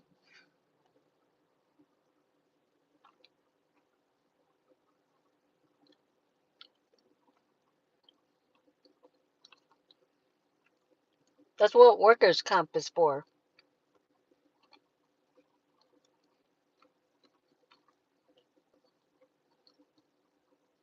And even though you're illegal, you're entitled to workers' comp.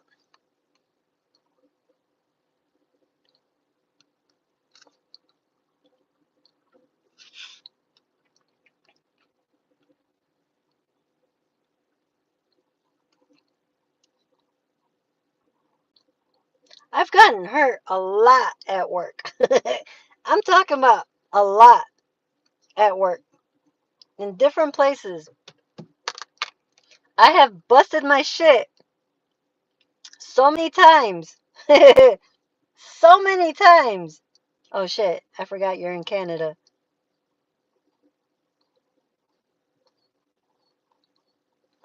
They had to, I had to be in physical therapy. I had to take breaks off of work because of it, and they couldn't take my PTO from me. When I left, I I transitioned out of that job. I didn't get fired. I left. They have what's called an exit interview. I told those people everything. Everything. Got my last check from there was double its size because they gave me back all my PTO. They gave me back all my PTO.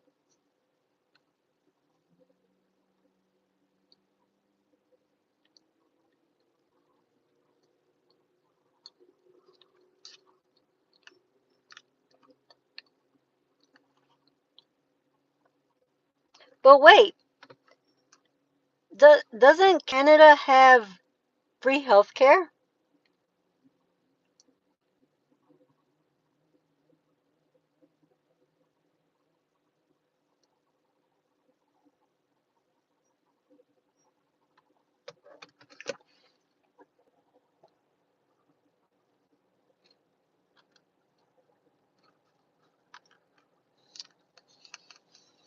So why would you need insurance?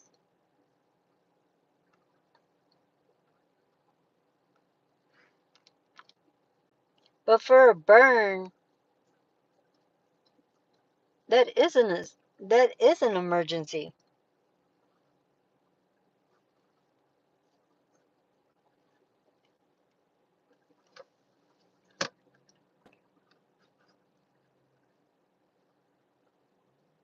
It's not like you went to work just to burn yourself on purpose. Shit, I burn myself all the time. That's why I stay the fuck away from the stove.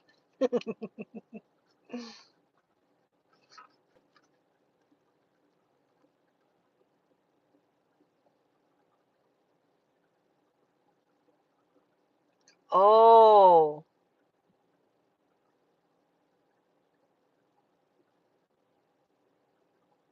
now I get it. But see, in the US, there's a thing called workers' comp.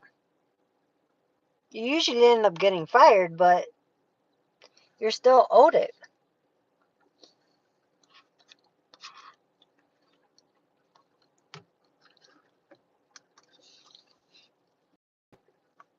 See, when I do my unemployment and I have to certify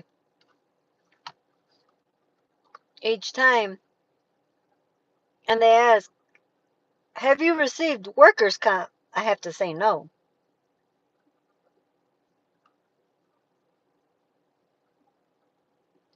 If you tell them, well, see, the thing is, okay, so they did fire you, but if you repeat, I was done with you all,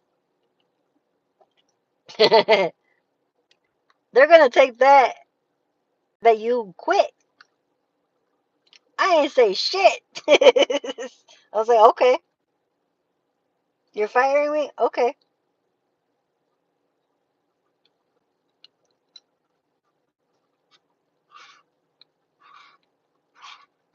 And here's what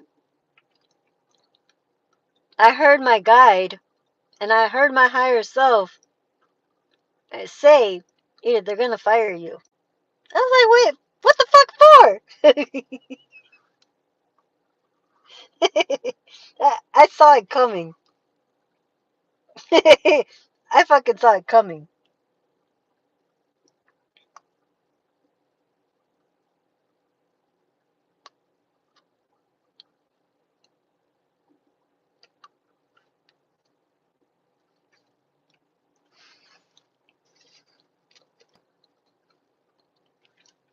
And I also saw me losing my apartment.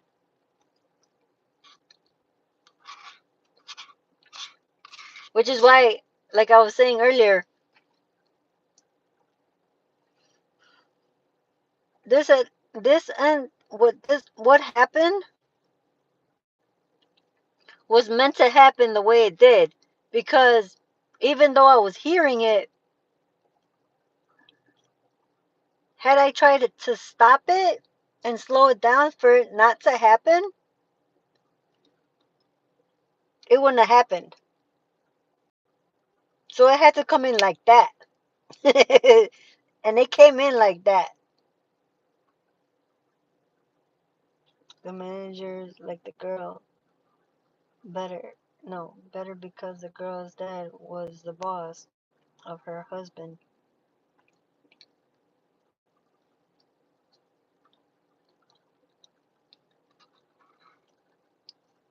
See, and my manager was best friends with the director's wife, the plant director's wife. And when she tried to use that against me, or tried to say that to me to scare me, I was like, fuck you and this fucking company.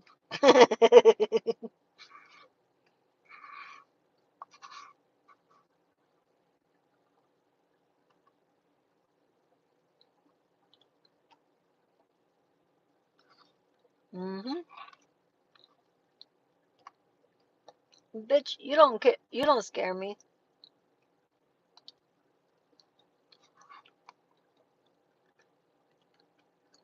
I just wasn't gonna let you take my power back, or take your power from me, or my power from me.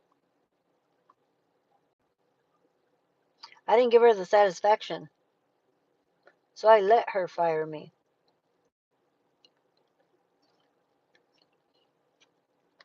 Hello, unemployment.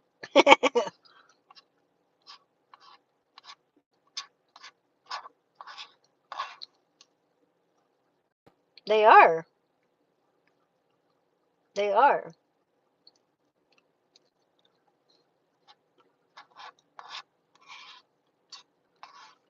She knew I was very intuitive, and so was she. That's where the envy came. It's usually the intuitive ones with the nasty spirits. And I say nasty spirits because they're not allowing themselves to heal. And when they're allowing themselves to heal, they're still allowing the toxicity or the toxic people in their lives to doing the same bullshit. And because of her race and religion, she's not allowed to divorce her husband. Fuck that. Divorce is just a piece of paper.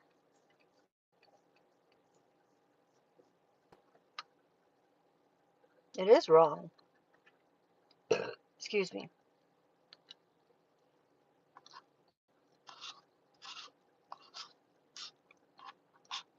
The minute you lay a hand on me, your ass is going to jail. I don't give a fuck who you are. The minute you lay a hand on me, your ass is going to jail.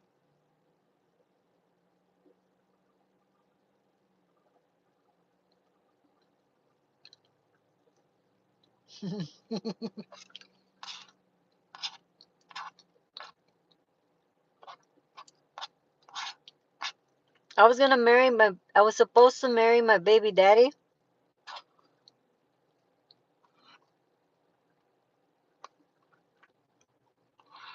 He ended up cheating on me with an underage female with no papers. Recently, as of lately, the past couple years, he's been trying to get me to marry him for papers. And I laughed at his face. I laughed in his face. I laughed straight in his face. He was so pissed because I kept laughing, but I couldn't stop. Honestly, I couldn't stop.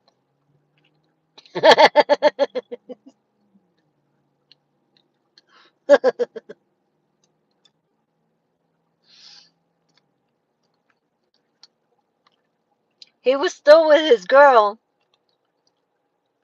He wasn't being faithful. He's never been a faithful man.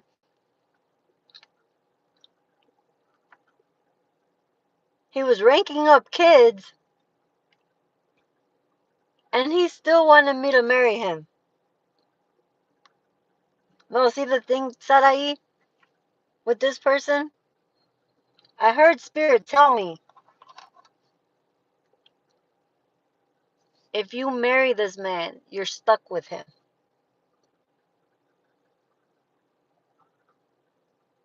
And that shit stuck. That shit stuck to me.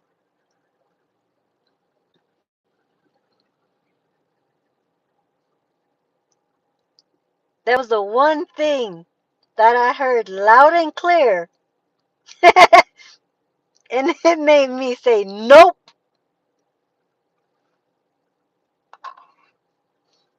He had his chance.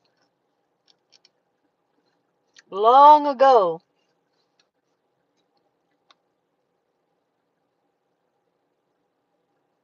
My, my God. My, huh? My friend pregnant and...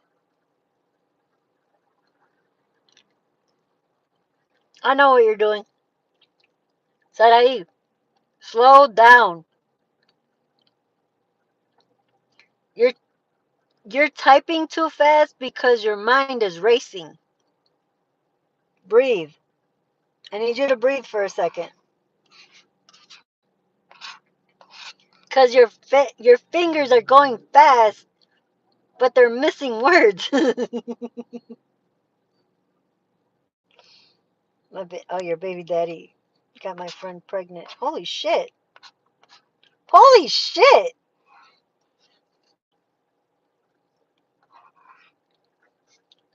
My ex-best friend, my ex-friend,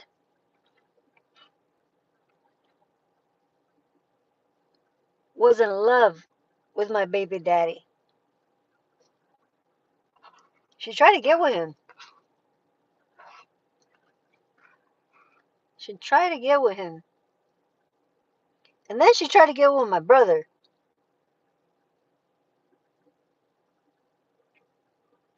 She was a straight hood rat.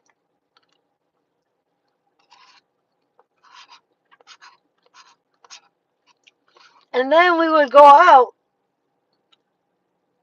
We would go out to the club.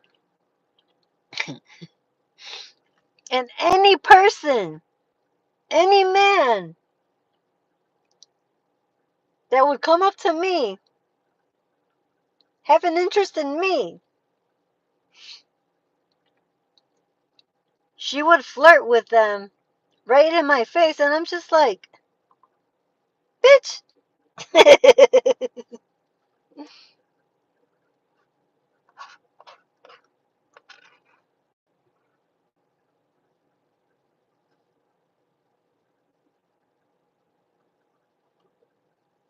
17 and he was 23. Damn. This chick was 15. She was in middle school. And the only reason I know that, because that middle school I went to.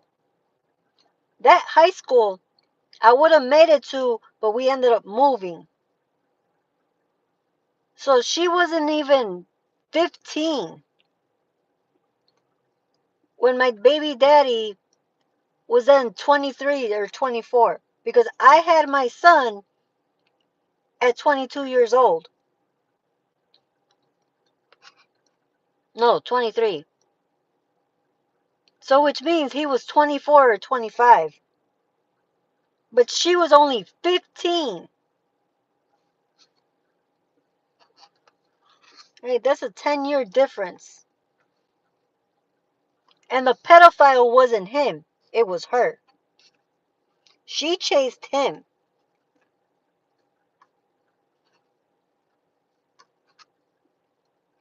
He was all over me when he first met me. He kind of disgusted me.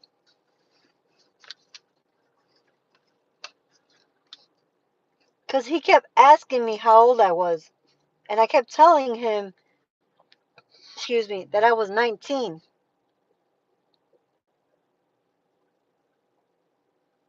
I think I was 19. I know I was over 18. Or at least I was 18. And he wouldn't believe me. But then again, I was little. I was only like 115 pounds. And I'm only 4 foot 11 and a half. So I'm small. Or at least I was a lot smaller.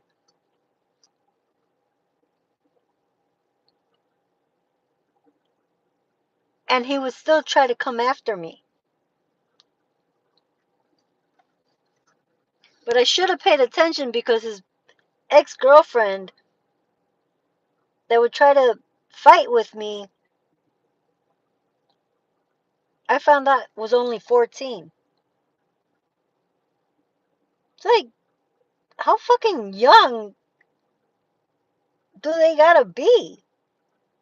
And I'm like, bitch, I'm already in my right mind. You can't groom me.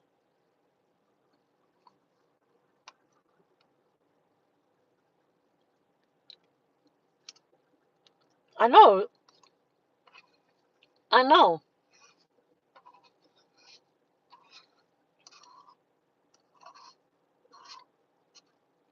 And see, the wild part about that is people thought I was mad because he chose her over me. That's not the problem. That's not the option that I gave him. That's not the ultimatum that I gave him. That wasn't it. That wasn't it because I wasn't going to put myself against a fucking female. I valued myself more than that shit. And it is disgusting because I've been groomed by older men as I was a child. And that's disgusting behavior to me. Like, by all means, it's disgusting behavior to me. The ultimatum that I gave his stupid ass.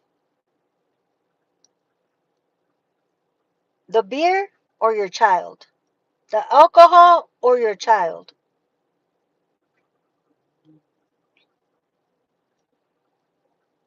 Yeah, they really do groom people.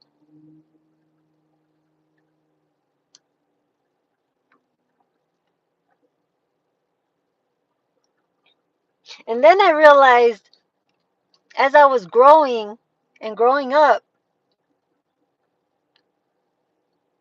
that's why he made me feel sick anytime he was around me. In the beginning, that man me dio asco. I shit you not, me dio asco.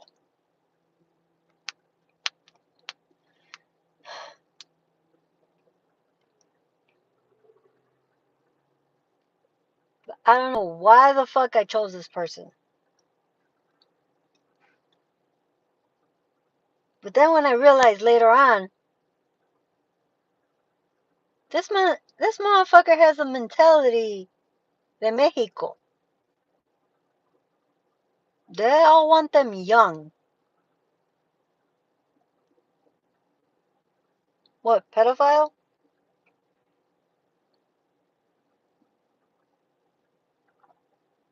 Oh, I say the same.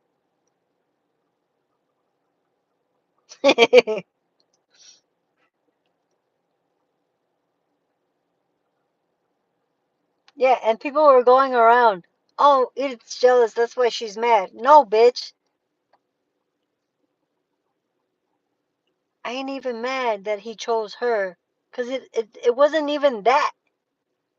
It wasn't even that.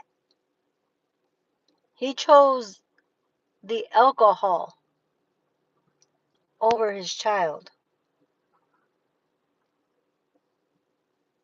And he knows he's an alcoholic.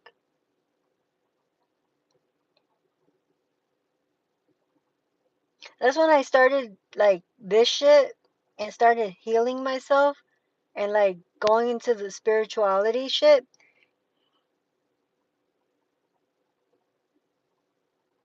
I started tapping in more to everything and I was just like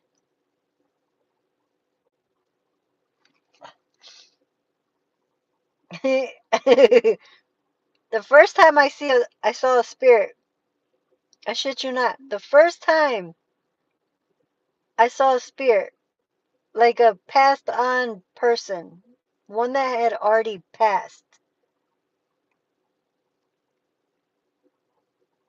It was somebody that had died in the apartment we were first living in. And that bitch would not leave. And because the bitch knew that I saw her, she kept coming towards me.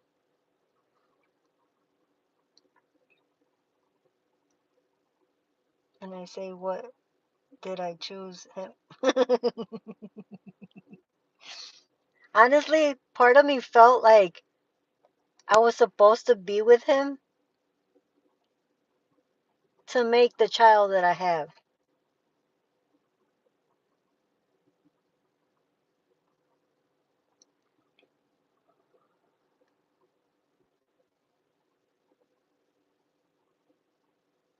Because if anybody, like I chose anybody else,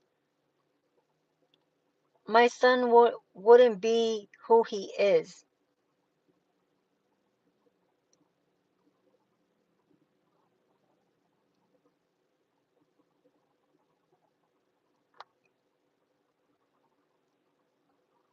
And I don't regret having my baby. Even though he's a jackass right now and he's going through things just like I am, we got to give each other space. Exactly. Exactly. We do.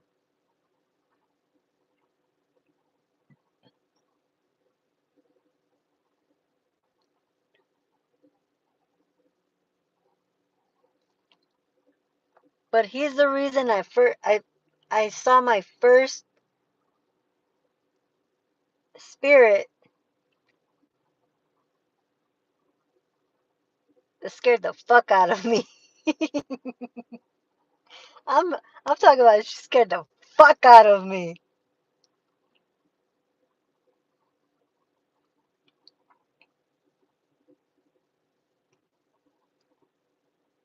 I saw this bitch in a dream. Oh my god. And I thought it was one of my guides. Nope. This is a lady that had died in the apartment we were living in.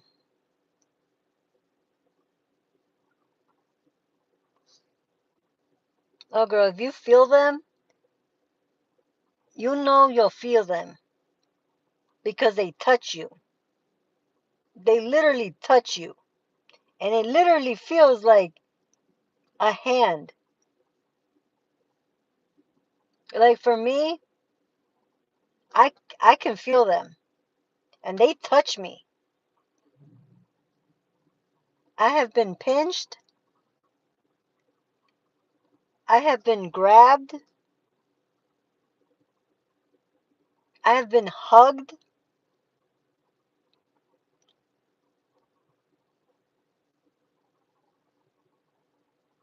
and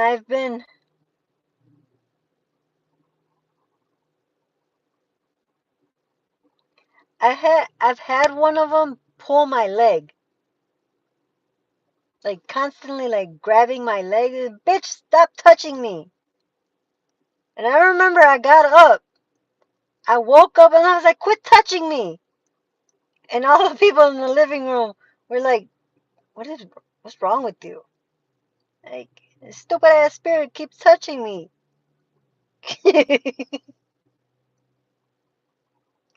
And because they believed in it, they were like, yeah, there's a ghost in here. I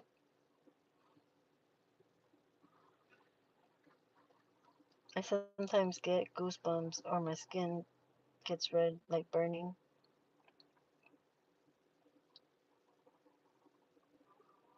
They're not allowed to hurt you. They're not supposed to hurt you. And if it's hurting, I need you to tell them, get away from me. You're hurting me. And you need to let them know, let your spirit team know that not let any spirit with ill intentions or malicious intention, like malicious spirits around you.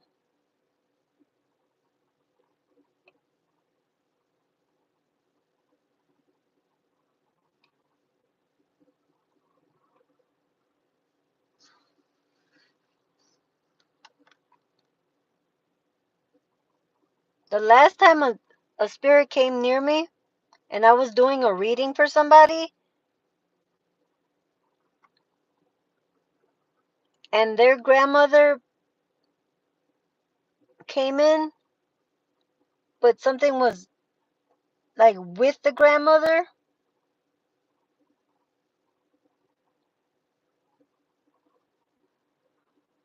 that jackass was holding on to me until I pushed them out. And I yelled at them to get the fuck away from me because they were hurting me.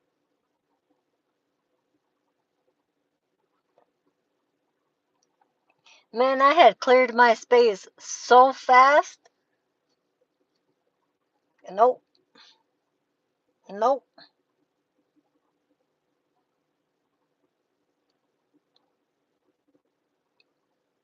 because they're not allowed to hurt you. They're not supposed to hurt you.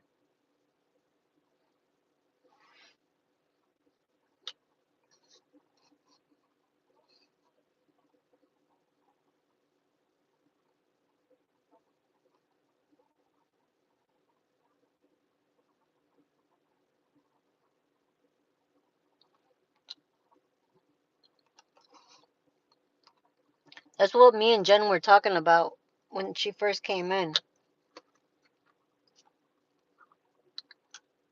Because I felt her 2 days ago.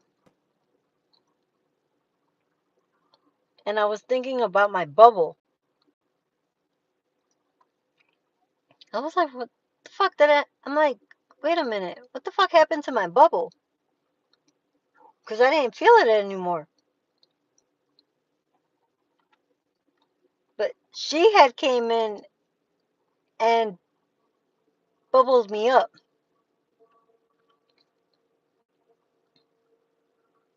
And then I had thought about it. I was like, wait a minute. Where the fuck is my bubble?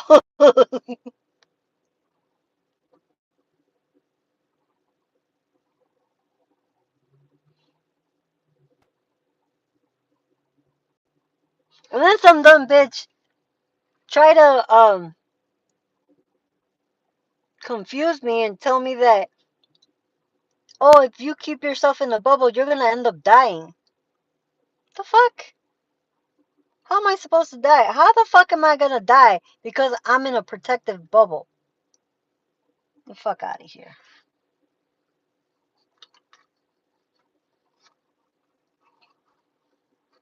I'm telling you, I've had fucked up people trying to help me when they're actually doing the fucking opposite.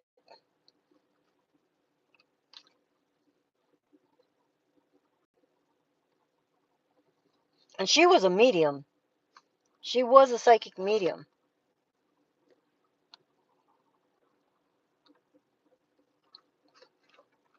But she was always combative with people. She was always trying to make people feel like shit.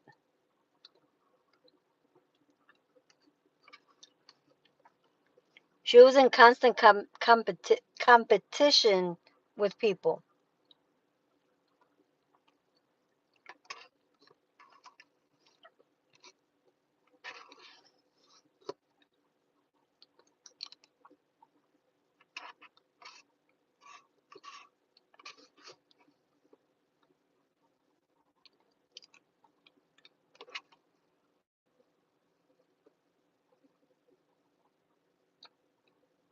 It's the community. It's in the community where people get hurt more. Yep. Yep.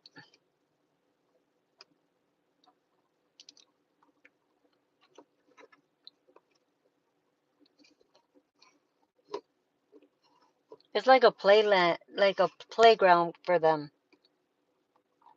It's literally like a playground for them.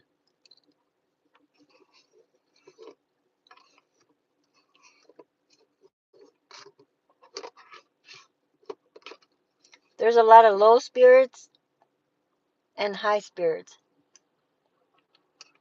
And I mean high vibrating spirits.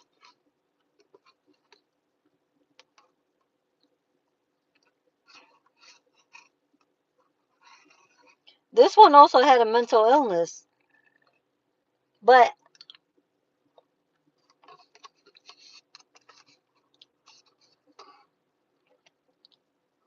what she didn't want spirit to do was out her. And she told me that herself. But then as I got to know her and would talk to her more,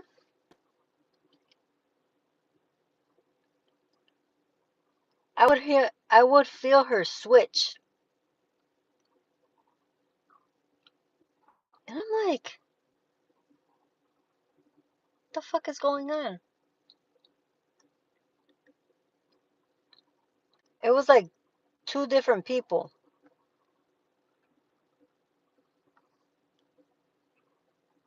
It can get tough finding high frequency high frequency spirits.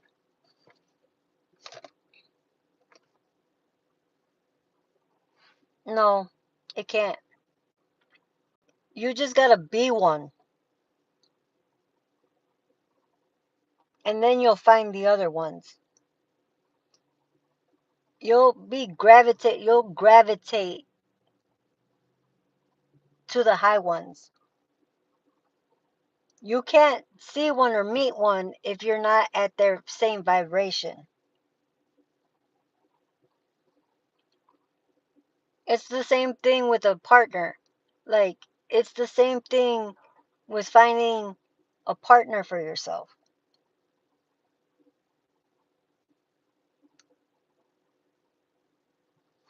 They have to be at the same frequency. Because there are ones that are very, very, very low and very hurt, that find those ones that are still working on themselves. And because they're still working on themselves, they're trying to make it higher.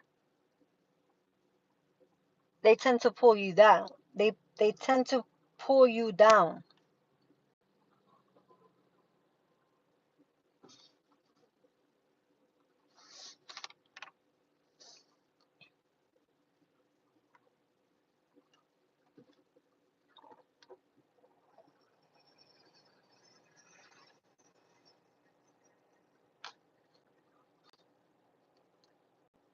I actually met a friend who I actually feel like a decent person after loving herself.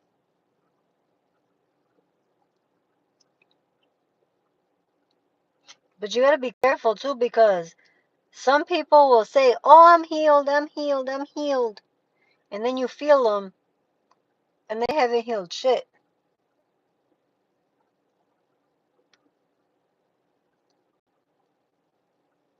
There's many people in this community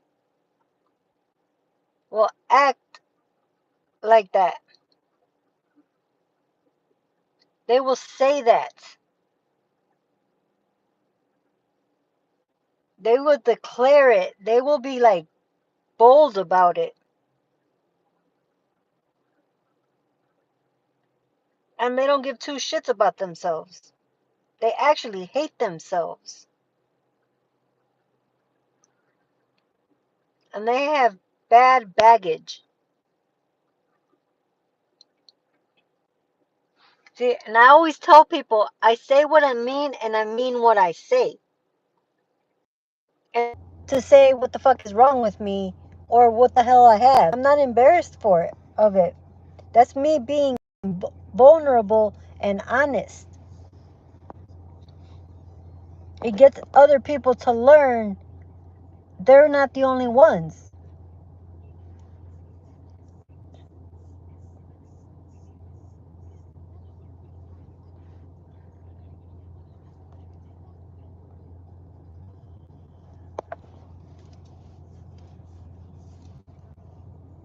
That's why when you try to say that you were autistic, and I was like, okay, that's not a bad thing.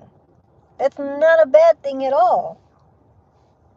It was almost like you said it as you were ashamed of it.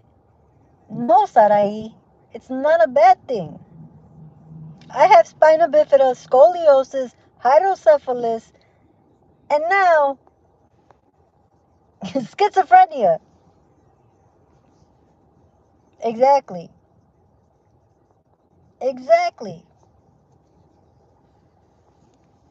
And there's been people who have come to me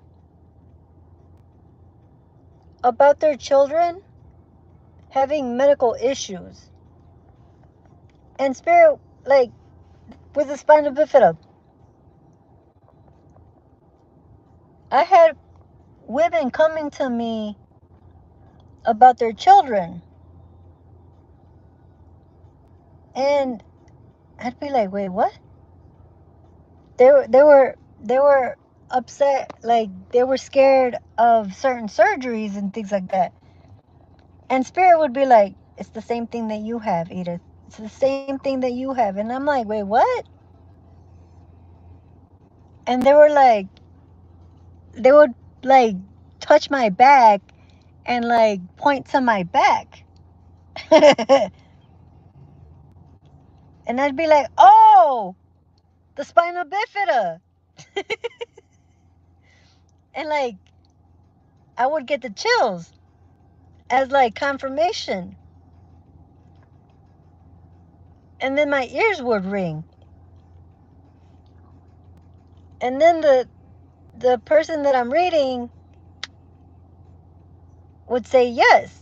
And I'm like, oh, hold on. There's nothing to be bad about.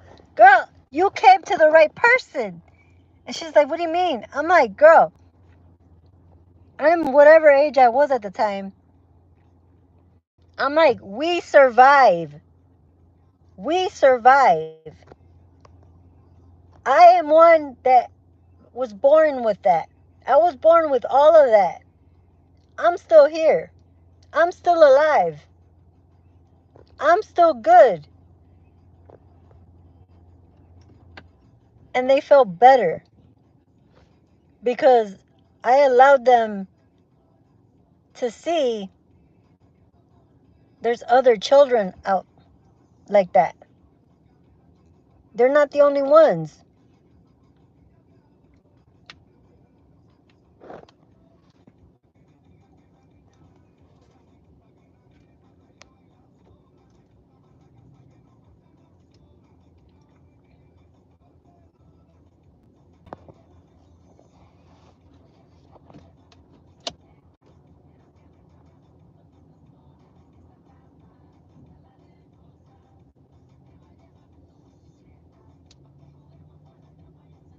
It's so freeing not masking.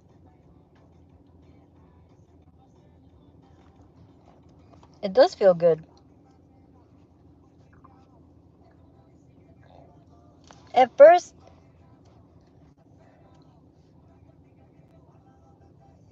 I felt some type of way. Like after I got my actual diagnosis and like it answered many questions from with like I had within myself as growing up. I was fucking happy. No, you're definitely not. If anything, more and more lately are coming out. And I've noticed that lately, more and more children are coming out with that and being born with that.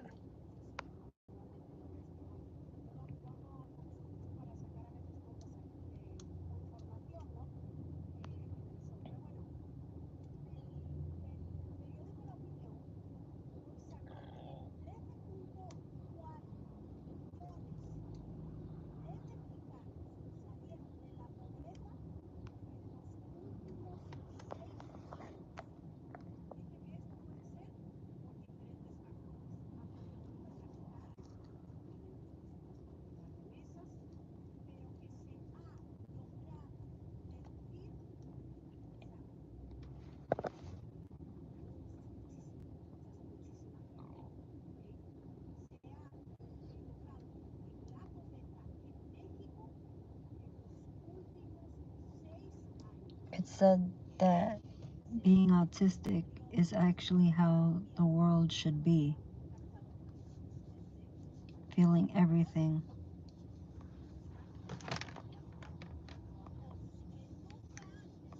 You might be right about that. Because the reason we come into the human experience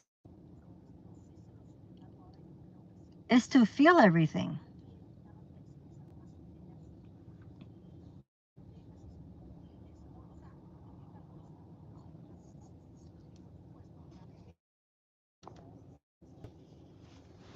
We're supposed to every emotion. We're not supposed to keep them inside. Keep it inside. Or stay in those feelings instead of releasing them.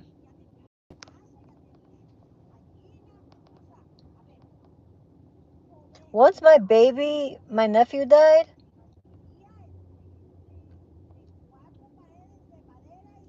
It felt like my spirit fucking, my heart shattered. I mean, it shattered. They've always used the word imploded. Like I collapsed inside. Now that I think of it, that's where I felt it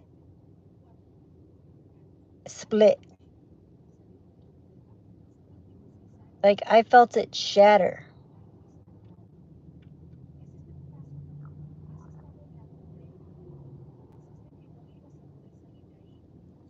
And it was fucking hard.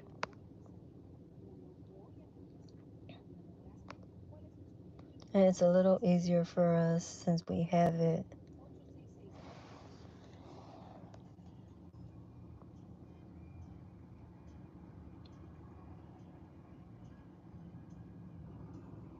The autism?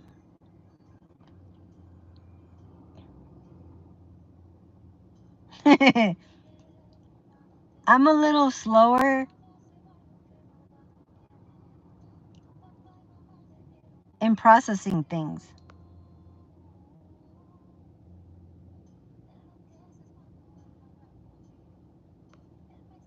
After my ex, I felt really bad. Now I'm reconnecting to myself. Good.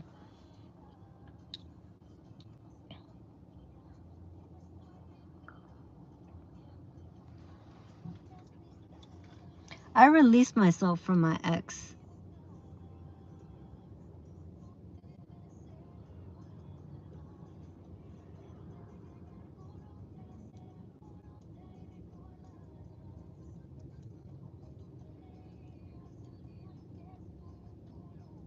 And it made it easier for me to reconnect to myself and come back to me and get to know myself, my true self, a lot better.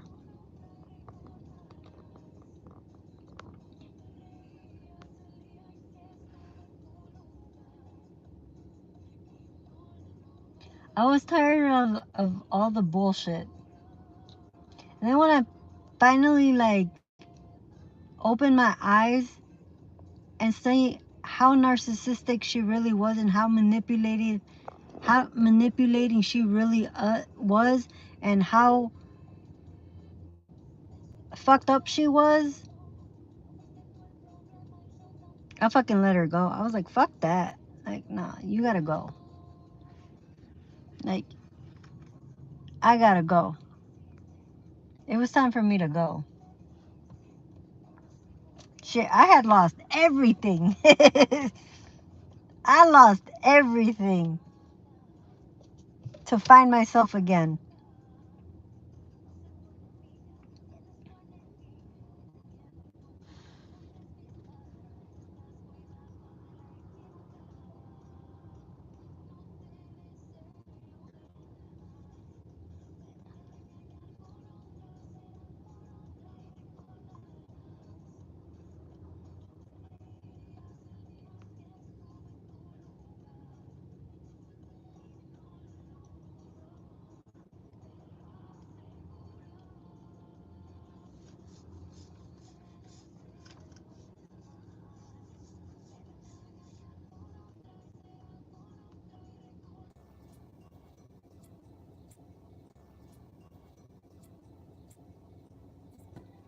I feel like I got lost a little bit. Now I'm getting back.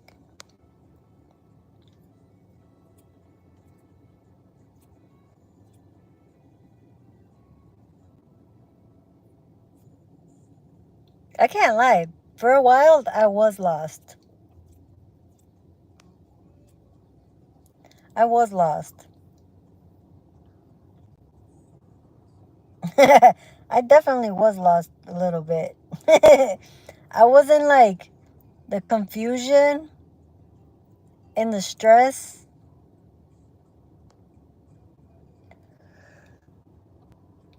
and the abuse, the emotional abuse and the mental abuse.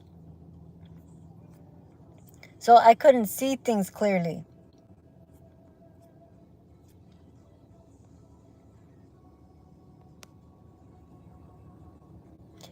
And in that, I was disassociating and going manic.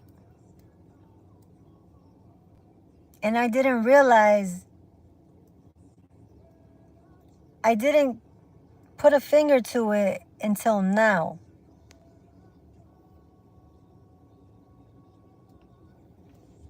I sometimes think that in the lost, we find ourselves again.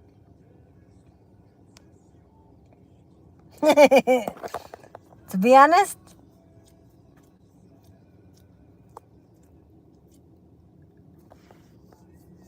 after it happened,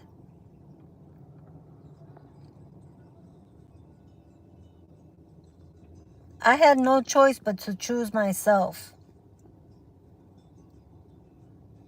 to find myself.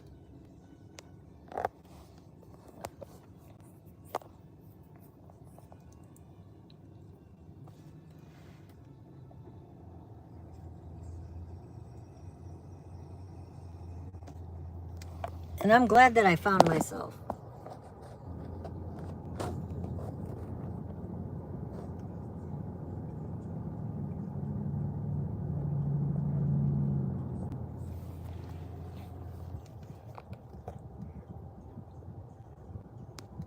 I can't, look, I can't even get hung up on the things that I lost. Because all of those things were not meant for my higher self.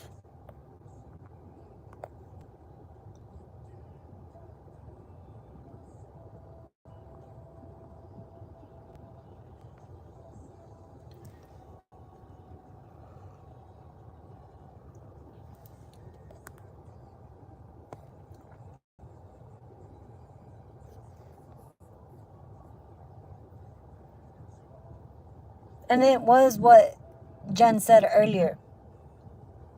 It was a dark night of the soul. It was actually the dark night of my soul. In that darkness, I had to see my way out.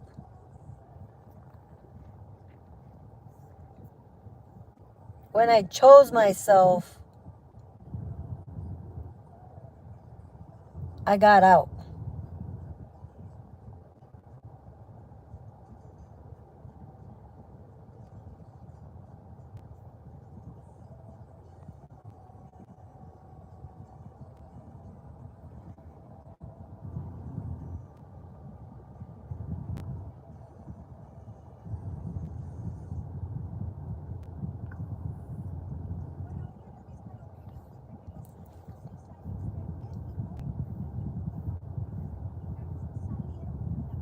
I used to read up about that.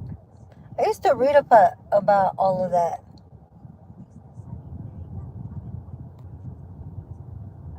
Okay, honey. Have a good day.